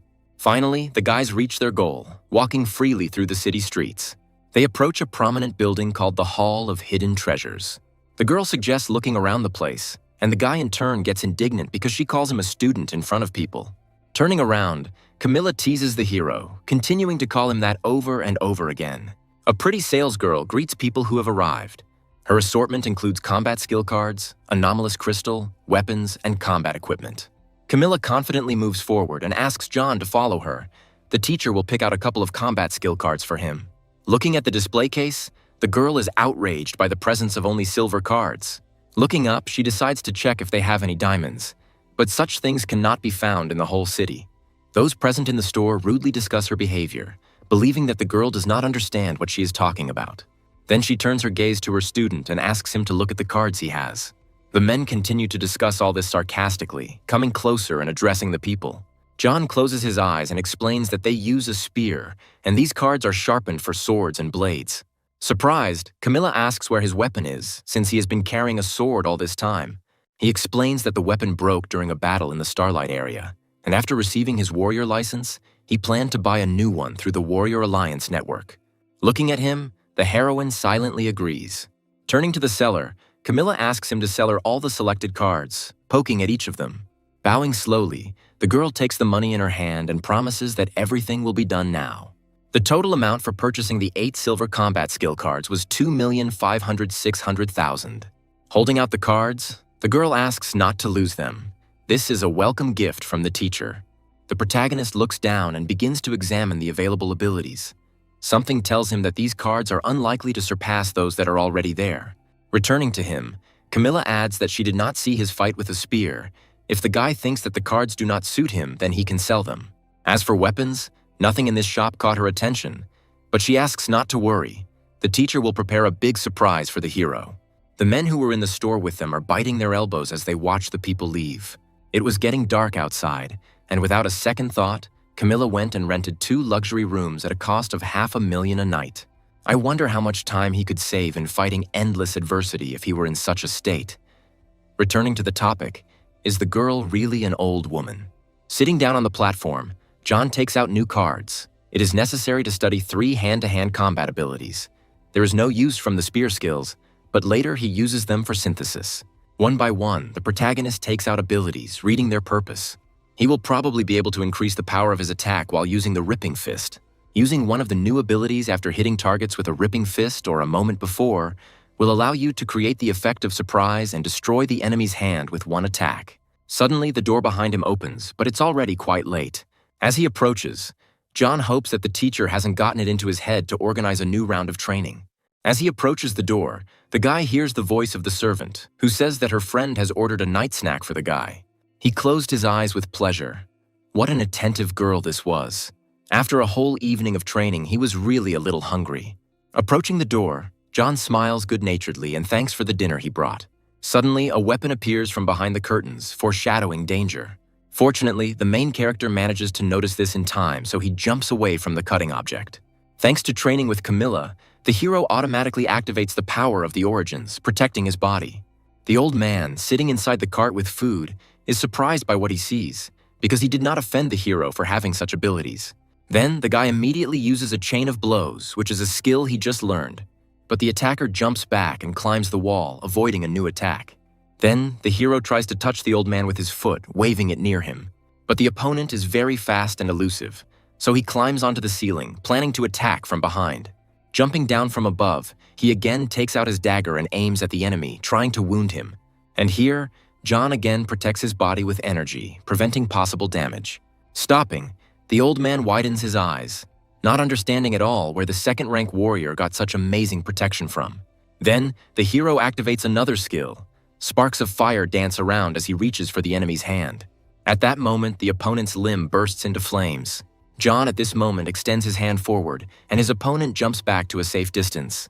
Shaking his burnt limb and trying to brush away the fire, the old man thinks that the information about the guy was unreliable. Suddenly, he opens his eyes and sees the protagonist's fist catching up with him in a new attack. The guy delivers another blow, activating his honed skill. Then, the enemy flies to the side by inertia due to the applied force. The second-rank warrior is destroyed. The observer from the sidelines grits his teeth, catching himself thinking that John should have specialized in working with a spear. Suddenly, the protagonist turns his head towards the second target. He looks at him with fear, afraid that the same fate awaits him as the allied fighter. Suddenly, the hero runs and rushes towards the warrior. It uses a burst of accumulated power and also activates a new melee ability. Having fallen to the ground, the man looks at the hero in fear because he was pinned down by just one impulse. He stretches out his hand and asks him to stop because he is a member of the Palace of Deification, so he cannot kill him. But after a few moments, the second-rank warrior was already destroyed. The man is slammed into the wall, his structure being destroyed by the incredible force. Looking at the dead warrior, the protagonist thinks that the Palace of Deification sounds quite impressive. Without hiding his power, John would hardly have been able to deal with his enemies so easily. This is probably the clan's trick. Watching everything from the side, Camilla praises the hero for being able to cope so quickly. In an instant, he was able to cover vital points with energy and prevent the blade from injuring him. Apparently, the training was paying off. Coming closer to the girl, John asks how long she had been watching him. Smiling, she replies that ever since man raised a weapon. Hearing this, the hero quickly loses his temper because the teacher watched as two people attacked him. But Camilla continues to calmly finish her tea because she is completely confident in his abilities. Asking from the railing, she promises to arrange for the guy to be given a new room and for the bodies to be removed. As she leaves, the girl asks not to worry. Everything will be done to the highest standard. The day comes. The sun rises into the sky, illuminating the streets and buildings. The Warrior Alliance branch is in full turmoil, with many people standing in line. I smile peacefully at the girl and tell her that the certification will begin exactly at 9 o'clock, and ask those who have already registered to go to the side to confirm their participation, after which people need to head to the Northern Pavilion, where their combat capability will be measured. The girl says goodbye to the hero and wishes him good luck. She needs to go to the examiner's room and report her arrival. Turning towards the departing woman, John is convinced of her position as an examiner. Pushing everyone around, the giant asks to go forward to the window. Some in the crowd are indignant, while others, on the contrary, are afraid of the man who has arrived. In fact, this man already has the rank of warrior, so it is advised not to mess with him. Approaching the main character from behind, the giant begins to get indignant and reaches out to the guy with his hand. He grabs the man by the hand and demands that he not crowd and stand in line like everyone else. He is surprised by what he hears. No one had dared to say such a thing to him before. He sighs, not understanding why every year he meets warriors who think they are immortal. But still, he likes to put people like John in their place. Those watching from the sidelines understand what to expect from the giant and are afraid of the future outcome. Despite all that has been said, the protagonist continues to hold the new rival's hand. He loses his temper and swings his fist towards the guy. He, in turn, immediately uses a tearing fist to respond to the attack. Their forces collide with each other, creating a wind current around the opposition. Then John smiles confidently, knowing for sure that he will win. The giant clenches his teeth even harder from the strain and emerging pain. At that moment, the attacker's arm is twisted, bruises appear on it, and the hero smugly says that the enemy won't get a license this year. Turning to the others, he asks if there are any others who would like to skip the queue. People standing to the side smile tensely, looking at the main character. The observers wave their hands politely and say that they had no intention of going forward. On this important day, many people have gathered in the arena to receive warrior licenses. They line up to prove their combat readiness for further examination. The controller looks tiredly at the tablet screen and calls John to come to him. He thinks that the combat readiness of the warriors undergoing certification here is on average plus or minus 800. In other words, they have only recently reached the first rank. The guy wonders if the machine will be able to determine his true strength if he activates camouflage. That is, the ability to hide his true capabilities. After some thought, he slowly approaches the device, which lights up blue. After a few seconds, the robot voice says that the hero's combat capability is almost 1,500. Then John exhales. Just a little more and it would have been the second rank, and a warrior who did not have a license at that level would only have caused laughter. The observers look at him from the side and now understand why the main character was able to defeat the giant with such ease. A voice from the speakers asks the warriors to enter the hall for a strength test. Camilla, already dressed in a red suit, asks those present to line up. The hero is convinced for the last time that the teacher did not deceive her in her position. He refused to believe this until the very end. She adds that the test will be considered passed if the force of a single punch reaches 1,000 kilograms. The man who came up lowering his head asks if Camilla is the examiner. The girl looks at him calmly, asking if he has any problems. Then the candidate laughs, turns around and receives support from the rest of those present. Looking at her, the men continue to tell jokes, trying to offend the lady. Lowering her hand, Camilla begins to speak in a calm tone. She decides to prove her strength to her offenders, remaining in the same pose. The girl hits the device with her fist. Without taking her eyes off the men, Camilla asks them to open their eyes wider and take a closer look. The device displays the largest number available, which is 99,999 kilograms. With their mouths open in surprise, they look at the screen of the device with shocked eyes. One of the guys present comes closer and asks to let him try it, because he doesn't believe the device is working properly. He swings his fist and hits the right spot. A smaller number appears on the screen, namely 895 kilograms, which is not enough to pass the test. Turning to her, the candidate shouts at the girl, believing that she had deliberately set it up. She seriously repeats that his strength level is unsatisfactory, so the guy can go free. He loses his temper in rage and swings his fist to strike, but Camilla intercepts the blow with her hand. Without looking up from her tablet, she coldly twists her offender's arm. He screams hysterically in pain, holding onto the injured limb. The girl turns to the candidate once again and says that he has only 30 seconds to leave there. After a slight pause, she continues that otherwise, he will remain in this place forever. The candidate stands up abruptly, apologizes, and immediately leaves the scene of the crime, smiling embarrassedly. Turning to the others, Camilla asks if there are any other doubts that need to be cleared up. Returning her gaze to the list, the girl frowned and her eyes darted over the names. Suddenly, she looks up and excitedly calls out to her own student. An indignant John approaches the heroine and again asks her not to call him that. Rubbing his forehead, he talks about his doubts about the girl's position. She smiles widely and continues to brag, saying that she is also a 3-star member of the Warrior Alliance. The guy's eyes widen in surprise. The hierarchy of the Warrior Alliance members has 5 ranks, with 5-star members essentially being the leaders of the alliance.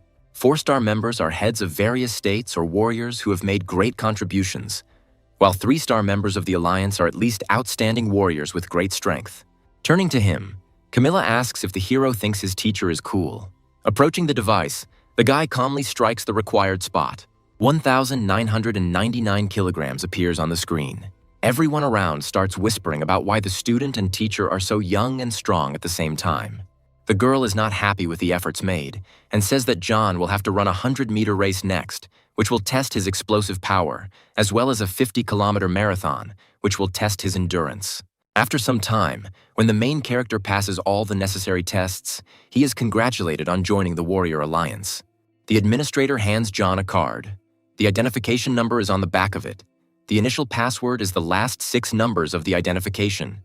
With this card, he can log in to the Warrior Alliance network via phone or computer, where it is possible to make information requests, purchase weapons, or accept various tasks.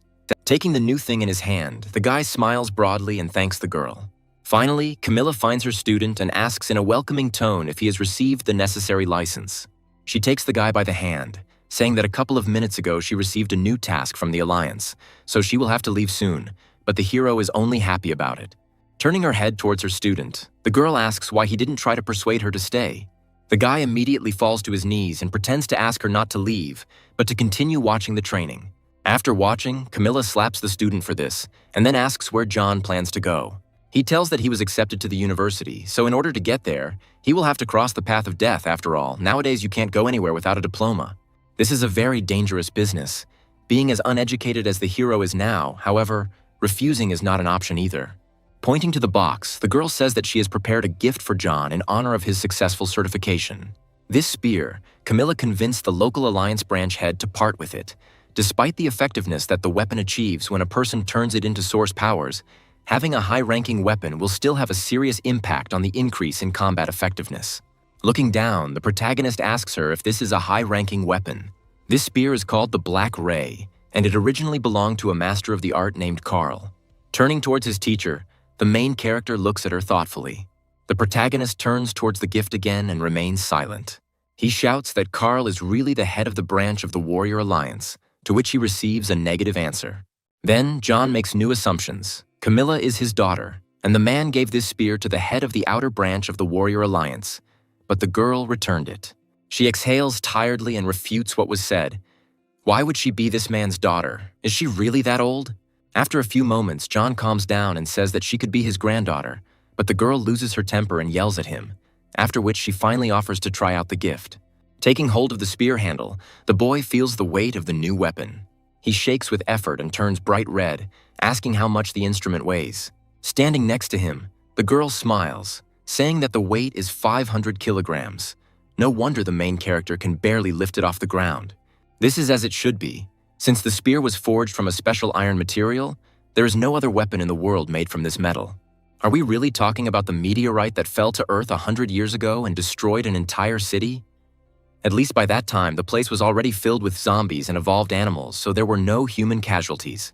In the crater it formed after its fall, a fairly large black stone remained. A group of people took it and, using all their skill, forged 12 units of unique weapons. Although in terms of sharpness, it does not claim to be the best. However, in terms of durability, it ranks highest in the whole world.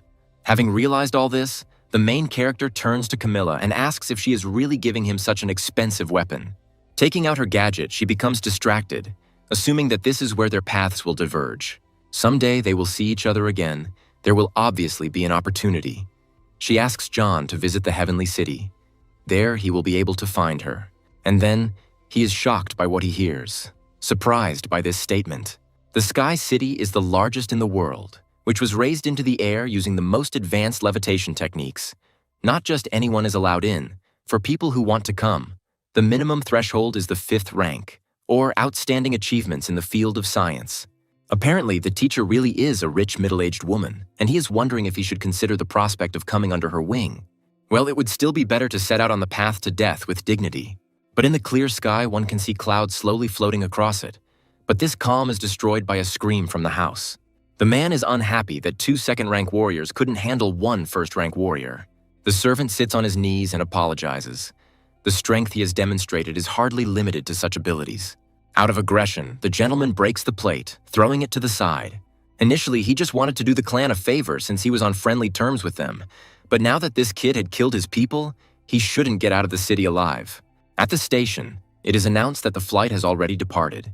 Passengers who missed it should go to the main hall to change or return their ticket. Approaching the checkout, the hero opens his eyes wide, surprised by this information. He decides to check if trains go there 3 times a day. The girl continues to explain that since the route is an extremely dangerous place, few people travel along this route. Due to its unprofitability, the daily number has been reduced from 3 to 1. Without thinking twice, John decides to buy a ticket for tomorrow. Since his transport leaves tomorrow morning, he should spend the night in the same hotel. The price is, of course, steep, but the conditions are really comfortable. Turning back, he notices surveillance. Apparently, the Palace of Deification decided to give experience again. Without thinking twice, the guy picks up speed and runs down the street at high speed. And then, a group of people stands in his way and makes sarcastic jokes about his desire to run. Standing in the middle of the street, John asks if they are tired of following him all the way from the station. All those who came are warriors of the 2nd rank. Although there are stronger ones, it seems that the Palace of Deification decided to take it seriously. Suddenly, he receives a notification about the completion of the rapid growth task. The system congratulates him on receiving 50 points. The hero activates the Eye of Analysis and studies everyone present, also seeing their names. One of them, whose name is Peter, is glad that his rival understands everything that is happening. At this point, John takes off all his weighted equipment and throws it on the floor. Finally, the guy freed himself from such a burden and asked the system to convert all the points he earned into strength. Those present are surprised because he was wearing such heavy equipment. Peter doesn't worry. He rushes into battle and asks not to fool the others. He cuts through the air in front of him, swinging his sword from side to side. But suddenly something happens. There is no one in front of him, although a couple of moments ago the hero was standing right in this place. Suddenly, John appears behind his opponent, ready to strike. Then the guy uses a hand-to-hand skill, thereby pushing the enemy in the back. Those watching from the side are surprised by what they see, but are still ready to stand up for their friend. John doesn't give up his position, swinging his legs and pushing away the approaching danger. He smiles widely and continues to beat up everyone present here. The guy also uses a tearing fist, dealing with the second-rank warriors one after another. Two fighters jump at the main character from different sides, swinging their swords. Then the guy grabs their hands and manages to intercept the attacks. After that, he uses a silver skill and sets their limbs on fire with a bright flame. And again, two notifications come from the system, talking about the destruction of second-rank warriors. The onlooking fighters watch what is happening in horror, because John's strength is clearly greater than what they were warned about. Peter is also impressed by the hero's abilities. If not for his defensive technique, his spine would have already been broken. He is willing to do anything to destroy the enemy, so he uses movement techniques. Many silhouettes of Peter appear around the guy, surrounding him from all sides. Without a second thought, the protagonist rushes at one of them and activates the ripping fist. And then, he passes through matter, finding himself on the other side of man. He becomes frightened when he realizes that it was not a real body. Peter sneaks up behind him, raising the cutting weapon high above his head. Looking at the enemy with a cold and empty gaze, he again delivers a slashing blow with his sword in front of the protagonist. As his opponent dodges, Peter looks down and clicks his tongue in annoyance. Then John drops to the ground after the jump, holding his hand. And then, he looks up, and a lot of noise can be heard from the outside. At one point, the opponent raises his sword up to activate the golden ability. It's called the execution of 1,000 illusions. Many silhouettes simultaneously move towards the opponent. The guy is very confident in his own skill, promising that this technique will cut the enemy into thousands of pieces. But John is not worried at all. He smiles sincerely and says that this task is very simple for him. People are getting closer and closer, wanting only one thing, namely the death of their enemy. At one point, the protagonist decides to use the Eye of Analysis and discovers that the attackers are using embodiment. Now he is surrounded by many copies, dodging the oncoming attacks. Suddenly looking at one of them, he calls Peter by name, addressing him. The guy doesn't understand how he managed to perfectly recognize his golden skill. John smiles widely, and his fist immediately lights up with ability, but he's not going to reveal anything. Then, a hologram of a tiger appears behind him as the guy activates the swift fist. John then uses a tearing fist, hitting his enemy in the stomach. Feeling extreme pain, Peter begins to scream loudly, releasing his emotions. The man gets angry, because if he is destined to die, then he is going to drag the enemy down with him. He tugs at his clothes, gathering energy in his chest. A purple ball forms on the man's body. Looking at what is happening, the main character immediately guesses about the activation of self-destruction. Peter's eyes roll back. He tenses up and is already preparing for his own death. A few moments later, a huge explosion appears in its place, scattering the remains of the earth into the air. The main character is thrown to the side by the blast wave and the wind pushes him. And then the guy crashes back into a nearby wall, hitting his back hard. If his teacher hadn't taught him how to use the power of the origin to increase his defense, there would have been little left of the boy. He had to use all the energy in his body in an instant to cover his body. He drops to his knees from exhaustion, trying to catch his breath when the opponent's legs appear in front of the guy. They are happy that they managed to find cover, even though after eliminating the boss he was not fried. But judging by the look of it, the opponent will not be able to raise a fist. One of them is preparing to finish what Peter started, so he is going to cut his opponent. Smiling smugly, John engages in a dialogue with him, denying his fatigue and making malicious jokes. And then he gets to his feet and uses a burst of anger. Seeing his confidence, the men retreat back. How can a hero be in the ranks? He also rises to his feet, attacking people, and also takes the experience gained from the death of warriors. Night falls on the street. Only the light in the windows and the stars illuminate the way. There are fewer and fewer people on the street. Sitting in his room at the computer, the hero feels exhausted after the effect of the explosion of anger ends. Tomorrow he already had to set off on the path to death, so now it made sense for him to gather some information on the internet. When entering the site, a window appears asking to deposit some money. John is clearly surprised when he sees this. But now he has several million in his account, so he won't go broke buying access to the page with the required information. The landscape of the Path of Death is entirely composed of black rock and is completely devoid of any vegetation. Among the evolved beasts of the third rank, the main representatives are rock snakes, with the habit of hiding under the rocky ground. The poison of rock snakes has a paralyzing property. The effect of the bite on warriors below the third rank is equivalent to anesthesia. Giant crows are evolved fourth-rank beasts, reaching colossal sizes. In their habits to hide their bodies behind their wings, thereby merging with the local landscape, are also known for their wildness. Seeing a person, they immediately attack. There are a huge number of animals there, and they are very different, from small to the largest. Adam is also a fifth-rank evolved beast that possesses incomparable strength and the ability to provoke attacks. Cockatrice is another rank 5 beast, especially strong in long-range attacks with rocks and other projectiles. Having studied all the information, the main character is horrified because many very strong animals live in this place. And yet, he is very interested in how much the spear that Camilla gave him costs. He opens one of the sights. The twin blades, which are made of meteoric black iron, cost $1 billion. The guy couldn't even imagine that she would be so rich that she would give him an incredibly valuable gift. Maybe the girl really did think highly of him. Once in the forest, Camilla sneezes, noticing that this has been happening to her more often lately. At the same estate, a man loses his temper when he learns that Peter was also killed. The man angrily shouts at those present, not understanding how this could have happened. Now this matter does not concern only the treasure. He himself will not calm down until the guy is finished. The head orders that information about John be placed on the hunter's network and that his head be appointed to the degrees. The guy decides to find out if they will attack the main character on their own.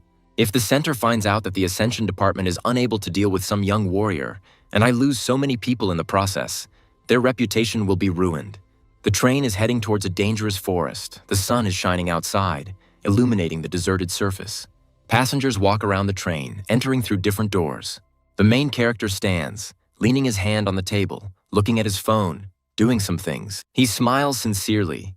Apparently, he saw some specific information that could please him. He opens the system, studies information about himself, reads all the necessary characteristics.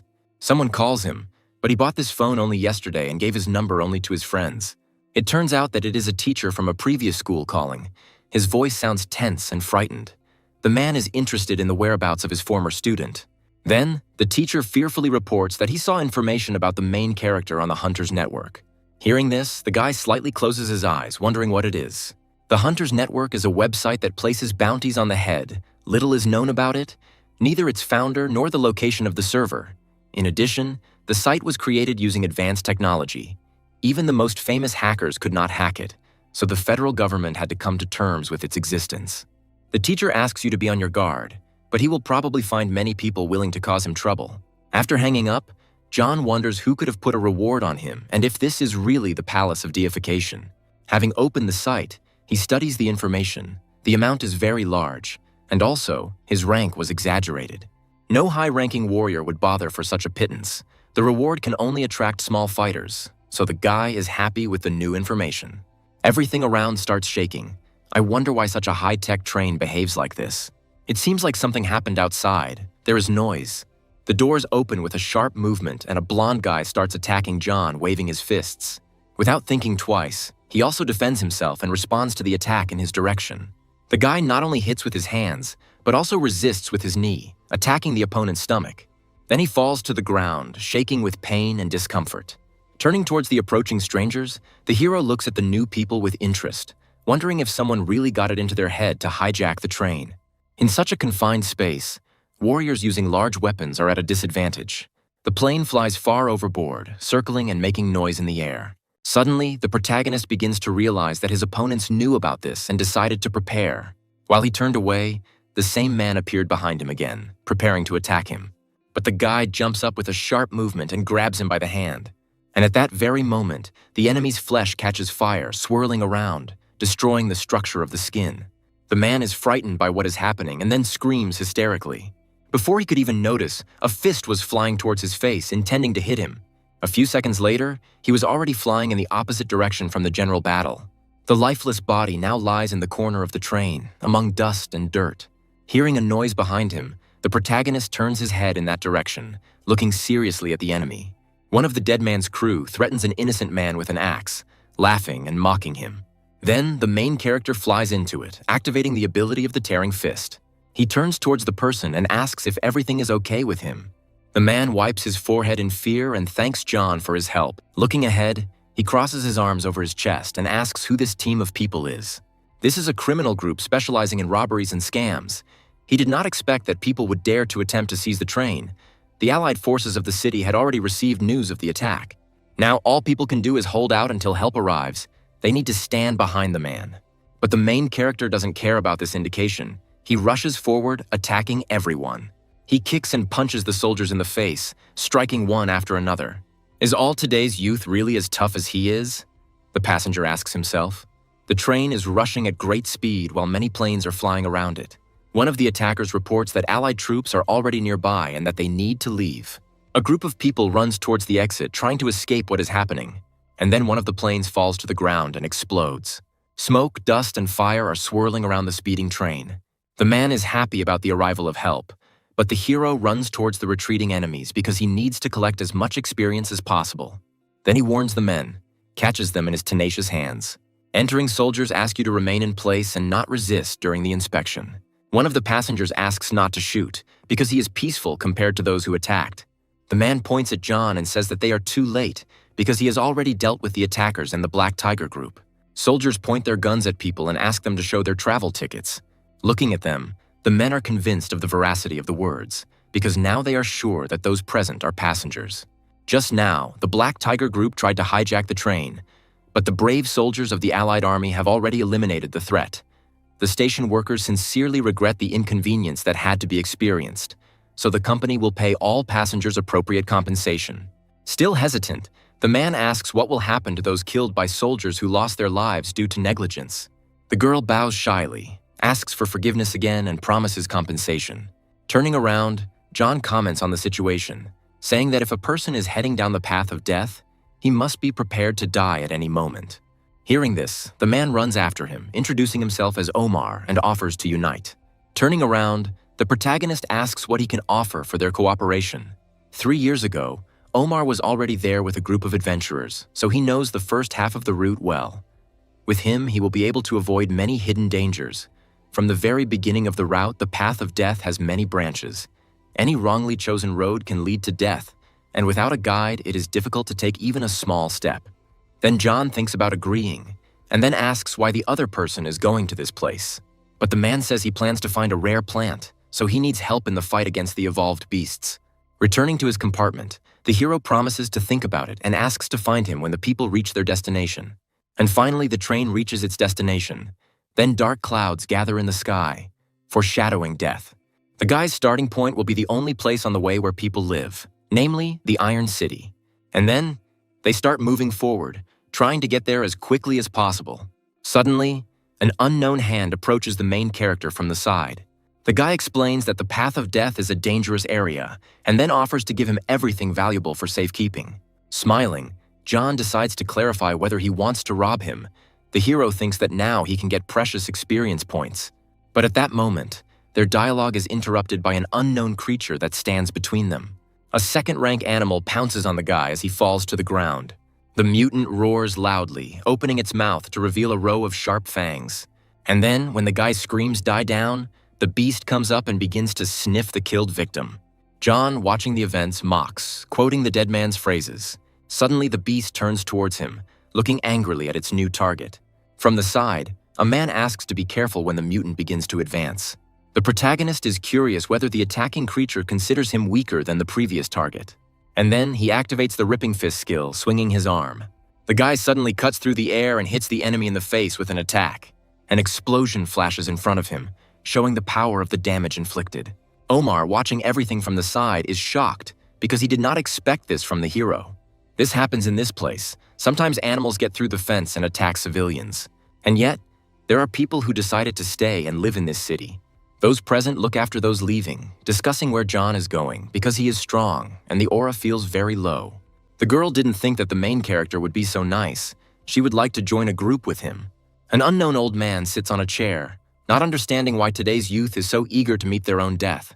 The warriors are outraged by his words and ask him to tell them about the evolved animals that live along the way.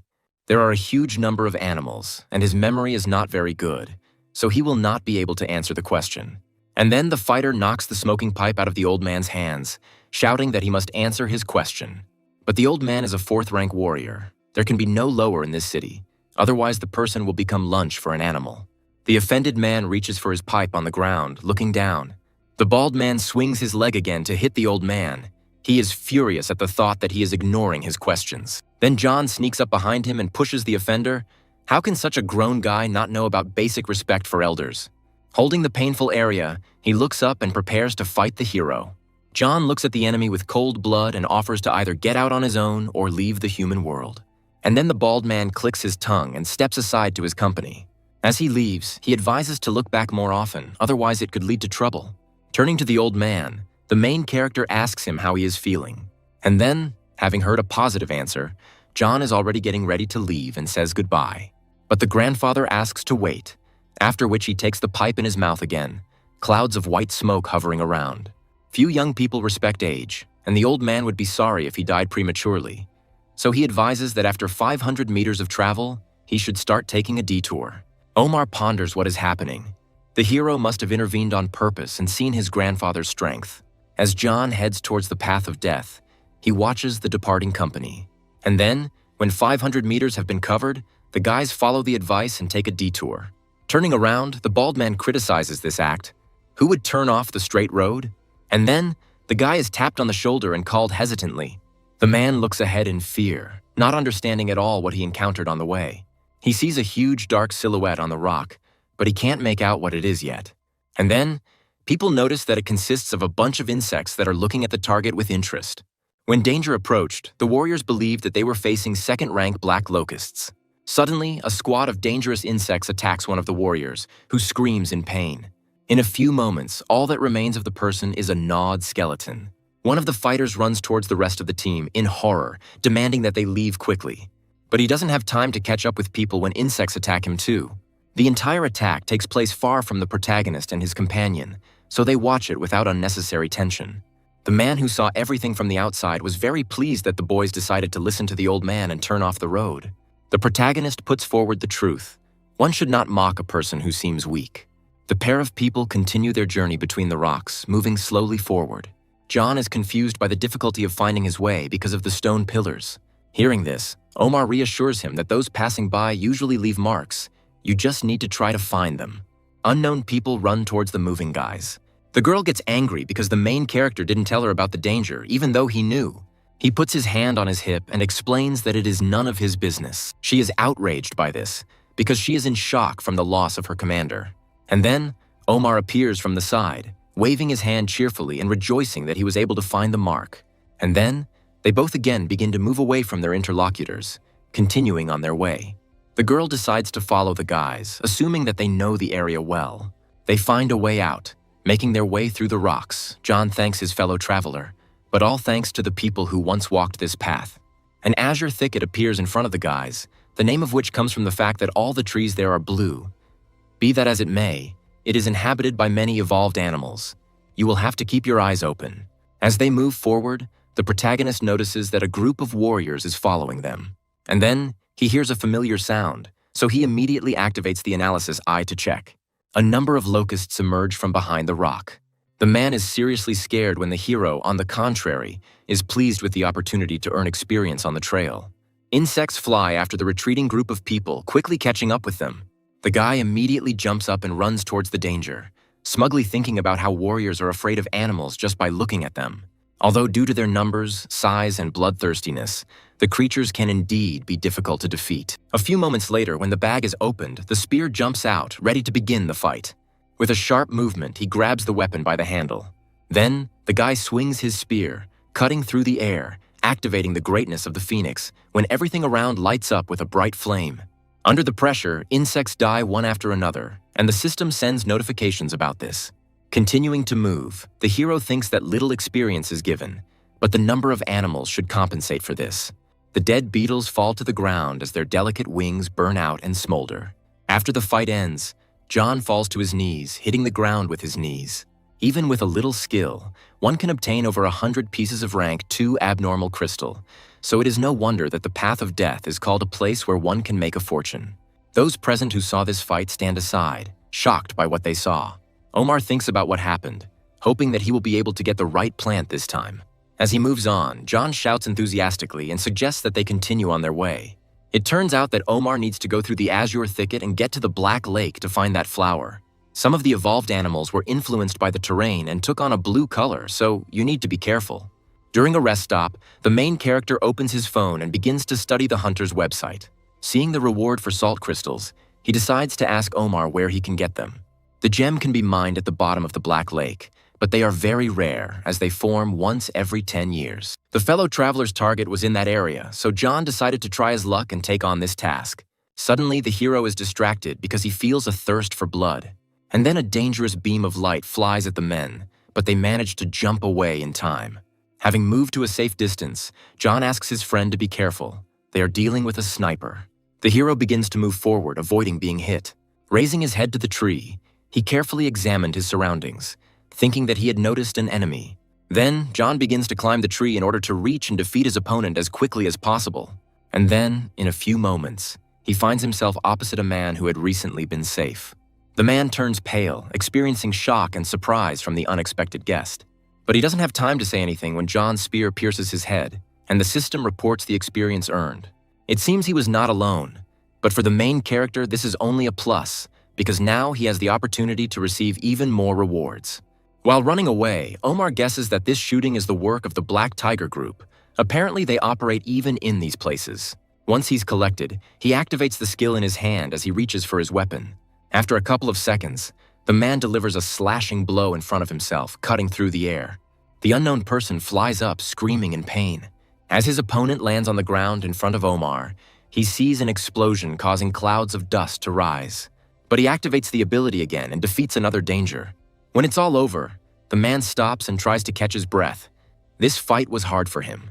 Suddenly, his attention is drawn to the main character, peacefully walking behind his back. The fellow traveler is very horrified by John because he managed to deal with 6 people during this time. Stopping next to his friend, he asks where the base of the bandit group is. He doesn't know, however, that the Azure Thicket attracts many dishonest warriors, since it is easy to surprise and rob other warriors here.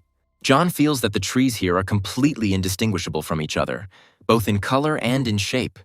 The local landscape is too monotonous. He does not know how to get his bearings here.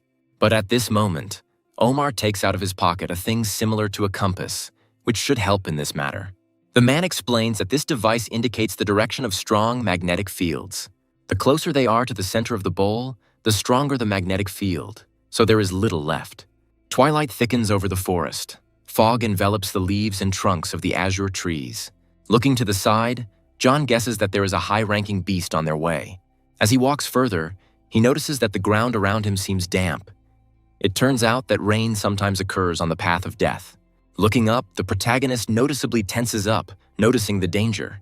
In front of him, he can see the silhouette of a creature slowly crawling towards him.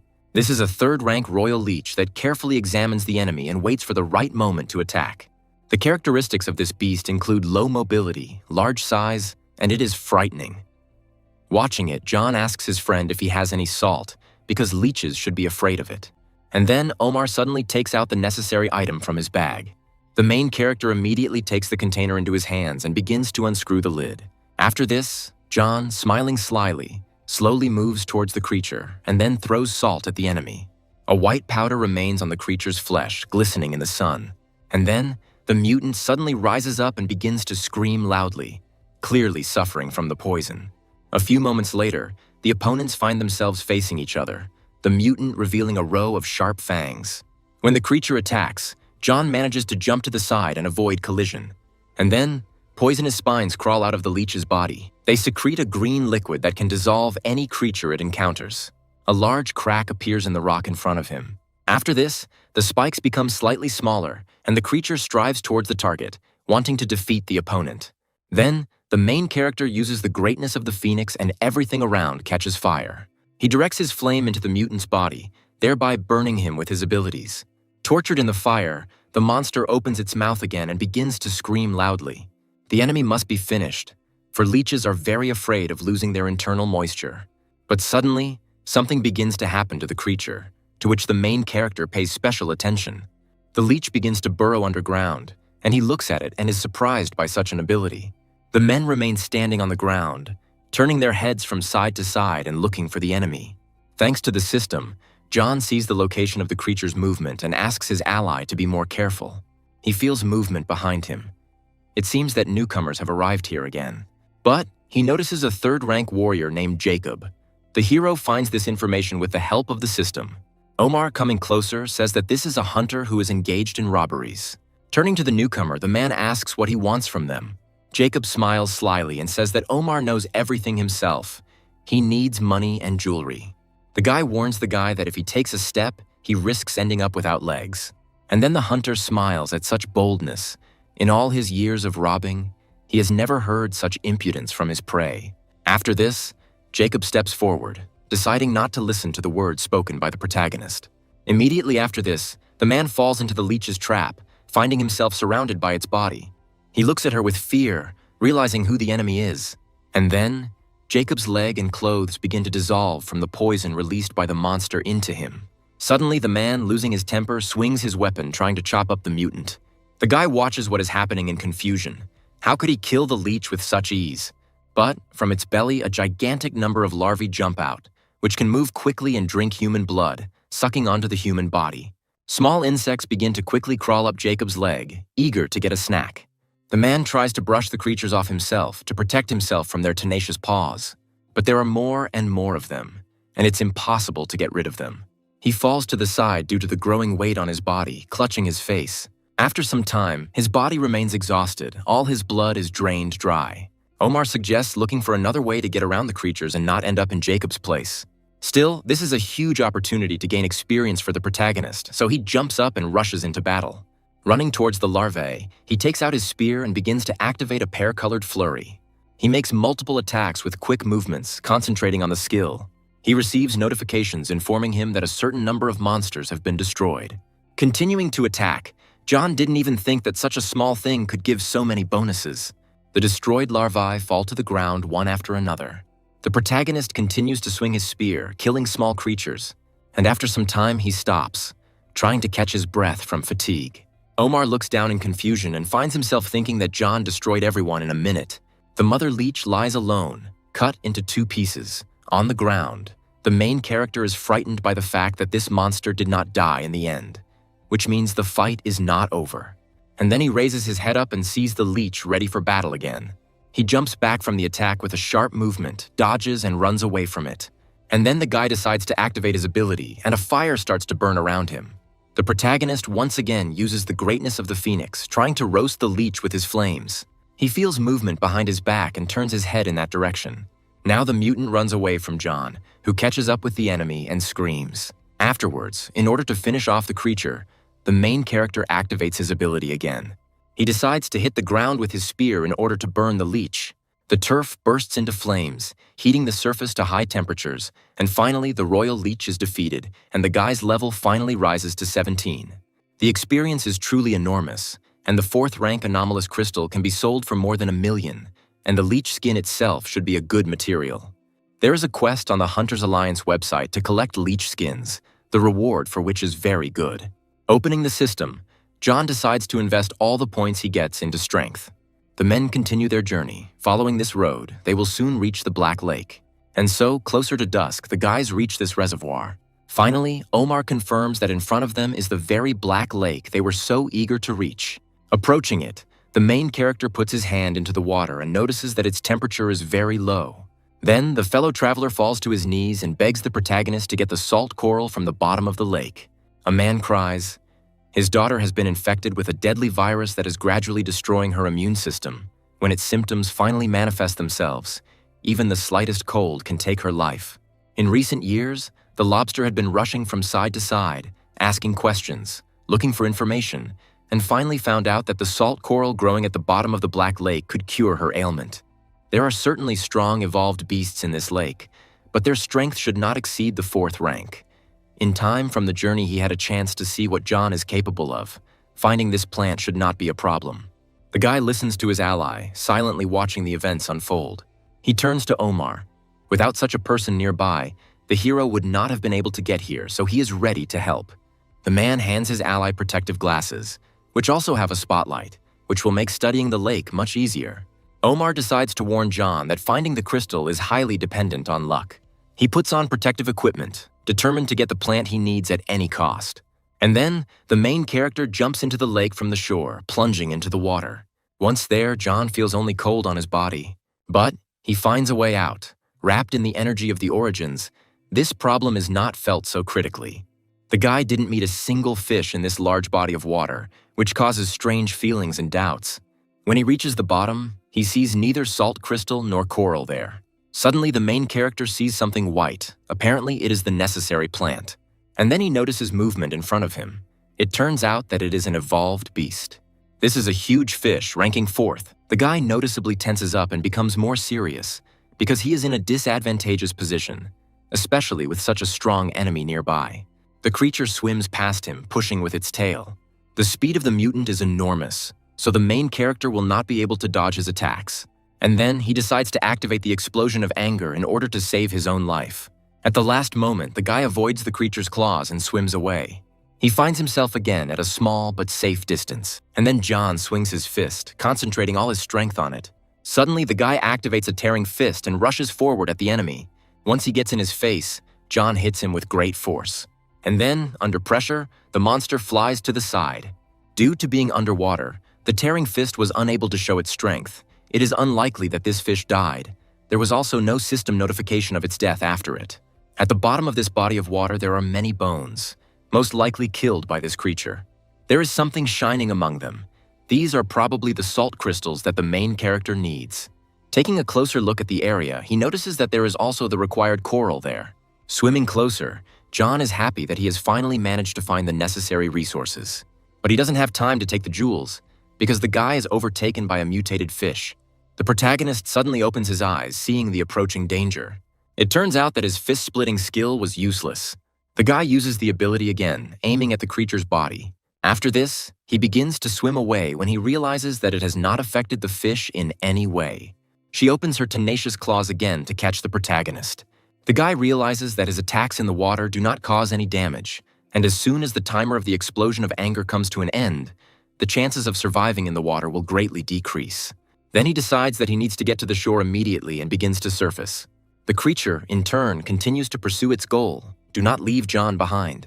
He starts to panic because he is fighting with life at this moment. And then, a brilliant idea comes to his mind as the guy turns and looks at his opponent. The claws click loudly, squeezing the protagonist's body. But it turns out that this was a diversionary tactic, and John was alive and well. He hopes that this combat gear will be durable enough because it costs several million. The boy narrows his eyes and prepares to swim out. And then, the main character finds himself high above the water, dragging a giant monster with him. Omar, seeing this from the side, is horrified by the size of the creature. And then the guy grabs the animal and throws it forward, throwing it to the ground with such force that sand and dirt from the shore fly high above the ground.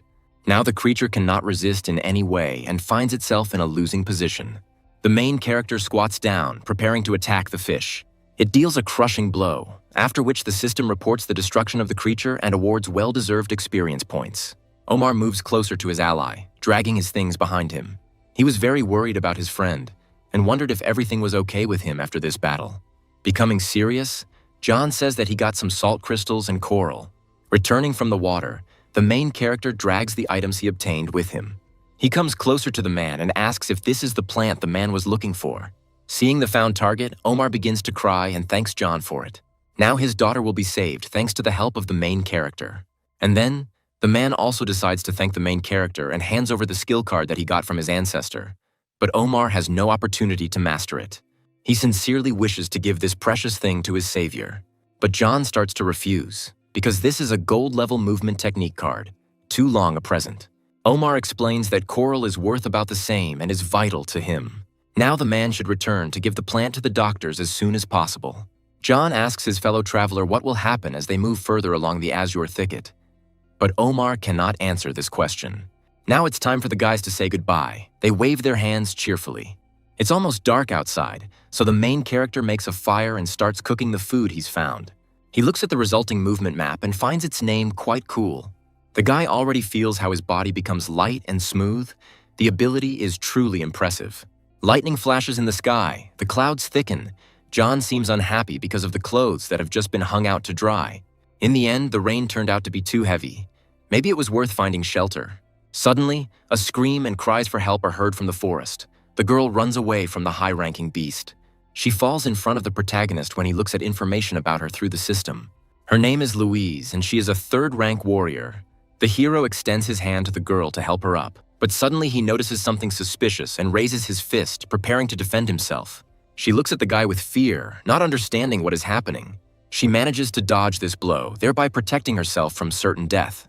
Turning to the protagonist, she does not understand why he attacked her, so she asks the appropriate question. Then John names the girl's name and rank. She's probably a hunter who plans to rob him.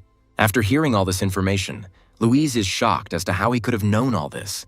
For her, none of this matters, because the network of hunters has placed a large reward on John's head, and that's what worries her. She raises her hand up, offering to begin, and at that moment several men emerge from ambush. One of them immediately jumps up and runs towards him, preparing to strike. But the main character deftly jumps away from the attack. He slides his feet across the wet ground and then uses a pear-colored flurry. The attacker finds himself surrounded by sharp spear blows. The first warrior is destroyed. Under inertia, he flies into the air and then dies. 3 unknown people also run towards him to destroy the main character. One of them knows how to blacken the eye, uses the skill, and starts waving his arms from side to side. The next one also activates the ability, but it requires a rectangular object to do so. The last one, like all the others, uses the skill but takes a wrench as a combat weapon. The protagonist looks at everything that is happening and then uses the verdict and mirrors each of the attacks. He grips the handle of his spear tightly, swinging the weapon. The guy activates the pear-colored flurry again and destroys the remaining enemies. Louise looks at what is happening with horror, because he should be much weaker. The girl smiles slyly. For her, this is even more interesting. She laughs loudly, excited at the opportunity to take on a strong opponent. And then, Louise immediately moves away, spinning around herself. The girl's speed is truly impressive. She probably uses movement technique. She delivers clear and accurate blows towards the main character, who defends himself using a spear. Suddenly, he intercepts her attack with his weapon, thus blocking it. That's when Louise jumps back, smiles widely, and praises the guy. The girl swings and activates the Fallen Dragon skill. A purple light glows around her, causing her instrument to fly forward towards John. He looks up and sees blades flying over his head, but the guy manages to dodge them. Turning to the enemy, the main character is happy about this because he successfully avoided the attack. But turning back, John notices that the weapon is returning and could hurt him. Then he turns in the opposite direction and knocks away the tools with his spear. But they circle around, acting along a certain trajectory. The blades move closer and further away from the guy, but he doesn't back down and works on his defense. The protagonist becomes even more tense as he realizes that the blades won't come off him. Louise laughs hysterically. The more force he puts in, the faster the blade bounces back. They won't stop until they cut the guy. The completely cut-up hero runs towards the girl and decides to deal with her first. He screams with effort as he moves towards Louise to strike. She is only surprised by the hero's riskiness, managing to jump to the side. Grabbing her weapon again, the girl suggests that the enemy was not appreciated. She immediately uses Sickle Slash, straining herself from activating the skill. But at this moment, the main character will accumulate a blow of accumulated power, so he uses it as well as Pear Blossom Barrage, chaining these attacks together. A loud, bright explosion is heard. Particles fly in different directions. The girl is surprised. She doesn't believe what's happening. John's strength has suddenly increased. But the third-rank warrior is finally destroyed. The system says so. The tired hero finally emerges from the forest and continues his journey across the field. He finds this region strange because there is a dense forest nearby where rain falls with great force, and next to it there is an arid desert. Luckily, John has some supplies. He brought along a drink that can keep the body hydrated. And so he steps on the spot and his foot sinks into the sand, and it looks like he's in trouble. A worm appears in front of him, which has high mobility and is also able to hide perfectly among the sands, and is also able to destroy a person with one blow. The creature stands on its hind legs in front of the guy, baring its teeth, showing sharp fangs. And then, the main character puts his hand behind his back and grabs the handle of the weapon. He takes a fighting pose and prepares to attack, activating the greatness of the Phoenix at this moment. After this, the monster opens its mouth as a fiery projectile flies towards it. The protagonist's powerful skill hits him right in the face, burning it. The creature falls to the ground, letting out a painful cry before doing so. The main character watches the enemy with a smile. Did he really manage to defeat him so easily, even though the enemy is of impressive size? And then, someone starts laughing behind his back, so John turns his head towards the sound. An unknown company catches up with the hero. They rejoice at the sight of the killed mutant. And then the man turns his head towards the guy and doubtfully asks him if he killed the monster. One of them throws caustic comments in his direction. Feeling the worm, he does not believe in John's abilities. And then he looks at his interlocutor and says that the prey is his and he will take the reward himself. A man turns to his colleague and asks for help in taking teeth and crystal from a dead creature. A dark-skinned girl approaches her colleague named Pierre and asks him not to do anything stupid. The man continues to ridicule both her and the hero. Hearing this, a girl named Margot loses her temper and yells at Pierre, saying that she is tired of putting up with him. The guy watches what is happening with confusion, not knowing how to react to the situation. As the others continue to laugh, a seemingly dead worm rises up behind them. The blonde girl is shocked and asks to turn around so that the men can protect themselves from danger. Hearing the sound, the man turns his head back. And then Pierre doesn't have time to save himself because the mutant attacks with lightning speed. John looks at what is happening with irritation, because by killing the fighter, he could take experience points from him. One of the warriors begins to accuse the main character of being the surviving mutant. The guy calmly repeats that the monster is his prey. The man continues to run towards him, swinging his weapon to attack. The main character quotes a phrase about how one can die at any moment on the path of death, and then cuts off the warrior's head. Margot, seeing all this, opens her eyes wide in surprise, and then John turns to her and asks if the girl will attack him. She begins to explain that the men were only traveling together but were not in league, and in any case, Margot herself wanted to finish him off. The blonde looks towards the main character again, screaming, trying to warn about the approaching monster. The guy looks down in irritation. Apparently the creature wasn't satisfied with his previous attack. He grips his spear tighter, waves of fire swirling around him, surrounding his hand. The guy looks forward confidently, activating the ability. And after that, John lunges forward as spots from the skill dance around his body. The creature once again receives a share of the flame, which flies into the worm's evil face. After this, the creature noisily falls on its stomach, feeling disappointed at its loss. Observers are amazed by this skill. The worm usually has a very strong shell, but this attack is aimed at causing internal damage. Finally, when the 4th rank beast is defeated, the system sends out a notification to inform you of this. After this, the main character begins to move towards the defeated target. With a sharp and skillful movement, he penetrates the creature's flesh and takes out the precious stone. The observers continue to stand in place and discuss John's abilities. The dark-skinned girl still decides to head towards the guy to discuss some things with him. She becomes embarrassed and asks to leave some of the worm's teeth for their company to sell later. Margot offers to exchange this opportunity for other materials at their disposal. The guy turns around and offers to take everything, because he doesn't need the creature's teeth. Hearing this, the girl is delighted and with shining eyes thanks John for this. And immediately after that, she turns towards the team and calls them. No one could have imagined that the main character would agree to give it up. The blonde girl suggests that he might have taken a liking to Margot. People immediately begin to extract the worm's precious teeth in order to sell them later. The remaining fighters look out from behind the victim to check if the protagonist has left. The guy who defeats the animal continues on the path of death, heading off in search of new adventures. Suddenly, the ground beneath his feet disappears, and as he falls, John assumes that he may have run into the worm again. Having stepped onto the ground, the hero takes a fighting stance and prepares for battle. Suddenly, the ground disappears from under his limbs again, and he begins to fall. The main character flies in the darkness, screaming hysterically from fear and surprise. And then, after some time, he finds himself on the floor, having hit it. The guy gets down on his knees and clutches his sore head. It seems like he fell into some kind of hole. Looking up, he sees a carved door, decorated with patterns. It looks like a secret passage. It is possible that the boy found himself in the ruins left from the war between humanity and alien invaders that took place in the last century. Many places along the path of death are relics of this war. There is a strange switch on the door that may be some kind of switch. Turning his head to the side, John notices a multitude of red lights in the passage.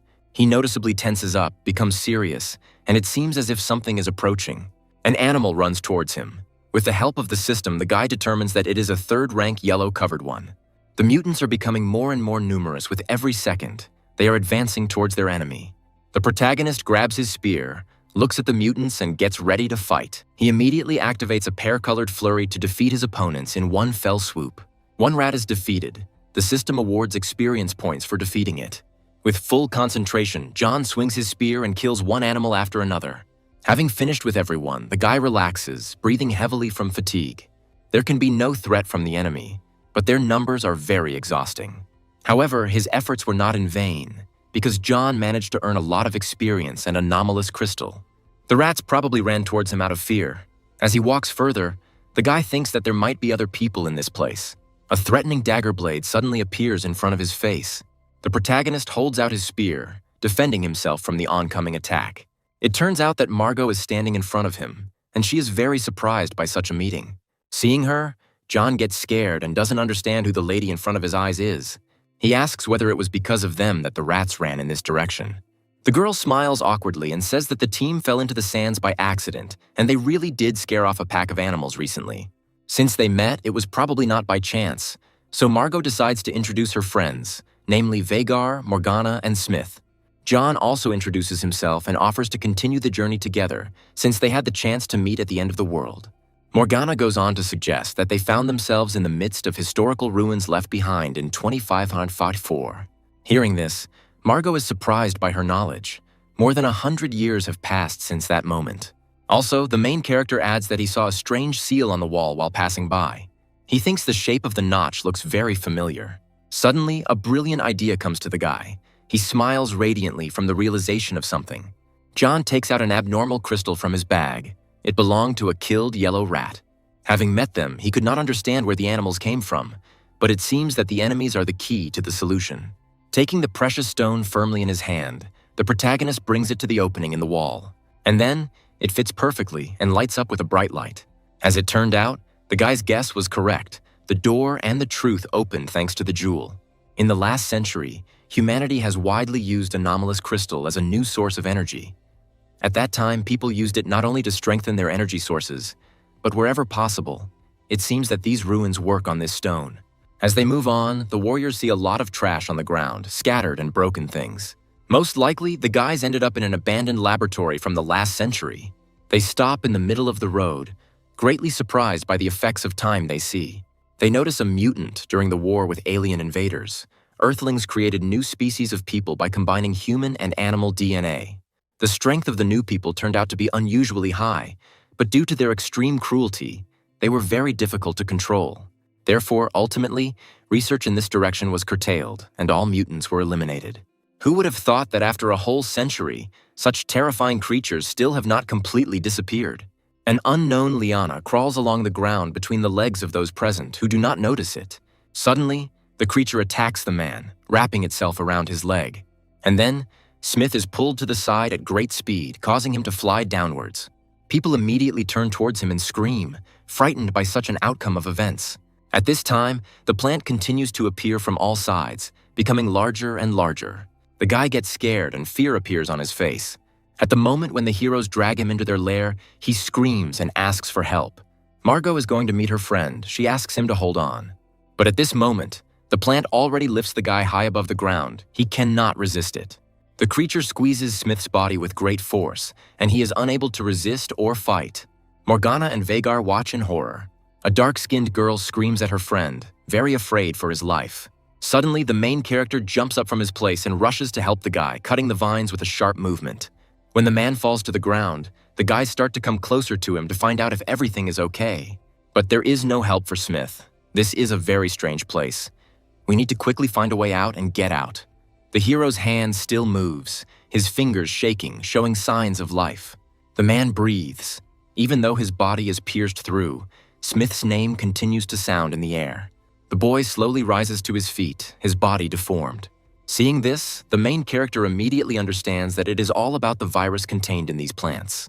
John shouts from the side that the guys were looking for an exit. They need to leave immediately. Then John grabs Margot's hand and pulls him towards a safe place. A fire appears behind them and the mutant crawls out of his cage. The creature screams loudly, trying to catch up with the heroes in order to attack.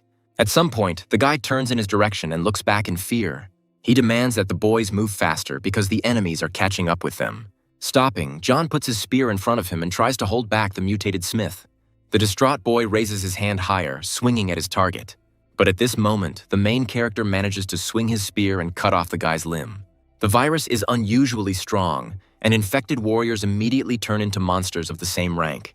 In addition, even if the head is cut off, the infected person's body will continue to move, and the slightest bite will result in instant infection. To deal with him, you need to completely immobilize them, John says, continuing the fight. Suddenly, out of nowhere, plants appear, moving towards them at great speed. Fortunately, the main character manages to dodge at the last moment and is not injured. But there are more and more vines appearing around that can infect it. John doubts that these are ordinary vines, more like a peculiar unknown species of evolved beast whose body contains a virus. Taking a fighting stance, he asks to be careful no matter what happens. The plant moves at an indescribably high speed, enveloping all the space around it. The runners use sharp movements to cut through the attacking creature, trying to avoid infection. But suddenly, Margot is surrounded by vines on all sides, enveloping her body. Fortunately, John comes to her aid and destroys the mutant with a sharp movement. He notices that the danger is high and it will be difficult to cope with the plants. It is necessary to check whether they are afraid of fire. At least the creatures resemble plants. Therefore, the protagonist activates the greatness of the phoenix. The vine begins to burn. Having confirmed his theory, he smiles widely, realizing that he has a new weapon to fight the danger. And then, John uses his skill again, launching a fire attack at the enemy. He notices movement behind him and then turns around to warn of danger. It seems the plant is about to break the tanks in which the mutants were placed and release them outside. John shouts, ordering the other guys to stop this or they will get into trouble. People around are fighting hard, trying to protect their lives. Suddenly, the fragile glass cracks under the force of the vines, and they are about to destroy the cage. At this moment, a previously developing mutant begins to fall from the flask. He hits the ground face first, remaining lying there. The rest of the monsters also appear outside, leaving their hiding place. They open their bright eyes, their gaze directed forward. Little by little, the monsters begin to come to life, putting their hands in front of them and starting to rise. One of them opens its own mouth and lets out a loud howl. At this point, the guy activates the system and learns that mutants have explosive power, as well as immunity to pain. At the same moment, the main character orders the guys to leave. But suddenly, the enemy's paws appear near his face. He manages to dodge in time, crouching before the creature's attack. The guy is very worried because he could die at any moment. To protect himself, the protagonist uses a pear-colored flurry, activating multiple attacks. But since mutants do not feel pain, the enemy does not stop and continues to move forward. Therefore, the enemy hits John, and he in turn flies forward. Seeing this, Margot becomes very scared and calls her new ally. Evolved beasts run forward, trying to cause as much damage as possible to their opponents. The girl actively swings her weapon, cutting through the air with attacks. But the mutants do not give in to this and move forward at great speed. The girl is amazed at what she sees. Nothing happens due to her efforts. Everything around is on fire. The greatness of the phoenix is activated again. It is getting hotter. And then, the mutants find themselves in a layer of flames surrounding their bodies. The monsters are attacking the poor guys who are trying to run away, thereby saving their lives. But the main character stops and tells the others to leave. He himself will stay to fight the creatures. There are still many dangers lurking in these ruins, so he needs to conserve his strength and cannot use the explosion of anger and the blow of accumulated power. So John decides to use the power of the origins to coat his weapon, making it stronger. After this, he activates a pear-colored flurry to deal multiple blows. The guy lunges forward time after time, attacking the mutant. As he expected, the main character's strength increased many times over. He grips his weapon tighter, squeezing his hands around the handle of his spear. And now, finally, the third-rank monster is destroyed. The system reports this. The main character receives more than 500,000 experience points. Seeing this achievement, he is very happy, and now he is going to destroy each of them. Suddenly, John slides between the enemies, quickly closing the distance between the opponents. Despite their hard shell, insensitivity to pain, and the fact that they are far from easy to deal with, such a large amount of experience points is impossible to resist. Moreover, due to the limited space, it is not so easy for them to surround him, and their numerical advantage does not play a significant role. Another monster is defeated. The lifeless body falls to the ground. Morgana watches the aftermath of the battle. The hero was very furious. The guy continues the fight, and at times he also receives resistance from his opponents. From Margot's side with the rest of the team, they move towards him, rushing to help. She holds the weapon out in front of her, trying to protect her ally. A spear flies at one of the creatures again. The mutant notices this and is noticeably frightened by the impending danger. And then John pierces the monster's head with his weapon, not allowing the girl to finish the fight. The system sends notifications and congratulates you on leveling up to 18. And then the main character asks her to send 12 points to strength and the rest to endurance. He feels his power increase. Now it is much easier for the guy to swing the black beam. Marco looks at him in surprise. It seems that as the battle progresses, his strength only grows. The protagonist continues to fight the horde of enemies while the rest of the company is left behind. Suddenly, the monsters turn around and quickly run away in the opposite mood. People are left standing in confusion, not understanding what has happened to them. On the other side of the knowledge, an explosion is heard. There is also a growling sound, most likely from a strong evolved animal. The mutants unite, stop next to each other with their mouths open and scream. After this, they suddenly turn around and run in different directions. It seems like something summoned them. No one can even imagine what kind of creature is capable of commanding third-rank mutants. Continuing on his way, John asks to forget about them because the guys need to continue on their way. Approaching the door, the company opens it, finding themselves in a dark room. Only the light behind them allows them to see the space a little. Vager turns his head from side to side, looking around the room. It seems to be an armory. This place contains old-style guns and grenades that can be sold for a good amount of money. First, they need to be removed, because the company doesn't know if they can get out of these ruins. Morgana puts her fingers to her mouth, asking to be quieter. It seems that the sounds of battle can be heard behind the door. And then, each of the guys closes their mouths and begins to listen to what is happening. This means that the guys are not alone in this place. There are probably other warriors behind the door who may know where the exit is. They lean on it and start pushing to get out. Light penetrates inside. Voices are heard in front of them, discussions of the battle. And then, the heroes see an explosion that deafens and blinds those watching. Afterwards, John squeezes through the crack in the door and looks ahead with interest. Coming forward, the young men see a huge number of fighters in front of them, all of them busy with their own affairs. A bunch of warriors attack the mutants. The main character is amazed at what he sees. These are the same monsters they fought with. Could it be that some big beast summoned them here? One of the warriors is pushed aside by the onlookers. Suddenly he runs into them, but John catches the young man, softening the blow. The guy rubs his face with his hand, asking if his interlocutors are new.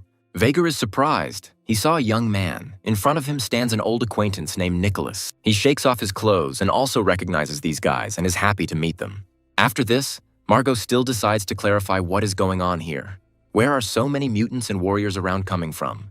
Nicholas and his group wandered here by mistake, but there are also those who came here on purpose to hunt. In the depths of the Great Hall, there is a road leading to the surface. The problem is that it is guarded by a 6th-rank beast that cannot be bypassed. Hearing this, those present go wild with surprise, their eyes wide open. A 6th-rank koi beast is a huge creature 10 meters tall, shaped like a sea anemone with tentacles wriggling everywhere. Its tentacles have incomparable hardness and are easily capable of piercing even sheet steel.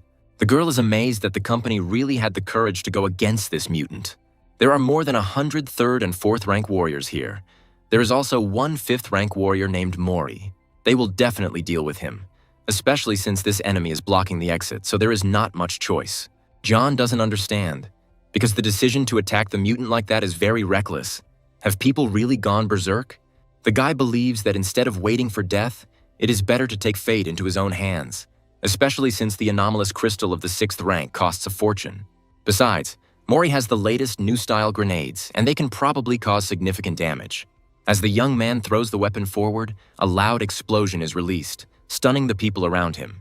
The vines slowly crawl past, wrapping their tenacious paws around the walls. The mutant could well have been injured, because Mori's bombs have indescribable power. This means that the vines that attack the guys in the lab belong to this creature. It turns out that its tentacles reach such remote places.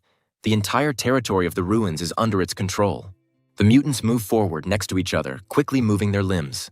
Mori orders them to move forward, split into 2 groups, one of which will hold back the mutants, and the other will fight the vines.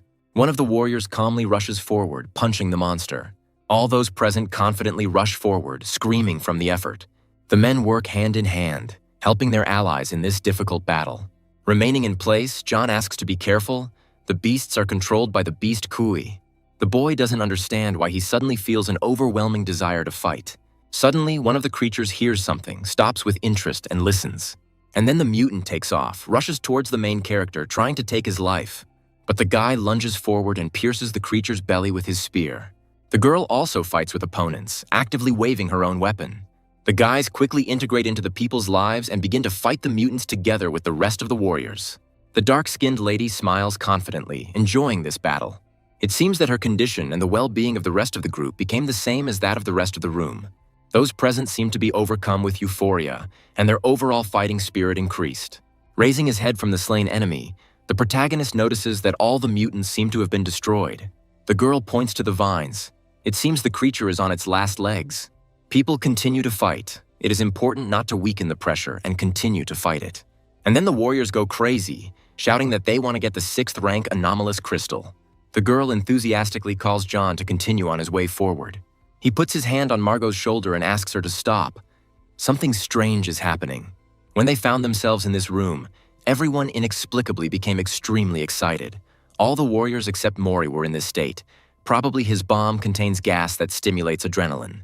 Gas of this kind dramatically increases the adrenaline level. Despite the short-term effect of increasing combat capability, it also has a detrimental effect on the body. So people fight to the death no matter what.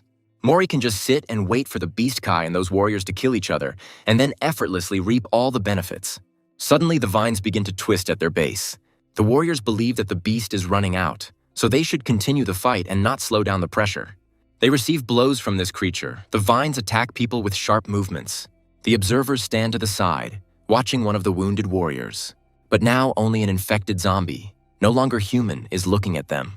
The newly minted ones are slowly moving towards them, ready to attack. One of the guys shakes the girl, trying to bring her to her senses, but it turns out to be a futile exercise. A new wave of battles begins. People around fight with zombies, killing their own friends and allies. As the fighters got rid of all the mutants, the creature used the humans closer to create new puppets. Be that as it may, judging by the monster's condition, he doesn't have much time left. The man shouts for people not to be afraid to kill the mutants because they are no longer friends. At that moment, Mori jumps high into the air, raises his own weapon and cuts through the air. He cuts off part of the vine, continuing to fight the mutant. And then the beast begins to fall backwards, no longer able to move. The creature's body is cut open, revealing the internal organs that previously supported its viability. The boys look at this in surprise and see the gem inside the defeated one. They immediately jump up and run towards him to take the crystal. Mori smiles widely and says that the jewel can only belong to him. And then he goes crazy, heads towards the enemy, and cuts up people's bodies as he moves. A group of people watch in amazement, but John believes that Mori does not deserve the crystal. He runs to the target and begins to dig into the creature's internal organs. When Mori laughs, the protagonist is already flying behind him, ready for battle. He swings his spear behind his head, looking at the man with a cold expression. Mori turns to look at him, looks at him slyly, and thinks that he probably decided to covet his anomalous crystal. And then the boys circle around in battle, swinging their weapons. The protagonist reveals Mori's identity, talks about the man's plan, and shares his observations about the bomb with psychotropic substances. The surviving fighters discuss this with discontent, not believing that the guy could have deceived them. Then, the warriors unite and decide to attack Mori en masse and take the reward for defeating the monster for themselves. They run towards the man, taking out their tools for battle, wanting him dead. But the enemy is not ready to retreat. He is also preparing to attack, smiling with pleasure. Watching what is happening, John analyzes the situation. He is not able to repel the attack of a 5th-rank warrior, but the enemy must have spent a decent amount of strength in the battle earlier. Therefore, the hero decides to test his strength and activates the skill, after which a small wall of protection appears in front of him. Mori subsequently receives the same attack to the face, flying into the air from the force directed at him. An explosion passes through, illuminating the space with a bright flame and throwing up dust from the ground. The angry warriors still seek to attack Mori for his betrayal. The boys' faces twist into a furious grimace as they try to overcome him. One after another, the fighters rush at the man, who actively dodges the series of attacks. The guy runs from the side and warns John of imminent death in case of resistance on the way to the anomalous crystal. But in order to protect himself, the protagonist activates a pear-colored flurry, directing the ability at the enemy. The vines of the evolved beast lie on the ground and move slowly. Noticing this, the guy turns his gaze in that direction, watching the small movements. It seems that the creature is still alive since it is able to move. Watching, the protagonist is happy and relieved because he still has the opportunity to gain experience. After this, the inspired guy activates the Phoenix's majesty and rushes forward. He kills a strong creature, gaining some experience. The system informs about it in a notification. And then the main character is amazed, thinking that the reward is rather meager, considering that the enemy is very strong. Although it's probably because John dealt less than 40% of the damage, which is why he received 1/10 of the points. Mori turns out to be alive, runs towards the main character and demands to stop. Rising to his feet, the boy reaches behind his back to get his own weapon. The man moves aggressively towards him, continuing to yell. The fight becomes more and more brutal. The opponents parry each other's blows with polished movements. As the battle progresses, John thinks that a warrior of such rank is beyond his capabilities, and if the guy doesn't come up with something, he might lose. And so, the protagonist activates the accumulated power strike to have a little more chance of winning. He then uses a pear-colored flurry, dealing multiple stabbing blows.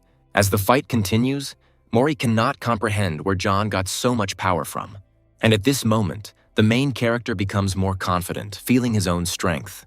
He begins to activate another of his abilities, offering Mori to test his strongest skill. Hearing this, the man noticeably tenses up. It turns out that the previous attack was not the best. The hero uses all his strength, screaming from the effort. And after that, he turns around and starts running in the opposite direction, laughing sarcastically. Seeing this, Mori loses his temper and gets angry at the hero for this trick. Approaching the door, the guy notices something in the crack, paying special attention to it. He pushes the doors, straining harder to open them.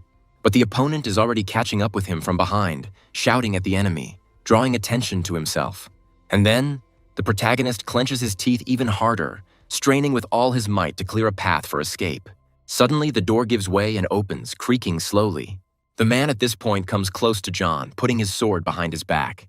And at the moment when he strikes, the main character jumps back sharply, saving himself from injury. Mori is pinned in the door at this point. He twitches and grunts. Rising to his feet, the man curses out loud, cursing his opponent for such a cunning trick. At that moment, the main character throws a bomb towards the enemy, giggling cheerfully. And then, when the weapon is in front of Mori's face, he says his last word, realizing the sadness of the situation. The moment the bomb explodes, a notification is sent stating that a 5th-rank warrior has been destroyed. Finally, the main character reaches level 19 and receives well-deserved stat points. The guy rubs his head. The bomb saved him a lot. Without it, he wouldn't have had a chance to survive. Once safe, John distributes his points, putting 10 into strength, 7 into endurance, and 2 into speed. Familiar guys appear in front of him and run towards the hero in fear. He smirks because he's not hurt. Margot asks about Mori's health. After this question, John confidently points to the landscape behind him and also shares details of his victory. Nicholas is horrified by what he hears, and the girl smiles sweetly and compliments the guy. Now that no creatures are blocking the way, nothing is stopping the guys from getting out of the ruins. The lifeless bodies of the defeated enemies lay on the ground, and the hero thought that only they remained alive. The team decides to heal the wounds and only then move on. Catching his breath, the hero gets the idea to search the monster's body, as well as the dead warriors. The hero asks his team if they are ready to move out. Morgana, with positivity and some joy, replies that they are ready to go. Then, he asks the team if they can leave the ruins by moving only straight ahead. New team member Nicholas replies that he has already managed to go around all the ruins and thinks that they will be able to get out this way. The group again comes across a huge iron door, and the hero is struck by the thought that the creator of this place could have been more creative. Under the hero's loud command, the entire group presses on the door and it gives way. The hero looks through the open door, his eyes widening in surprise. He sees the control panel. Everyone goes inside and Margot asks Nicholas if he can start the control panel, to which he replies that the technology used here is too old and he doesn't know how to use it, and also advises him to figure out how to turn everything on. The protagonist says that this whole place is powered by anomalous crystal, and they should find equipment with connectors for them. The guy sees a box on the wall and assumes that it is the power supply. Opening it, he sees slots for crystals that he needs to fill. Immediately, one by one, he begins to put them in place. After about 6 crystals, nothing happens. The hero shouts with the utmost displeasure that the control center is using too many crystals. Some time passes, he only has 2 crystals left to insert. The entire shield is filled with crystals, but nothing happens. Enraged that nothing happened after 20 crystals, the hero punches the shield. The shield lights up, emitting red lightning, and after a few seconds, it finally turns on. The hero notes that to launch it, he really had to hit the shield.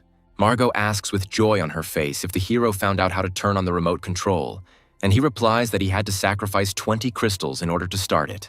Nicholas, full of joy, cries out that they have finally found the central portal and they will all be able to get out. The hero asks if Nicholas can turn it on, and he replies that he will try. After some time, his ally pulls the lever on the panel. The room is illuminated by the bright light of the opened portal. Nicholas speaks of his genius. He claims that he is confident that the portal will lead them to the surface. Together they run to the center of the opened portal. Nicholas shouts that the energy from the crystals will not last long and they should hurry. The whole team stands in the center of the portal. The heroes dissolve in the bright light of the portal's rays, moving on to their upcoming adventures. An explosion occurs, raising a cloud of dust, and the heroes fly in different directions in disarray. The protagonist lands perfectly on his feet, which cannot be said about Nicholas, who sobs from the fall, lying on the ground from the fall. He says with relief that they got out. A joyful Nicholas says that they finally survived. Vagar notes that they survived again. The hero decides that it is time to part ways with the team and says goodbye to everyone.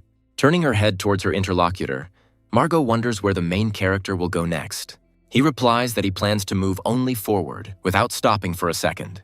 Margot wonders if the hero is heading in the same direction as she is.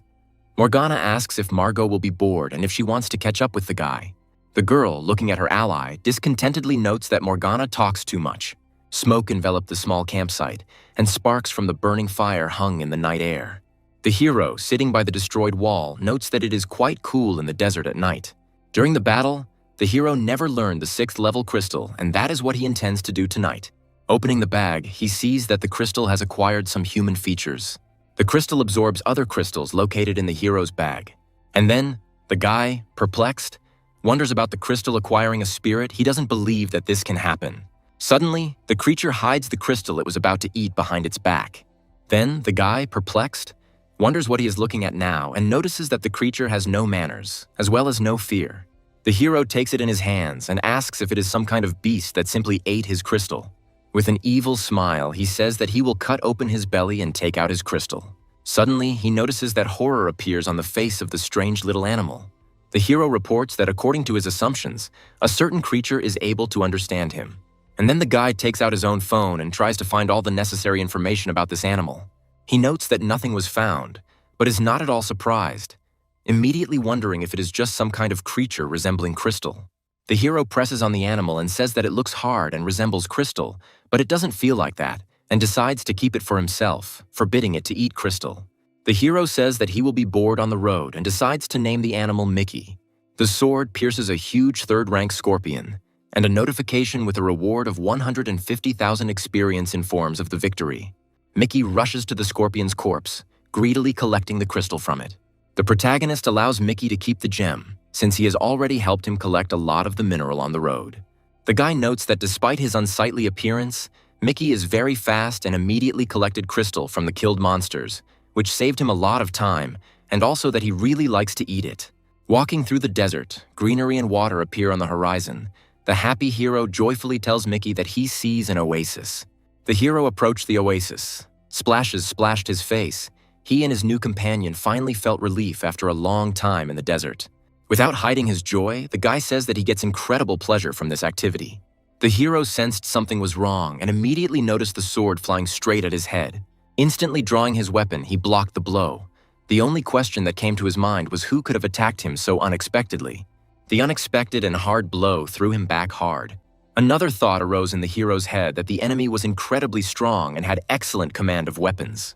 Coming to his senses, he froze in surprise, seeing his opponent in front of his own face. He saw Kate standing. The girl probably felt unwell because she could barely stand on her feet. She stares at her interlocutor in surprise, not believing her own eyes. At that very second, Kate lost consciousness and began to fall right into the hero's arms. John was clearly scared, hanging over his wounded friend. He asked if everything was okay with the girl. Looking at his hand, he saw blood, immediately noticing the wound on his ally's body. Taking off the equipment from his back, the protagonist is about to get the necessary medicine, which he is going to apply to her body. Turning the girl over onto her stomach, he notices a wound on Kate's back, as well as torn fabric from her suit. Kate was almost unconscious, but when she came to her senses a little, she was surprised and ordered to let her go. Indignantly, John explains to her that he is using the most valuable restorative fluid from his reserves. After this, the protagonist opens the bottle and treats Kate's wound, pouring the healing elixir onto her back. Next, having finished with the help, he asks the question of who injured his girlfriend. Kate didn't answer because she was almost unconscious. John looks at her, and this time his level allowed him to see the girl's level. He didn't expect to see the 4th rank because her skills are much higher than those of this rank. Opening her eyes, the ally, looking at the guy with a clouded gaze, asked how the hero ended up here. The hero, with a grin and in a joking manner, answered that if she guessed correctly, she would receive a reward. But Kate clearly did not like this. She turned away and said that if the hero did not want to talk, then it did not matter to her. In turn, the hero noted that she was a very boring young lady. But he decided to share with her and, without hiding his smile, said that he was heading to university since he had been accepted there. Kate immediately came to her senses. Her eyes widened in surprise. She asked if he had really been accepted there. John, without thinking twice, replied that it was so, and added that the girl should not imagine anything, because he did not go there because of her. But he immediately received a dissatisfied response from his ally that the hero had made something up for himself, and an awkward silence hung in the air. After a couple of seconds, the guy tensed up and turned around. He heard some sounds nearby, asked Kate to be quieter, and said that someone was coming towards them, and not alone, he began to peer into the bushes. Kate looked down and told the hero that they were following her and he should leave. John didn't lose his head, quickly gathered his things. He told her that a man can't leave a girl alone and ordered her to jump on his back. With a quick movement, the girl climbed on top of her friend and he began to run as fast as he could. Following the direct route, the protagonist asks her to hold on tight. On the run, he demands that Mickey find the solution needed for recovery in the bag. Seeing the creature, Kate was surprised after realizing that the little beast was an evolved 6th rank beast. But John quickly interrupted her by saying that he would not give his faithful pet to anyone, and she should not even think about the abnormal crystal in his body. Taking the bottle, the friend calmly replied that she didn't need it. When she starts drinking, John, grinning sarcastically, said that he had already drunk from her. But there was no reaction, and John said that Kate was not nice at all. Suddenly, she turns her head back, suspecting that in this case, they will not be able to break away because the hero carries a lot of weight on his back. Her offenders have already appeared on the horizon. The leader and his team are quickly moving in their direction. He pointed his finger at her with fury on his face and said that after the girl killed 100 members of a group called the Black Tiger, she would not be able to escape pursuit so easily. One of them smiles radiantly, swings his hand, and is about to throw a spear towards his opponents. Heading towards the people at high speed, he continues to attack with pleasure. The protagonist and the girl behind him look ahead as the weapon flies high in the air. Luckily, the spear misses and falls nearby without harming the guys at all. John runs around him from the side, continuing on his way. About a dozen fighters emerge from the bushes, ready to avenge their comrades.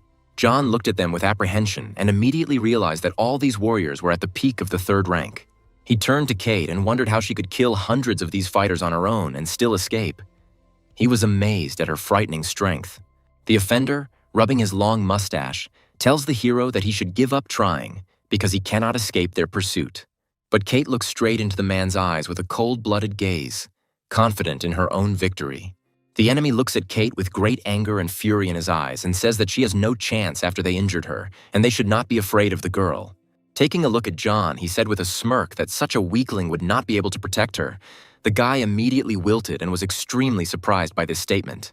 The man, licking his teeth, suggests that Kate should give in and surrender to him so that he can give her tough love. Hearing these dirty words, she puts her hand on her ally's shoulder and asks him to put her down on the ground. Once on the surface, the blonde took out her sword with the clear intention of killing Arnie for his words. John remains behind, and with a disappointed look says under his breath that he is not noticed at all. The offender begins to scream furiously, calling on his warriors. It is necessary to leave the girl alive since he plans to have fun with her, but the main character can be destroyed. The men laugh hysterically, anticipating an interesting battle for him. One of the warriors immediately rushes at the guy, screaming that he will die. But this does not frighten him at all. He does not say a word and only looks arrogantly at the pathetic fighter. The long-haired boy rushes into battle, holding his weapon behind his back to smell the attack. But he misses. Because John manages to dodge, only part of his hair ends up cut off by the enemy's sharp blade. Gripping the handle of his spear tighter, the protagonist's limb lights up with fire as his skill begins to activate. And then he lunges forward, the grandeur of a phoenix directed towards his opponent. He opens his eyes wider in fear, not understanding at all what is happening. But the guy doesn't have time to come to his senses and avoid the attack, so he ends up in the center of the flames. On the other hand, the girl also fights with men, fighting for her own life. The opponent cannot comprehend how Kate is able to fight so actively, even though she was seriously injured. One of the attackers distracts the girl, smiles slyly and calls her. The man holds his weapon tightly, smiling widely with the pleasure he gets on the battlefield. He quickly catches up with Kate from the side, and she only sharply turns her gaze to him.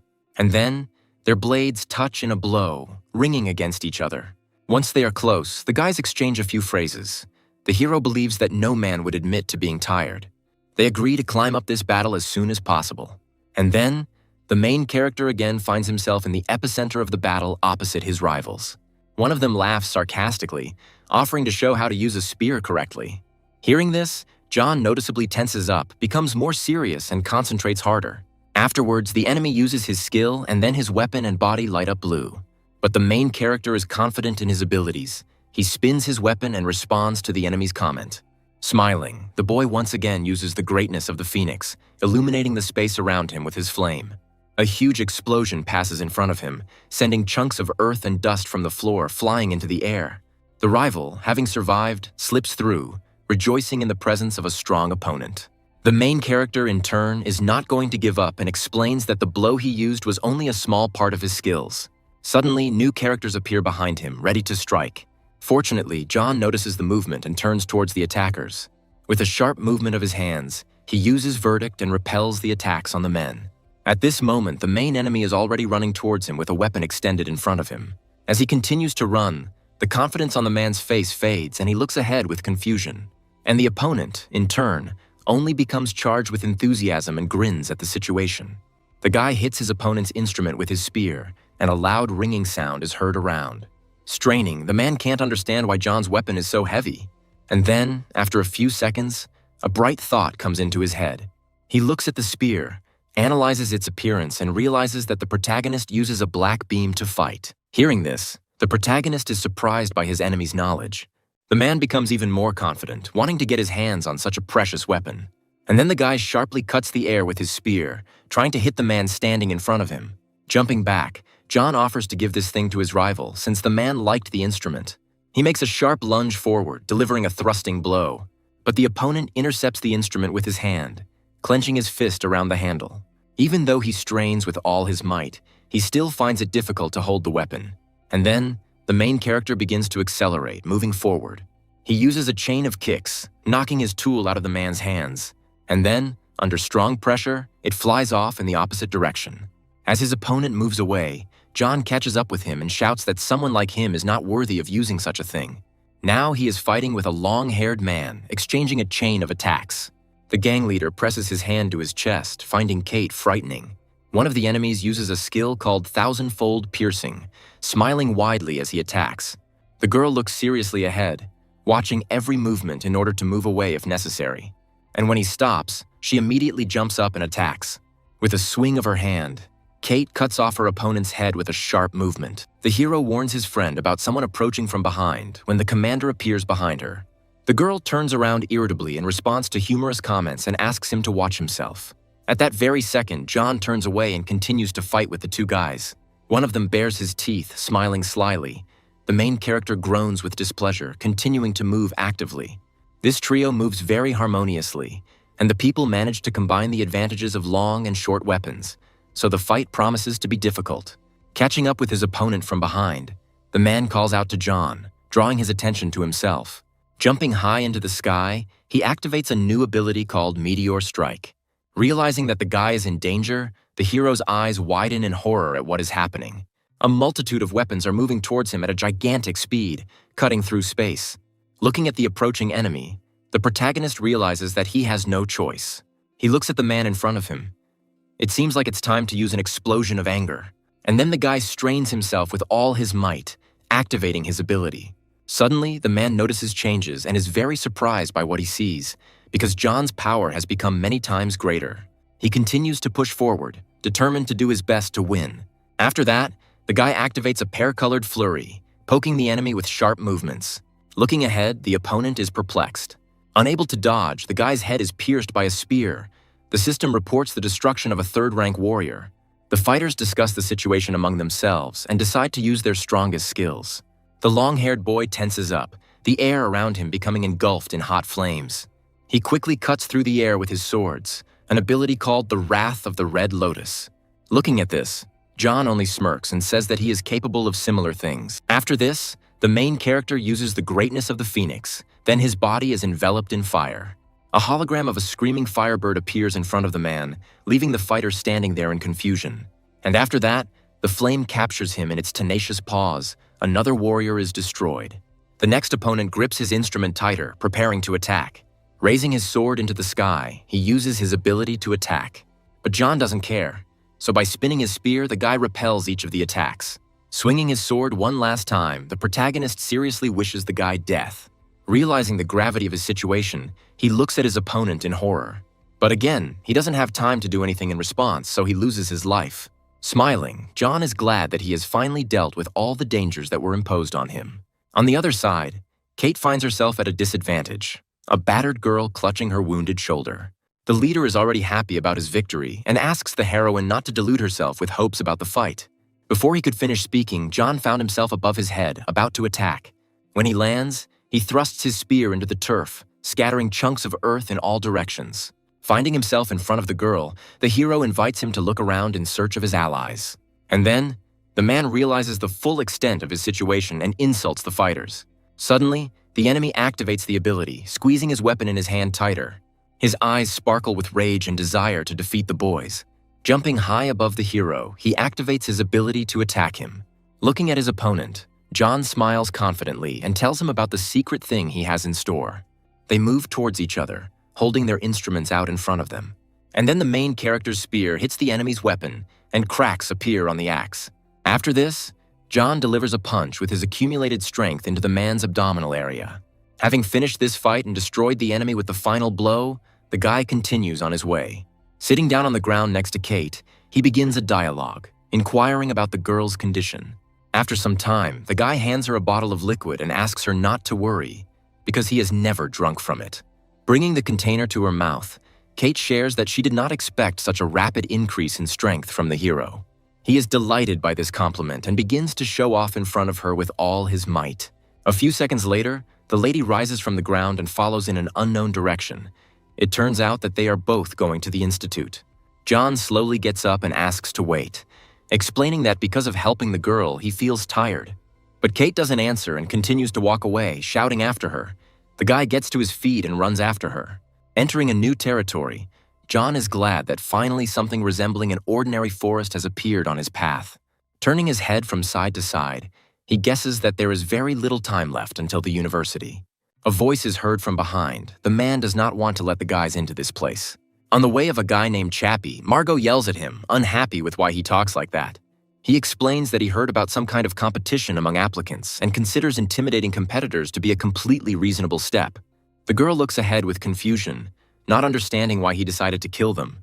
Raising his hands up, Chappie explains that he has no reason to do this. He just hopes that his acquaintances will turn around and go the other way. Hearing this, the guy loses his temper. There are a lot of dangers behind him, so he is not going to retreat. The guys watch the company from the side. John tells Kate that he knows these people. The main character follows them, waving his hand cheerfully. Seeing the guy, Margot is sincerely happy about this meeting and smiles broadly at her old acquaintance. He approaches Chappie, saying that he is also going to university and whether John should turn around in that case. Hearing this, the dark-skinned girl is surprised that they are both applicants, but the difference in their strengths is very big. Having heard this entire dialogue, the young man compliments Kate and calls the hero tactful. Coming closer to the girl, Chappie reaches out his hand to her and offers to let her through only if she becomes his girlfriend. Hearing this, she immediately reaches for her weapon, slowly pulling the blade out of its sheath. Before Chappie could finish speaking, Kate cuts the air between them with a sharp movement of her hand. While the guy stands there in confusion, his friend comes closer and warns him that the lady is a fourth-rank warrior. But he sees the girl's wounds and is not going to let such a beauty go. And then the main character approaches him from the side and calls out, attracting his attention. Smiling, he asks if the guys know about a group called the Black Tiger. Chappie goes into more detail about these people and then asks how the hero is connected to them. John crosses his arms and explains that the group turned against them and now they no longer exist. Chappie's accomplice screams in horror, asking how reliable all this information is. Another guy says that they don't dare to provoke these thugs thoughtlessly. Suddenly, the man asks everyone to shut up, not ready to take the main character's word for it. And then John offers to check him if he doesn't want to accept his words. Smiling, Chappie compliments the resourcefulness of his interlocutor and smiles sincerely. and then he lowers his hand and reaches for his own weapon. The man lunges forward, extending his hand toward the protagonist, intending to really find out the truth. By attacking, John ensures that the enemy goes to the next world. Swinging back, he uses a tearing fist towards the guy. It hits the enemy in the shoulder, and he groans from the piercing pain in his limb. The rest of Chappie's team, ready to stand up for their commander, jump up and run towards the main character. The guy shouts and tells to go on the attack to kill the opponent. A sharp blade appears next to his ear, and when he notices it, he gets quite scared. Holding the weapon in front of him, Kate threatens him with the slightest movement. One of the attackers raises his hand towards her and demands that she release his commander. And then John shows his fingers to the enemies and says that they have 3 seconds left. He smiles, clarifying what he will choose, death or will he decide to leave. The observing allies agree to help their friend in the planned battle. The guys are also charged up for the fight, become serious and look confidently ahead. The company gathers in a circle around the main character, wanting to help him in any way. And then, Chappie realizes the disadvantage of his position and announces his retreat, looking back at the people standing behind him. The guy offendedly clicks his tongue. Margot thanks the protagonist for standing up for her, because the enemy is quite strong and has a depraved character. Turning shyly to Kate, the dark-skinned girl says thank you. Smiling politely, John says that they are one of them, so there is no problem with this. Turning to the girl, the hero asks whether they will reach the end of the path of death if they continue to move forward. Awkwardly placing her hand behind her head, Margot asks if their group can join them. And then he agrees to this. He's going to look after each other. People reach a small camp in the forest. Many people are sitting around fires, gathering strength to continue their journey. It seems that they are all heading to university as well. There are really a lot of applicants. Turning to the boys, John asks them approximately how many enter the university each year. Margot, lost in thought, says that there were 5 people selected from their academy and about the same number from Chappie's academy. It turns out that only 10 people came from her city and only John was taken from Starlight. She shyly says that they are all very far from the strength of the main character. This year, a person from the Sky City who reached the 5th rank was enrolled. Kate intervenes in the conversation, saying that she studied with him in the same academy. Everyone present screams in great surprise and bombards the girl with questions. Morgana is thrilled, as most people don't even get a chance to visit the city in the sky. At the edge of the rocky surface, a crowd of warriors who deserve to be here gathers. The number of applicants has exceeded 1,000. Even the weakest of them are at the initial stage of the 3rd rank, and all those gathered here are around 18 years old. Margot thinks about how the path of death ends in a steep cliff, and wonders where the entrance to the university is. The guy guesses that the passage uses a teleportation mechanism, and perhaps his guess was correct. A giant aircraft appears in front of the applicants. The ship's ladder is pulled out from a certain compartment, slowly lowering in front of the people. A teacher named Mason appears before them, the man tasked with escorting the newcomers to the university. Before that, he decides to warn the boys, since the school is not located at the final point of the path of death. The reason that they were required to go through it was to weed out the weak. Students scream hysterically, feeling disappointment about lost friends and comrades and the difficulties they have experienced. Mason looks ahead coolly, saying that the university does not accept the weak, so the scum must be weeded out. One of the people present runs furiously towards the teacher and screams loudly, intending to release his own emotions. Looking at their chests, John just crosses his arms over his chest and calls them idiots.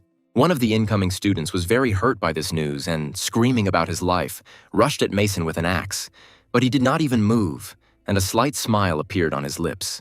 At that very moment, the teacher literally delivered 3 precise blows in a split second and quickly calmed the unruly student.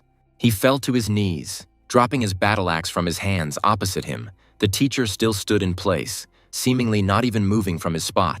He eventually fell on his back, unconscious, his clothes showing holes from the teacher's blows. Everyone who stood and watched what was happening literally froze at what they saw. Mason, still with that slightly strange smile, waved 2 fingers, and at that very moment, a cleanup team emerged from the ship behind him. He gave the command to act and simply stood there watching. The fighters moved in a scattered manner, going around the teacher like a river flowing around a stone, beginning to open fire. Literally a few moments later, all the rebels were already lying on the ground. Mason began to walk forward, and after taking a couple of steps, said that anyone who disobeyed the rules would face the same outcome. Stopping in front of those who were entering and were not going to rebel, the teacher informed them that they should take out their acceptance letter. The heroes' faces looked quite surprised by what had happened. Each one took out his notice without saying a word. Finding an example in his things, the man demands to tear off the protective layer from the backside. Grasping the thing more firmly, he says to apply it to his body. He looks ahead with a cold, grinning expression and says that it is time for the final test. The main character looks at him with an anxious heart and sometimes waits, guessing what will happen. And then Mason raises his hand and shouts that only the person who has received 3 notices will have the right to board the ship. After listening to the teacher, the main character realizes that he guessed correctly. By raising his hand, the man announces the beginning of the test. He looks at the warriors who have arrived and wishes them luck in obtaining information from those present. One of the guys approaches Kate with a crooked smile and asks her to give him her piece of paper. Turning in his direction, the girl asks him not to overestimate his strength in relation to her. But the guy is not embarrassed by this. He stretches his lecherous hands towards the lady, making caustic comments. And then, Kate stops standing on ceremony and with a sharp movement of her sword cuts down some of the fighters. Stopping after using the skill, she absent-mindedly looks straight ahead. Seeing this from the side, the other warriors bare their teeth and watch the girl's new movements. Having taken a whole stack of the necessary sheets, Kate hands them to the main character. But he refuses, so the girl suggests that Morgana take them. Seeing this, the lady is delighted. Sparks play in her eyes. She thanks her savior. One of the guys applying to the university takes away her acceptance letter, hitting Margot hard in the shoulder. At that very second, the blonde comes up to her and offers to take the sheets. They are enough for 3 people. Rubbing her face, Margot says to share them with Vagar and Nicholas, and plans to get her own. As Chappie approaches his acquaintances, he comments on the number of notifications he has received. Suddenly, the guy grabs his weapon and runs towards them, demanding that they hand over the sheets. But Margot stands in front of the girl, thereby protecting the prey. The sound of heels on the ground can be heard as the stranger moves straight ahead. The man is amazed by Kate's speed and offers to board the ship after presenting 3 notices. The girl immediately hands Mason a paper, thereby proving the power of her abilities in comparison with the others. A man named Dorian greets a female student, enjoying their contact. Unnoticed, he looks at the serious Kate in confusion. Then, Dorian looks down in understanding and remains standing in his place. He climbs the stairs to the ship. Apparently, the lady remained uncommunicative. Suggests meeting at the university itself. Mason invites the girl to go further, but Kate remains outside, waiting for her friend. There is a fierce battle on the field between Nicholas and Morgana. They quickly swing their instruments. At the moment when the girl feels tired, she begins to call Vagar for help. But the main character is already nearby. He catches up with the enemy from behind, lighting his path with flame. Trying to avoid the attack, the man jumps to the side and curses. Within a few moments, a mass of notifications are released from the bodies of enemies.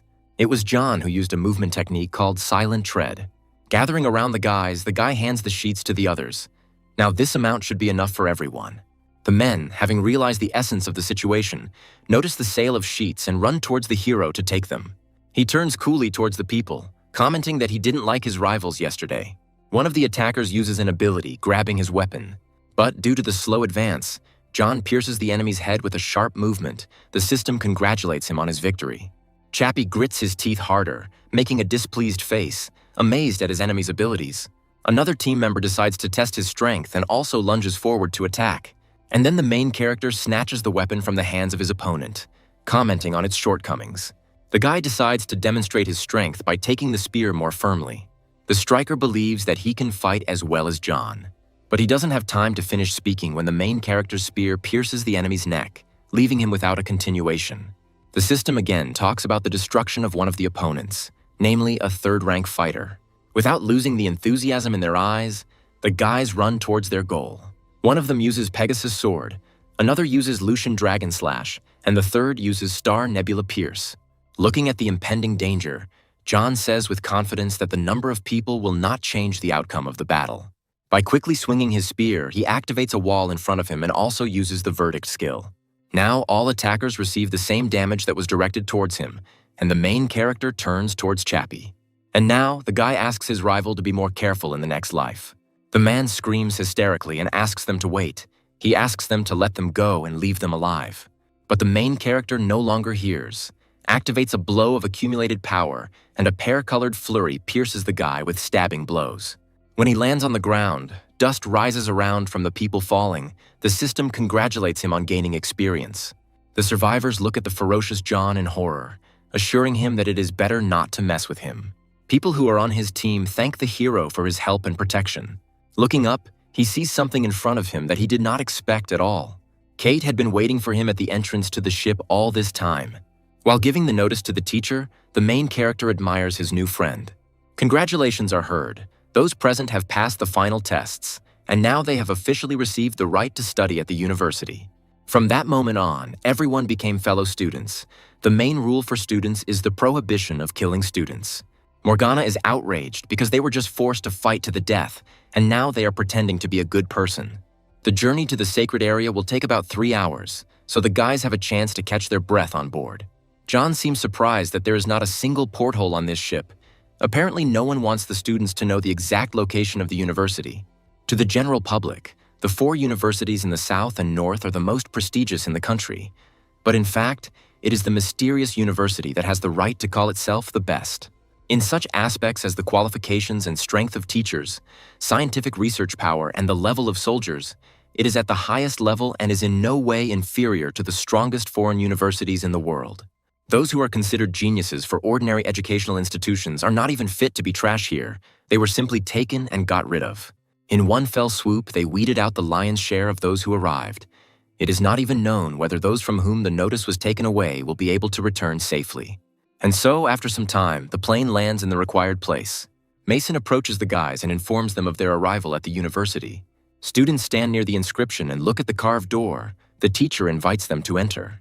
And at that moment, a vibration is heard. A huge creature flies over the roof of the building. This is a 9th rank fire beast. The guy looks at what is happening in confusion. There is no need to worry, because this evolved beast is a friend of the university. This is one of the most dangerous creatures living on Earth. She ended up here. It is not for nothing that this place is called one of the most mysterious and powerful educational institutions. Stopping at the entrance, the teacher talks about the need to collect data. Another assistant greets applicants from the southern regions, asks them to line up and go through the scanning process one by one. After a person undergoes the necessary operation, he's given a card with a number. This thing is a pass to the university, and at the same time a savings card. The Alliance currency is not used on the territory of the educational institution. Students can pay for the purchase only with points that they will receive. Here, each of them will be awarded 500 points every month. They must use them at their own discretion. One of the arrivals decides to clarify whether people from other units will also be admitted to the institute. In addition to them, people from northern places are coming, whose number in total amounts to 641 students. Their tests began earlier, were carried out in the northern region in the zone of extreme cold. Approaching the girl, the main character asks about the meaning of the number on the card. And then Kate shows him hers, with the group number written on them. The guy understands that due to the effect of camouflage, the equipment has assigned him to the 10th group. Taking into account the girl's strength, she falls into the 1st group. Mason calls people over, asks them to come over. Any minute now, scientific leaders will arrive to lead the groups. This means that the number represents the class number. Margot clarifies the number with the main character. He shyly raises his hand in front of him and shows the inscription on the map. Those present feel incredible happiness upon hearing this. Now John has familiar classmates. Kate silently watches what is happening from the side, looking at the guys with an unperturbed gaze. People in identical suits approach from the side. Mason raises his hand and introduces the leaders. And then, people raise their hands with bracelets on, and numbers with the group number appear in front of the teachers. The presenter asks to follow one or another necessary scientific supervisor. Turning to the girl, John is upset about having to leave, but the university is small. Looking in her direction, the protagonist remains confused and wonders what this statement meant. Walking towards the teacher, Margot raises her hand and offers to follow her. He follows in surprise and looks at the man. The man introduces himself. His name is Liam, and from that day on, he is his scientific supervisor. Since the eye of analysis is unable to determine the strength of this warrior, it could mean that this person is incredibly strong. This building is entirely at the disposal of their 10th group. To assign a seat to yourself, simply insert your card into the equipment on your desk. The daily composition of classes, in addition to the basics of theory, also includes combat exercises, practice with combat robots, as well as special training of warriors. Today, they need to choose a person who will take on the duties of the headman. The group leader is responsible for keeping the keys to the training rooms on the 3 floors, as well as the safety and maintenance of the training equipment. However, this also gives him the opportunity to train at any convenient time. In addition, as a reward, the leader receives additional points every month. After listening to the man, the people present are happy about this opportunity and are inspired. But for now, new students need to take their places. Since there are no volunteers for the role of class monitor, the teacher is going to decide everything by vote. A screen with written names appears in front of the guys. John votes for himself because he wants to receive all the privileges listed earlier. The other students also click on their names, not intending to share such an advantage. And yet, the main character wins the vote, receiving 5 votes. The students are indignant at this outcome, since the group of people knew each other before entering. But the teacher looks up at the children and asks what they think would be fair. The guys suggest resolving this through a battle because the headman must be the strongest of all. Unfortunately, time is running out and the fight won't be possible. The teacher presses a button and decides to determine the class monitor with some device. He announces that the winner will be the one whose strength indicator is the highest. The student stands up from his seat and asks permission to go first. Then the guy waves his fist with a wide smile on his face, aiming at the target. A loud sound rushes through the air and hits the target. The onlookers are amazed at the results, because a guy named Milan has just thrown a punch weighing 9,800 kilograms. The teacher, looking at this, smiles and says that the result is quite good. As the guys pass each other, they exchange caustic comments. John is unperturbed and continues to believe in his victory. And then, the main character decides to clarify whether he will have to reimburse the cost of the equipment in case of breakdown. Those present laugh at what they hear. Does the guy really hope to win? And then John slowly moves towards the device, stretching and kneading his hands. With a confident expression, he activates the skills Swift Fist and Ripping Fist. Clouds of dust rise up around the area from the intensity of the blow. The equipment cracks and falls apart into pieces. The teacher gets up from his seat and watches this with a questioning expression. Seeing this, Milan is surprised by what he sees, not believing his own eyes. And then, the teacher notices that skills were used. But even in this situation, John's powers cannot be neglected. Margot screams loudly and rejoices. The girl had no doubt that her friend was number 1. Smiling confidently, the main character turns his head in her direction. It seems that he will take the place of the headman. And then the teacher smiles and congratulates him on his victory, and also informs him about the university website, and also suggests that they disperse since there are no more questions. But the girl interrupts him. Margot needs to know where their dorm is. Unfortunately, the university does not provide housing. Students need to find it themselves and pay for its rent with points. To find a place to live, the man advises to go to the registration department. There, they will be able to find a suitable option for themselves and pay the rent. Having finished the dialogue and communicated all the necessary information, the teacher dismisses the students. The area of a typical apartment is 50 square meters, and monthly rent costs 50 points. The rent for the Bamboo Grove cottage is 500 points, and it also has a training room with all kinds of equipment. Morgana looks at the photograph with delight, thinking that there is no better option. The guy comes closer and explains to his friend that with such expenses, she won't even have enough for food. The main character believes that only a fool would spend all his money on luxury housing. Suddenly, an unknown person hits him in the back of the head with a fist. An old acquaintance named Kate stands in front of him, and she indignantly asks who he called a fool. And then the guy is horrified by the realization that the blonde is planning to rent such an expensive house. The girl asks if he has chosen a place to live, and when he answers negatively, she asks him to give her his card. Moving away from the main character, Kate heads towards a certain terminal and presses keys on the screen. The girl explains that the cottage consists of 2 floors, so she transfers 250 points and offers to live on the first floor with her. As he places his hand on the device, John is embarrassed by the thought that the couple will now become cohabitants. Kate, in turn, feels dissatisfied and asks him to shut up. Morning comes. The sun rises high above the horizon, illuminating the residential streets. Sitting down on the sofa, the main character smiles and says that his points were not wasted because the cottage is the highest level of comfort. He decides to look at what is on the university website and finds a tab with assignments. The main character runs through the inscriptions and is indignant at the presence of options that are not suitable for him. It turns out that there is also an exchange office where you can exchange your items for points. The guy's eyes lit up because he was able to get a lot of useful things on the way to the university. And then, John heads to the exchange office as quickly as possible. Many people in special clothing walk around a small room, each of them hurrying in their own direction. And then, 2 guys start whispering to each other. Suddenly, other people also turn their attention to John, watching him go. Those present discuss him, and some send rude comments his way. The man explains that the exchange is only for points, and he himself does not understand what the newcomer is doing in this place. While placing special items on the table, the protagonist looks up at his interlocutor and asks him how much he is willing to offer for them. Grabbing the skin, the man is genuinely happy with what he sees and offers 10,000 points as a reward. The guys standing aside are also amazed, thinking that John was very lucky to have found the leech skin on the way. The main character agrees to this amount and immediately takes out a new thing from his backpack. Adjusting his glasses, the man agrees to exchange for 100,000 because the crystal is unimaginably rare. The people around no longer whisper, but openly discuss the main character and what is happening before their eyes.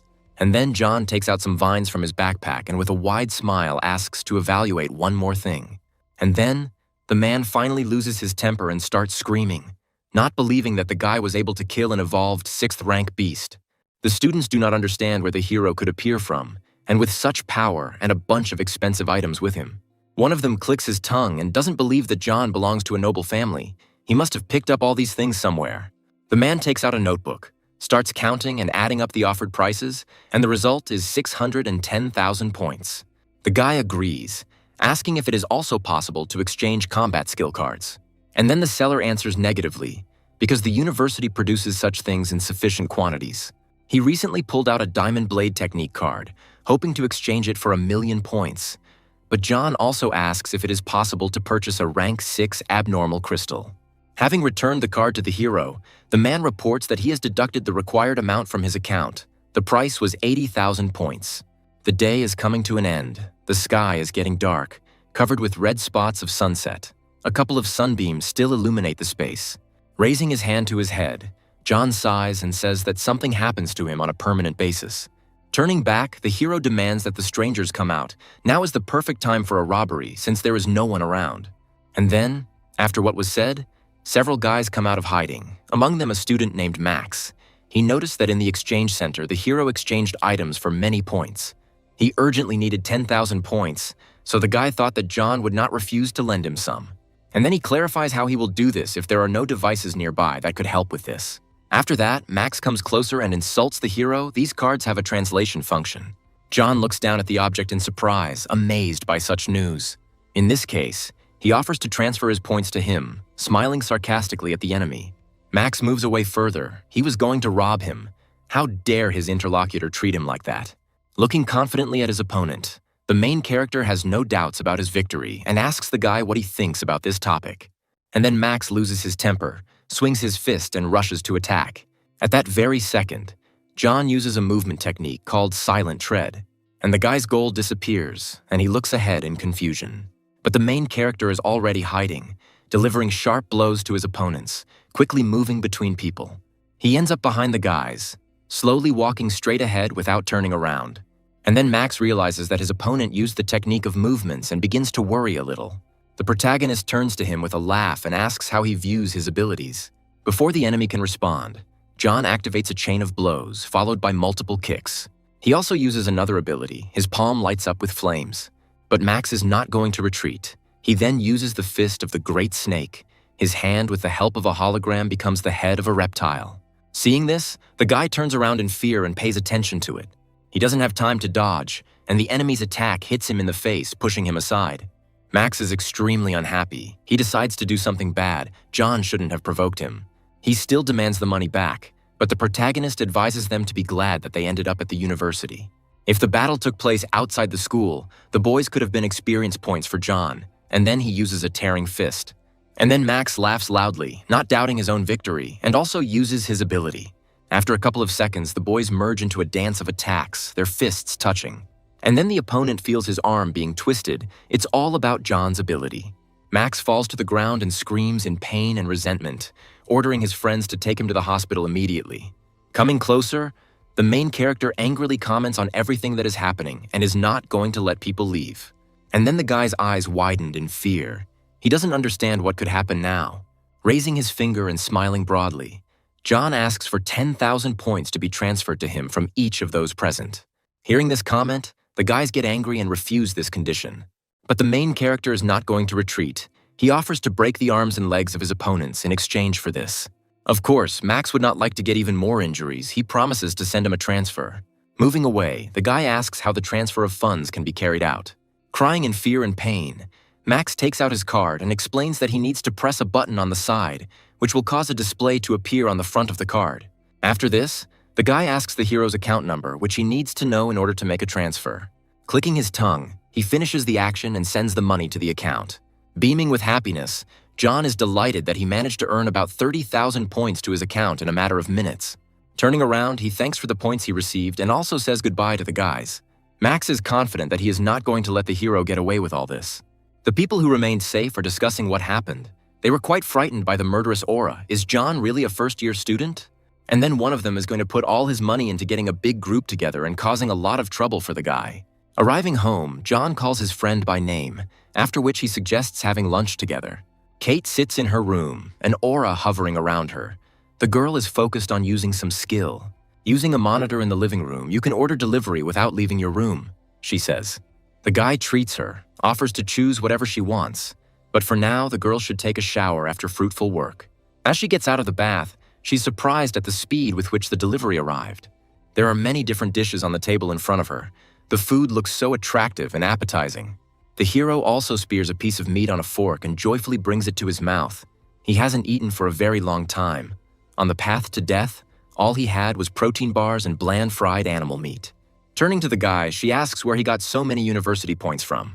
Smiling, John offers to kiss him in exchange for information. Hearing this, Kate immediately takes out a gun and brings it to her friend's neck, who is jokingly scared and surprised by the presence of a gun at the table. During his defense, John calls his friend his big sister, which makes her even more angry. Kneeling down, the protagonist is ready to call the girl whatever he wants, especially considering that they are roommates. And then Kate really loses her temper and then pushes the hero to the side with her foot. Once on the battlefield, she offers to come closer and show him the heights of his strength. Hearing this, John is surprised because Kate has already taken a shower and the training has long since ended. He wonders if she's probably decided to follow the example of her previous teacher and use the training as an excuse to give him a dressing down, if he's surrounded by only explosive girls. Kate becomes more serious. How could the guy dare to relax during a fight?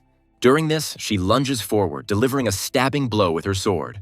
The main character clicks his tongue and drops of blood appear from his mouth. But it's not about the girl's attack. She looks at her friend with surprise and horror. While he coughs, Kate asks when John could have gotten injured. He smiles and explains that he visited the exchange center in the evening, exchanged materials from evolved beasts for a considerable number of points, and eventually a second-year student noticed this, and a fight broke out between them on the way, and in the end he was given 30,000 points as compensation. The girl turns away in displeasure, and then throws away the medicine for healing wounds, which restores blood vessels. It must be taken twice a day, 2 tablets at a time. Looking down at the jar, John doesn't understand why he would waste medicine for the sake of a scratch. Turning towards her interlocutor, Kate points to her forehead and says that he is sick after all. Leaving the room, the girl asks to have a good rest, and John wonders if she could really like him. The feeling of energy continuously flowing into the body is simply incredible. In addition, during this absorption, the hero's points simply increase insanely. This can really be called a random discovery. In the future, it will be possible to absorb high-ranking anomalous crystal more often for the sake of increasing points. However, a 6th-rank jewel contains a colossal amount of energy that the body can barely cope with, and it feels like the body is being torn to shreds. The warrior's body is a receptacle, and only by strengthening it can one accommodate a greater amount of energy from the sources, thereby steadily increasing one's strength. Based on this, the warrior must tirelessly harden his body. Having finished the thought, the guy looks up and loses his concentration. He notices his partner jumping over the fence, wondering where the girl is headed at such a late hour. Apparently, she is having a secret date. But John decides to forget about such thoughts and concentrate on improving himself. Max sits in his chair. He has already visited the doctor, but he does not let go of the thought of teaching his opponent a lesson. One of his subordinates comes and reports that he has brought a certain man named Darius. The man slowly steps forward, indignant, because he was called from the first-year students. Darius says hello. He appears in front of Max. The man is a tall and large man. And then they push him from behind, asking him not to block the road, and he falls sharply. Turning in the opposite direction, Darius indignantly asks who dared to push him. Kate stands in front of him, her gaze unperturbed. The girl calls him a newbie. Hearing this, the giant loses his temper, his eyes widening with aggression. He doesn't care at all what year she's in because now her song must be sung. But she is still unperturbed and confident in her own victory, calls the enemy a mediocrity and cuts the air with her sword. After this, Kate puts the blade to the opponent's throat, who bares his teeth and remains in place. She looks menacingly at Darius and explains that if he moves, he will definitely die. Max intervenes in the dialogue, reminding that murder is prohibited on university grounds. And then the girl turns to him and offers to check if she has enough courage to break the ban. And then Darius recognizes Kate and calls her this year's talented newcomer. A little later, he says her name again and remembers something. Probably they already know each other. Max says her name once again and is surprised by the realization of some things. He realizes that the girl standing in front of him is from a certain clan of the Heavenly City. Hearing this, everyone around is horrified, because each of those present has heard about this kind. If this is true, then the girl really can get away with murder within the walls of the university, so the guy falls to his knees and shakes with horror. He asks for forgiveness. He didn't understand who he was dealing with and went against her friend. He asks to show generosity and spare them. He promises to never get in the way. The girl looks at Max with confusion and looks at him for a long time. Lowering her weapon, she immediately turns around and walks away. Feeling extreme fear, the giant falls to the ground. Darius inhales slowly. The girl has finally left. The atmosphere around her is too scary. No one knew, even to think, that he could be connected with such important people as Kate. The night ends. The sun rises from the horizon, illuminating everything around. The birds wake up and begin to sing. Yawning, the protagonist gets out of bed and calls his friend named Kate. And so, going out into the living room, the guy is surprised at what he sees. There is breakfast on the table. Apparently, the girl leaves for university very early. Although she looks cold, she is actually quite caring. Arriving at the site, the main character notices students from his new class. The guys make snide comments, hinting at cohabitation with the blonde. The teacher announces that the theoretical lesson is over, and that the students will now have some time for independent study and training. The university has an unusually free academic atmosphere. Students can attend theoretical classes at their own discretion, and absence will not affect their credits. From what they heard, most people are happy and smiling, because now they can safely skip classes. However, tests are held monthly and exams are held every 6 months.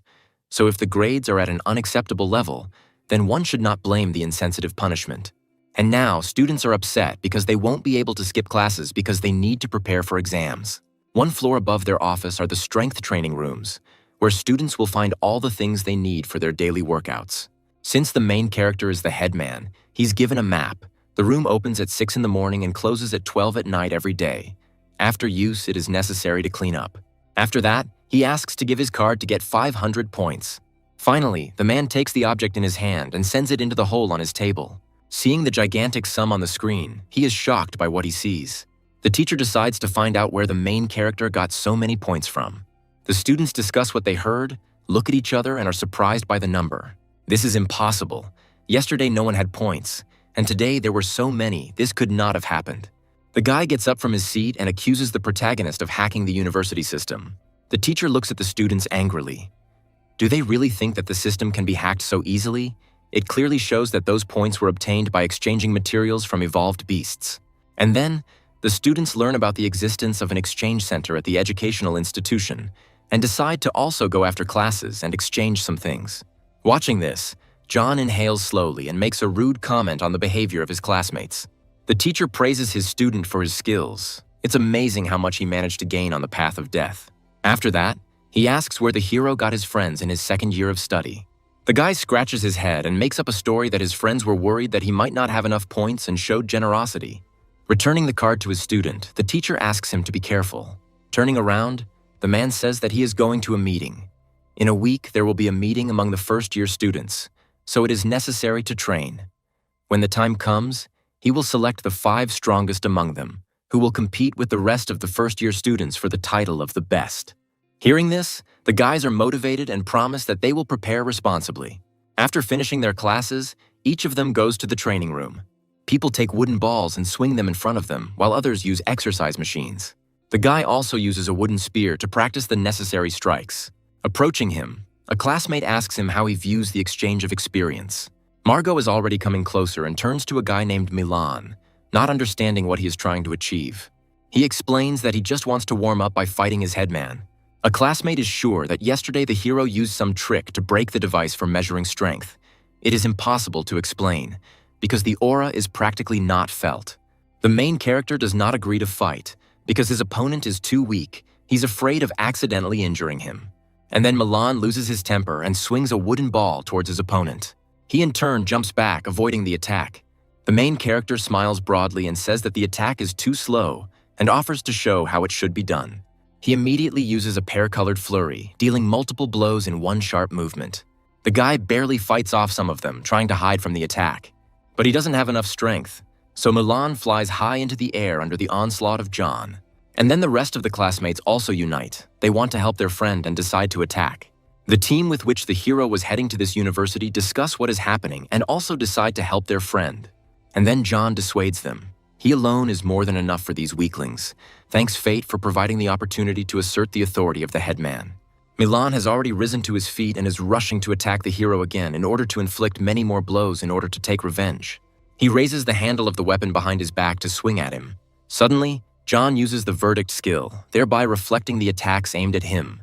After a few seconds, he also delivers a chain of kicks, hitting the opponent.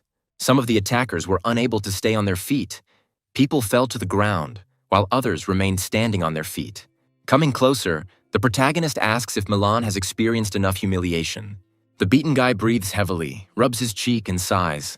He looks silently and seriously into John's eyes, and John, perplexed, maintains the silence. And then Milan asks for forgiveness, saying that he lost clean.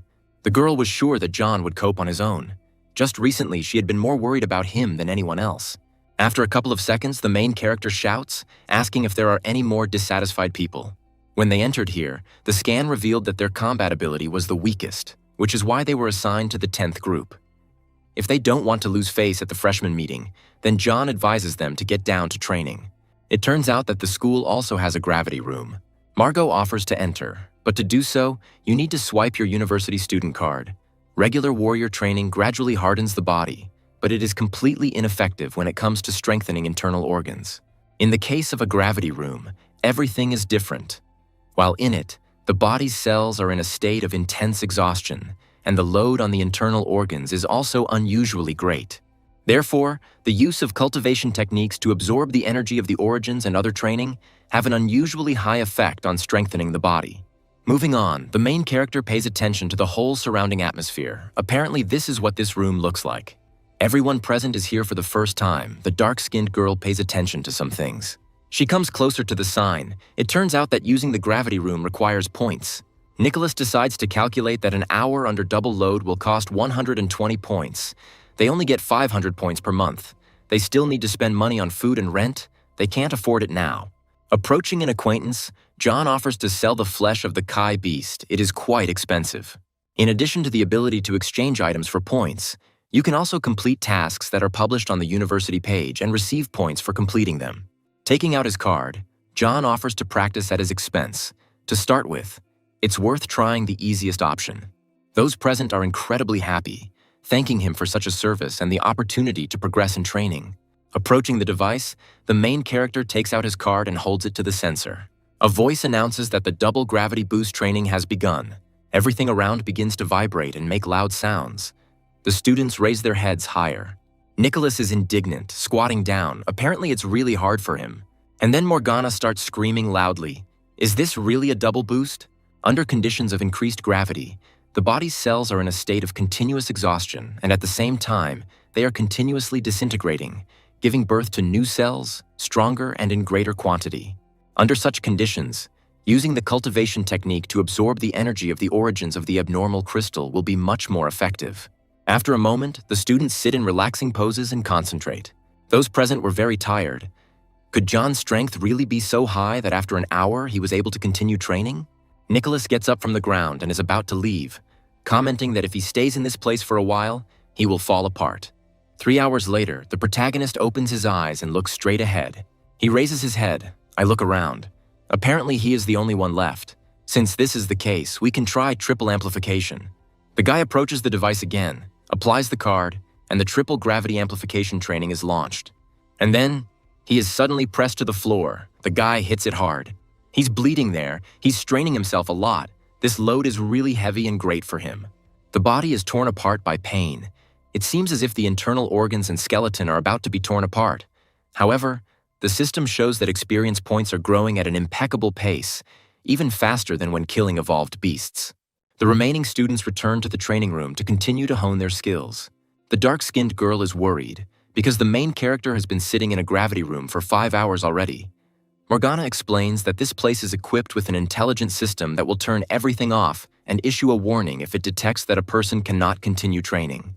Entering the room, one of the students reports that the headman is currently improving under triple amplification. Those present are horrified. Is he really that strong? And now, the absorption of the energy of the origins of the 6th rank anomalous crystal has been completed. After classes, it will be necessary to go to the exchange office and buy a few more pieces.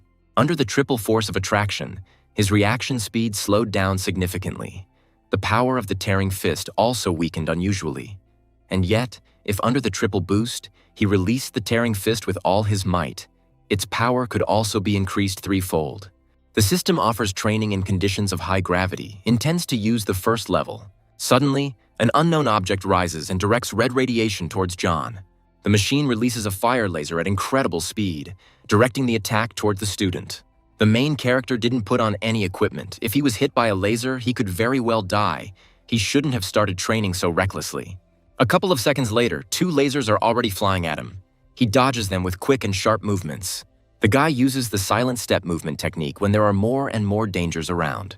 30 minutes later, the training is over, and John feels like he was on the verge of death. As he leaves the room, he calculates his finances and finds that the 5.5 hours cost 820 points. But their effectiveness is comparable to about 2 weeks of previous training. Margot was very worried about her friend and asked if everything was okay with John. Nothing could have happened to him. He asks the guys to continue training, and he himself goes away on a small matter. Nicholas is surprised because he was in the gravity room for about 5 hours, and he looks like he went for a walk. While the sun is shining outside, high above the horizon, the main character heads to the exchange office. Unfortunately, he didn't have enough for even a dozen anomalous crystals. He can't sit and rest on his laurels. He needs to find a way to earn more points. That tall building must be the competition tower. Anyone who can break into the top leaders there will be able to get the corresponding amount of points every day. The competition tower consists of 100 floors. The university ranks the students based on their strength, and the students in the top 100 become the masters of the corresponding floors. So even defeating the master of the first floor of the tower means falling into the top 100. The weekly ranking and floor distribution are updated based on the battles that took place in the competition tower. In order to encourage the hosts and the precedents, the university has set different rewards in the form of points for the hosts. The higher the floor, the higher the reward. There is also a weekly ranking among students of each year. For being in the top 10 of the ranking, the university also gives out an award. The newcomers of this year turned out to be quite strong. Someone on the second day already managed to challenge the 20th floor. While the protagonist is sorting out the registration for the battle, the students mock him. A few moments later, John finds himself in a large hall where people are fighting. The loudspeaker announces that the winner is second-year student Euler. The next guy needs to get ready. John will go up against the same student. Hearing his name, he wonders if it was really his turn so quickly. The workers discuss the protagonist's identity, remaining completely confident that John will lose. The device for measuring combat capability shows a result in which the guy does not even reach the 3rd rank. Coming closer to the protagonist, Euler asks whether he will fight with weapons or bare hands. Looking confidently at his interlocutor, he takes off his backpack and says that he will not need a weapon. Euler is furious at what he hears. He doesn't like this tone at all. The guy immediately activates the skill and uses a tearing fist, directing it towards the main character. He looks at what is happening with interest apparently. Someone else is also using the same skill. After dodging, Euler decides to activate his new ability to show off his own power. He uses multiple strikes towards John, but he runs between attacks with sharp, quick jerks, using the technique of movements. How he can move so quickly even with a giant box on his back, the opponent cannot understand. The guy smiles widely. It just so happens that he also has the technique of a tearing fist. After this, John confidently swings his hand, which bursts into flames. Some in the stands are surprised by what they see. Some are already confident that one of them will win. Judges sense that there is something different about the rookie's ripping fist. And then the guy adds a swift fist to the ability, thereby doubling his strength. The opponents touch in an attack, exerting force on each other. Suddenly, Euler's arm is twisted, his flesh damaged by a powerful attack that targets his insides. After this, the main character pushes the guy out of the battle zone, and the first-year student wins. John clicks his tongue, comments that it was too weak. No one expected such an outcome of events. The observers look at what is happening with horror. The judge is also very surprised, suggesting that there might be something wrong with her equipment. The main character immediately heads to the second floor and also wins there. On the third floor, the guy attacks another person in order to move up. Again and again, the voice confirms that John has defeated another enemy located in the battle tower. The judges watch what is happening on the screen. They do not believe that he reached the fourth floor fighting only with his bare hands. Still, there is a possibility that something is wrong with the equipment that determines combat power. Once on the fifth floor, the guy is already breathing heavily. He is preparing to attack his next opponent. A girl appears in front of him. She offers to take the weapon from behind his back to fight her. And then, the main character grabs the handle of the tool and asks, not to worry, he doesn't wear it for show. After this, John uses the Phoenix's greatness. Then everything around him lights up with a bright flame. A few moments later, the girl is defeated, flying to the side under the onslaught of her opponent. On the seventh floor, the main character slides along the ground, smiling confidently, and once again defeats the enemy. The girl is terrified. The freshman can't get to the 20th floor in one breath. A second-year student named Becker appears in front of John. He is the owner of the next floor.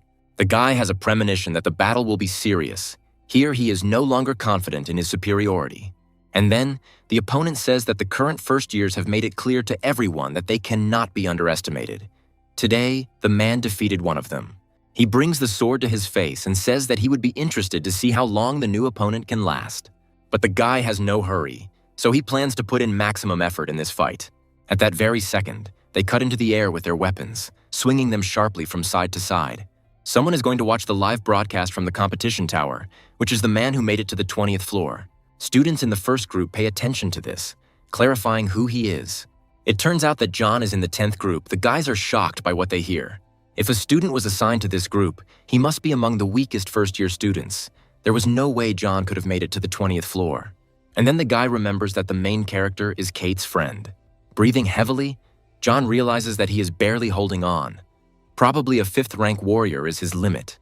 Be that as it may, he had already managed to discover patterns in his technique of movements. Becker uses Ghost Dance to dodge attacks. At this moment, the protagonist activates Silent Tread, showing that he also has the ability to move. Becker doesn't understand how John was able to predict where he would end up. And then, suddenly, his shoulder is wounded by a sharp blade of a spear, cutting through the enemy's flesh. After a few moments, the opponent comes to his senses and stays on his feet, smiling broadly. He was still angry after all, because a 5th-rank warrior was hit by a lesser student, and in front of so many witnesses. Having fully realized this information, Becker finally loses his temper and rushes forward, pointing his blade towards his opponent. The protagonist defends himself by holding the handle of his spear in front of him to prevent himself from being injured. But still, this force is not enough. So under the pressure of the enemy, he flies in the opposite direction. Once at a safe distance, John creates the impression that his opponent's energy is very high. Those present continue to discuss what happened. No one would have thought that the newcomer would be able to wound this warrior. Today, he is not showing himself very well. Becker promises to be serious since his opponent managed to really piss him off. He points the gun towards John and promises to put several holes in his body with his weapon. The man swings the blade with quick movements, cutting through the air, also hitting the enemy's spear. Suddenly, one of the attacks ricochets into the protagonist's shoulder and he tenses up. And so, one after another, movement wounds his body. The guy feels the enormous power of the 5th-rank enemy. Even the residual energy from the swings of his weapon is capable of injuring. Becker smiles widely, ready to see how many of his attacks John can avoid. He hadn't met such a serious opponent for a long time, and the guy felt complete delight from the need to fight and spare no effort. And then, the fight becomes more serious. The main character dodges the oncoming attacks. In any case, the enemy is stronger than him. In John's gaze, one can feel only the will to fight. Moreover, as the battle progresses, this feeling only intensifies. Becker can't afford to screw up. If he does, the guy will be a laughing stock, so this fight needs to be finished immediately. He uses the golden skill, and many ice blocks appear around him. And yet, John's abilities prove to be more advantageous, because he uses fire and can melt the attack. Then, cutting pieces of ice continue to break through the flames. It was unable to contain them. A loud explosion is heard. Clouds of smoke appear around and attract attention. When everything clears, the main character appears before the people, who finds himself walled up in a piece of ice. People are shocked by what they see. Is the warrior's strength really that great? The main character cannot allow everything to end like this. He immediately uses an explosion of anger. The judge announces that victory is awarded only if the opponent does not resist for 10 seconds or is outside the arena. Becker begins to move towards his opponent, intending to throw a boulder from the battlefield. And then the elements begin to crack at the seams. The ice makes loud sounds and breaks apart. Suddenly, the enemy's eyes widen in horror at what he saw. He did not expect such an outcome at all. As he gets closer, a fiery whirlwind appears in front of the guy and spreads around him. No one understands how the enemy could use a combat skill while in the ice.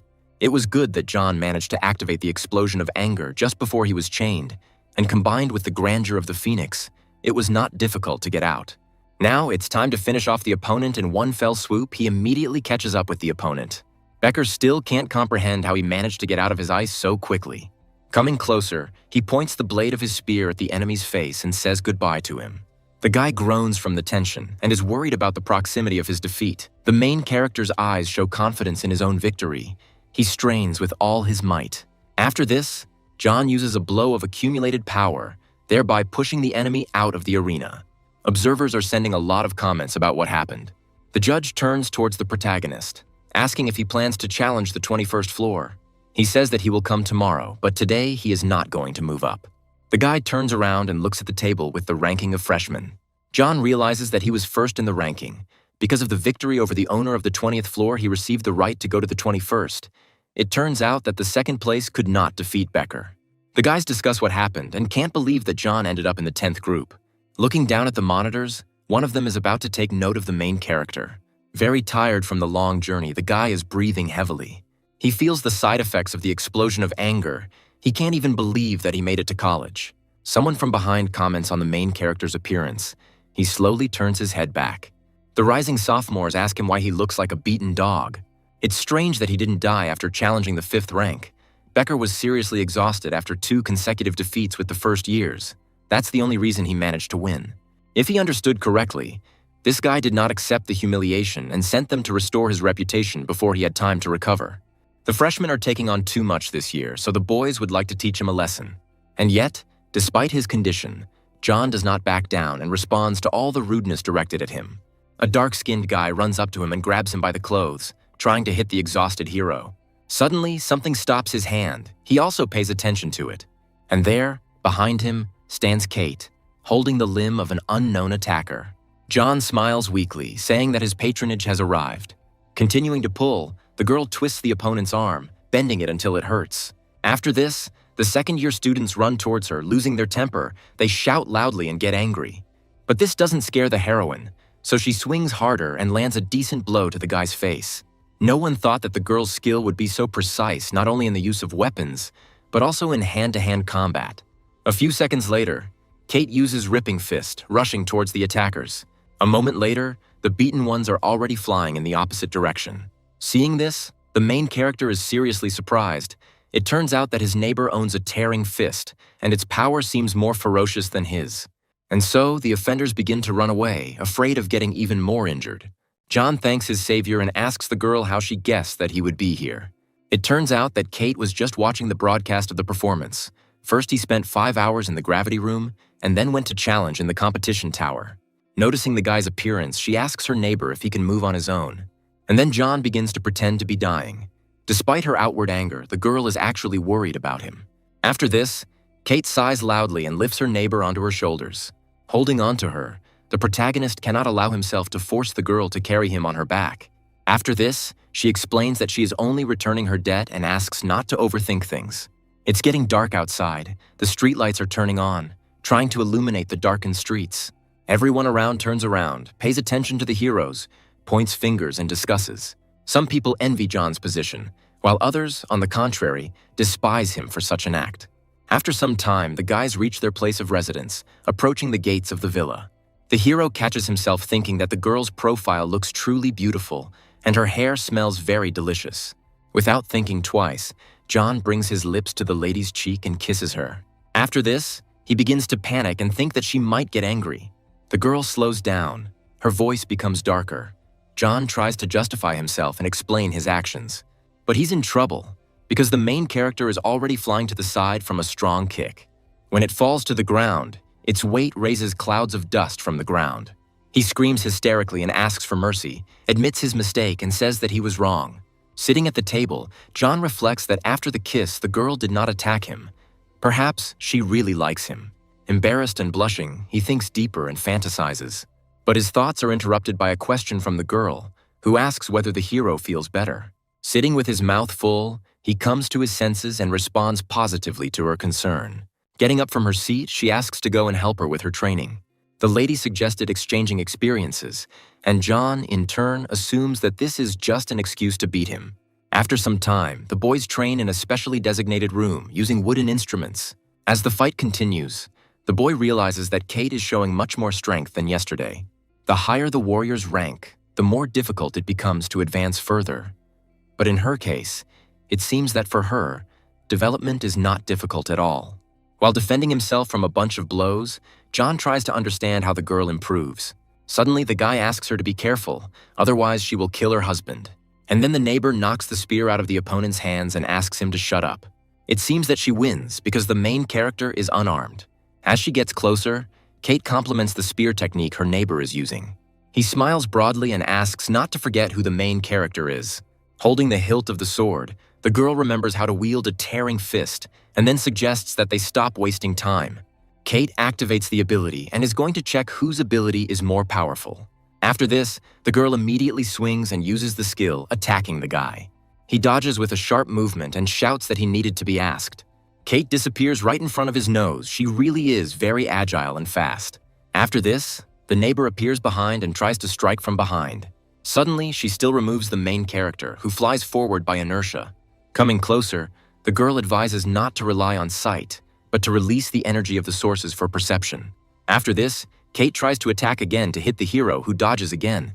He uses silent steps to quickly avoid attacks from the side. And then the girl realizes that he has simply amazing sensitivity and insight. It is not surprising that John managed to achieve such rapid progress. Continuing to move forward, John prepares to attack using his own ripping fist. Turning her attention, Kate watches in surprise as the attack approaches. He is seriously worried and also shouts at her to move aside. The guy tries to stop, straining himself so as not to hurt his neighbor. He stops his hand at the lady's chest, still continuing the movement. In the end, John only lightly touches the girl's clothes. They freeze in misunderstanding, look at each other and remain silent. Suddenly, the main character starts screaming and apologizing, raising his hands up, thereby showing his defenselessness. While Mickey watches what is happening with interest, the guy is beaten by his own neighbor. The next day comes. The sun shines over the university, awakening each of the students. Margot worriedly asks her friend what happened to him and why there are so many wounds on his face. Coming closer, Vagar is going to share his experience with him. In order to defeat the girl, there is no need to use force. Morgana immediately grabs her friend by the ear and asks the expert about this information. Milan congratulates the hero on first place in the tower ranking of the competition among freshmen, before he had no idea how strong he was. Classmates discuss what is happening and share information with each other. And now, moments later, everyone already knows about his place in the tower. The main character agrees to help his friends develop. As soon as they complete a 5-hour training session in a gravity room with double amplification, he will tell everything. And so, after some time, the students are already sitting in this place and training hard. Milan feels that under the double amplification, he can't move a finger. How does his elder manage to do this? John, in turn, dances with ease with a spear. That's what's called a real difference in strength. 5 hours later, the protagonist smiles widely, while his classmates die in pain. Finally, it's time to switch to triple amplification. The guy asks if there are any volunteers, but each of those present runs away, making up excuses. Therefore, the main character finds himself in a room completely alone. No one wants to help him. While he was switching power-ups and thinking about his classmates, an unknown person appeared behind him. The guy says that Kate was looking for him, but he, in turn, does not understand what the girl is doing in this place. She holds the card in her hand in fear and says that she has no more points. After this, John sighs, because he is not even her husband, so he does not have to worry about it. Peeking out from behind the door into the room, classmates smile funny and ask an inappropriate question. The main character shouts, offering, if there is a lot of time, for the guys to come in and continue training with triple reinforcement. After this, people immediately slam the door and run away, deciding not to disturb the headman. He sighs, remaining in place, irritated by what happened. A sound is heard from the system. Training with a 5-fold load has started. The guy immediately falls off his feet, outraged by Kate's behavior, and asks if she really wants to kill him. She stands confidently over him. Is her neighbor really not able to withstand Penta's amplification? One of the students asks his classmate why Kate didn't come to practice, when he replies that the girl decided to join the 10th group. He offers a long-haired guy named Moore to teach the main character a lesson. First, he asks to find a couple of people and teach a lesson to the horde of scum from the 10th group.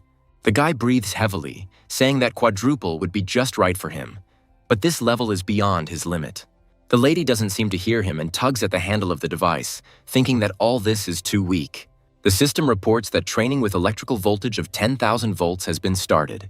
Naturally, the main character is very outraged by what is happening, because he did not expect such torment to await him. The girl takes the chains in her hands and says that she's been training in this way since childhood. She's being picky with her words. It seems like John just said she's not human. The main character slowly steps back, not intending to run into the angry lady. The girl becomes more serious, waving the weapon from side to side. Suddenly, it hits John, causing electrical circuits to spin around his hands.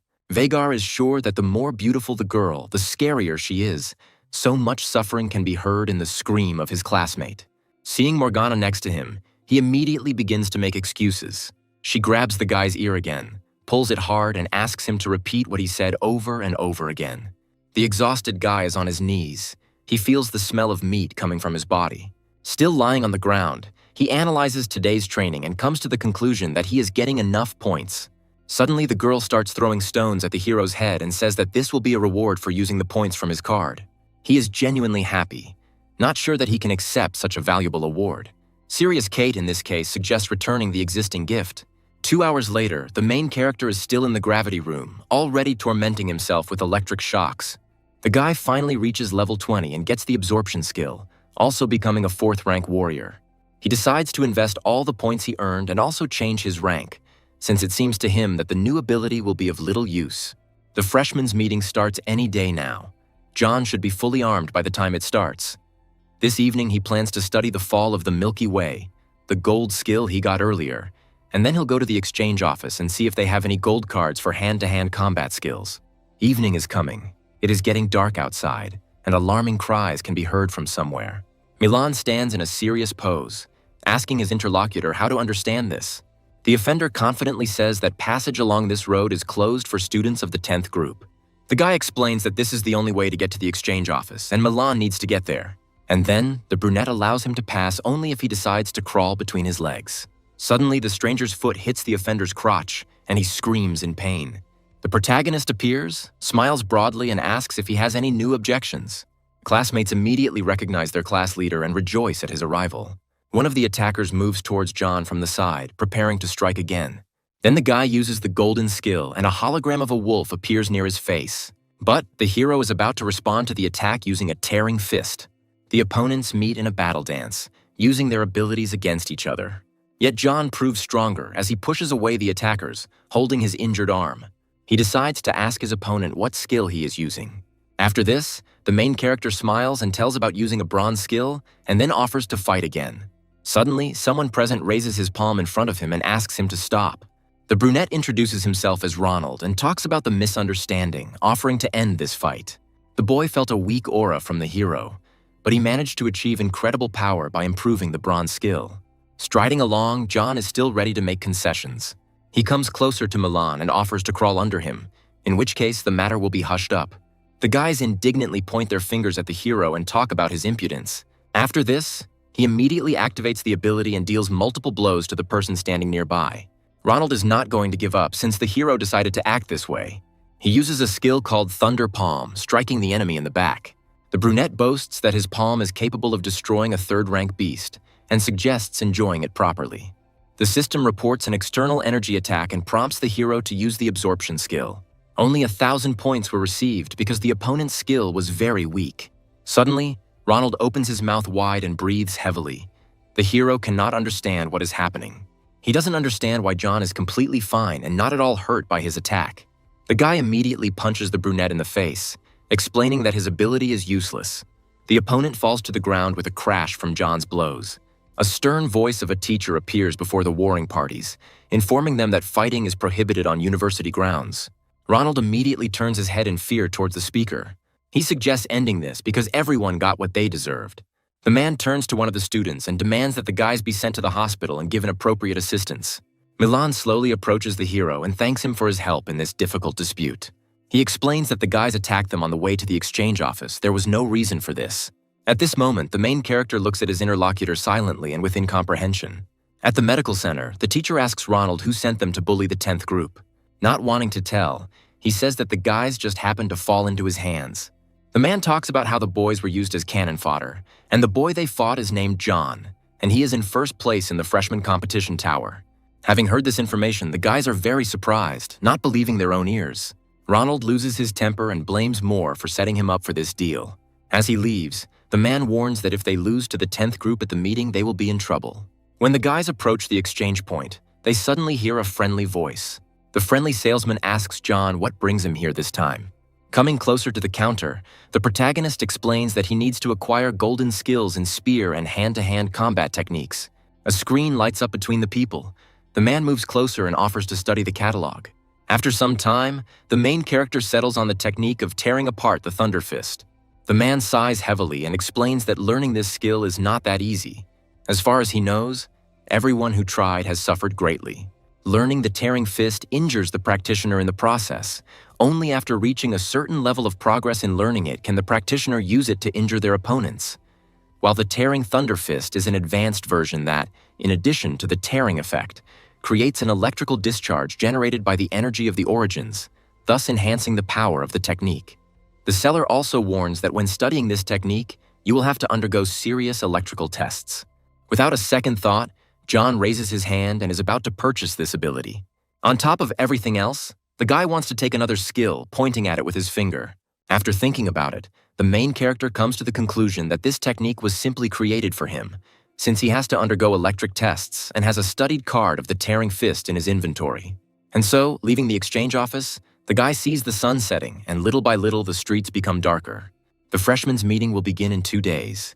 Today, the hero will need to focus on improving new and old skills. And then Moore appears in front of him. The guy asks if his interlocutor is John. The hero calmly continues the dialogue, clarifying what he needs.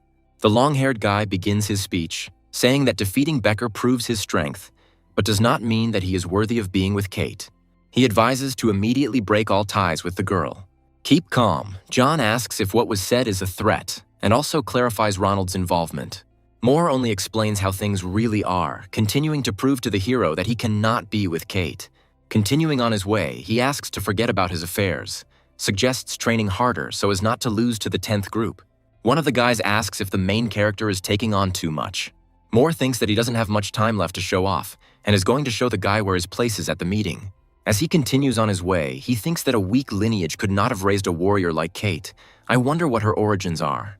Rubbing his nose, John finds himself thinking about it too much. He's not going to ask for a match.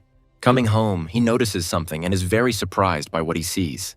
Coming out of her room, the neighbor says that she has already eaten and left food on the table for the hero. Taking off his bag, he says that the meeting is in 2 days, and he was told that he will be able to choose between 2 districts. When he sits down at the table, he asks if the girl has chosen where she will go. Kate smirks as she turns to face her interlocutor. He will know when the time comes. As he continues to eat the treat, he wonders when the lady learned the art of stirring up intrigue. And so, 2 days later, all the first-year students gather in a giant arena. Arriving at the field, the main character notices familiar faces and heads towards Margot. When he woke up, the girl was not at home, and Kate was also not visible on the site. The teacher stands next to the blonde and asks her to follow him so that he can introduce her to the others. The man introduces Kate to the students of the 10th group. She transfers to them. Turning to the teacher, the girl innocently asks him not to tell the reasons for her transfer. Seeing a familiar face, some of the students are very surprised, and the man asks them to be friendly towards her. The main character scratches the back of his head, not understanding at all how the girl could have ended up in this place. Coming closer, the teacher asks in surprise how he knows her. Vager turns his head to John jokingly and says that Kate is the headman's girlfriend. The guy pushes his classmate aside and calmly asks her why the lady decided to transfer to them. And then Vagar chimes in again and says that everything is done in the name of love. After this, the main character can't take it anymore and pushes the guy even harder. The girl calmly closes her eyes and says that she won't be interested if the others crush the guys because of their weakness. John originally thought he would have to compete with his neighbor at the meeting, but that is no longer the case. Still, he hopes that the girl really likes him. Suddenly, an unknown man appears on the stage and begins to give an important speech. The man calls himself Dr. Payne, and some testing will be done today. The guy looks at him with confusion and recognizes the name of the girl who had previously rejected him. Even at a great distance, one can feel the power emanating from the leader. After all, he is a warrior of the 9th rank. The man deftly snaps his fingers and asks to look at the screen that appears in front of him. During the test, the student is given 2 places to choose from for passing it. The team that has collected more anomalous crystal will win. The reward will be not only points, but also special combat skill cards that cannot be found on sale. The first location is the Emerald Grove, located south of the university. The danger level of this area is relatively low. The second location will be the Ruins, which looks like an abandoned city occupied by high-ranking zombies and terrible beasts. Milan, hearing this, is beside himself with horror. One can die in this place. There was an outbreak of a terrible virus in this area. The warriors who were on a cleansing mission there were all infected and turned into high-ranking zombies. It is said that the lowest level of beasts is 7th. The rest of the classmates join in the discussion, also greatly amazed by what they hear. The teacher approaches the head of the class and asks to distribute the students among the 2 proposed areas. Coming to the center, the main character becomes more serious. It is necessary to divide into teams. John approaches Kate, asking the girl if she will follow him to this place, and she calmly agrees. The guy asks if anyone wants to go with him and the blonde. Despite the danger, risk always comes with opportunity, so John asks the willing to come forward. Margot immediately raises her hand higher, agreeing to support her friend. Vager slowly turns to face his girlfriend and silently examines her, as if searching for an answer in her features. He steps forward and says he agrees to go on a dangerous adventure, pulling the lady along with him. Nicholas is not going to stay away either, since 3 of his 4 are looking fear in the eye. Putting his hands in his pockets, the hero looks around and talks about the lack of one more person. Someone clenches their fist until their muscles hurt and tremble. And then, Milan raises his hand and speaks of his intention to go with them. The main character smiles confidently and agrees to his proposal. After this, John stands in front of the main group of classmates and encourages the guys, asking them to show their best. A certain number of planes rise high into the air, following a given course. Turning to his classmate, the hero asks Milan how he is feeling. The guys present make fun of the students, and Margot immediately loses her temper upon hearing this.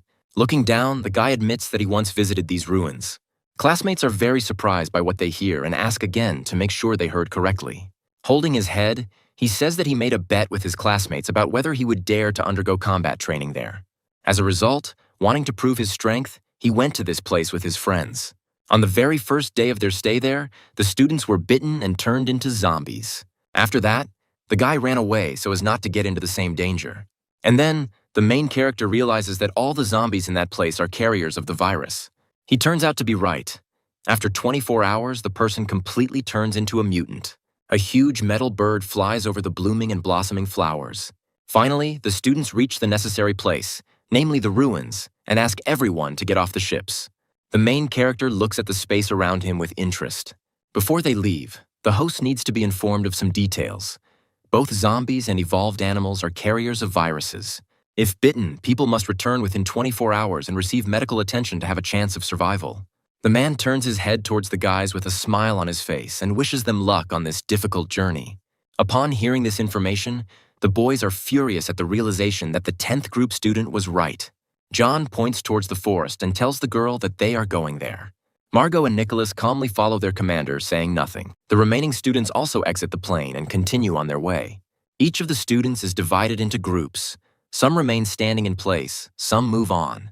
And then, after some time, an abandoned house, entwined with tree branches, appears on the horizon.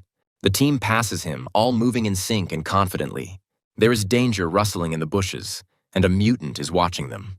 And then, out of nowhere, a 4th-rank zombie appears. Possessing high mobility and strength, the one bitten is instantly infected and becomes one of them.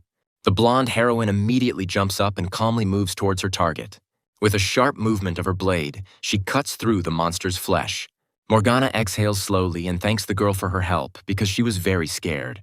The guys unite and begin to noisily discuss what happened, giving their comments. Suddenly, something comes to the main character's mind and he cheerfully raises his hand to his face. And then Kate turns to the rest of the team and asks them to keep their eyes open. Now the boys move more slowly and look more closely at the space around them. When the hero yawns, another mutant emerges behind him, trying to get to its victim. But he pays attention to it in time and defends himself. The guy is unhappy that the system gives very little experience. Apparently no one understands that he needs to increase his level faster. And then, another danger appears on the horizon. John sighs in disappointment. With a sharp movement, he pierces the mutant's chest with a spear, depriving him of life. The zombies wave their arms and legs, trying to get rid of the attack as quickly as possible. Milan comes closer and asks to get rid of the monster quickly, otherwise it will be able to summon new creatures with its roar. The main character smiles broadly and says that he is tired of killing them one by one. Let him call his friends. And then, after a few minutes, a gigantic number of mutants appears around them. Milan immediately loses his temper when he sees the amount of danger approaching. But he has no intention of running away. All these monsters are nothing more than his experience. The girl catches up with the hero and does not understand why her friend is so drawn to the clutches of death. He smiles slyly, noticing that she is worried about him. The guys remain standing in place, silently discussing what is happening before their eyes. The hero assumes a fighting stance and uses the Phoenix's majesty to strike back at his enemies. He lunges his spear forward, preparing to attack the zombie. And so, some of the creatures fly to the side under the onslaught of flame. It seems like the power of John's age combat skill has increased to the gold category.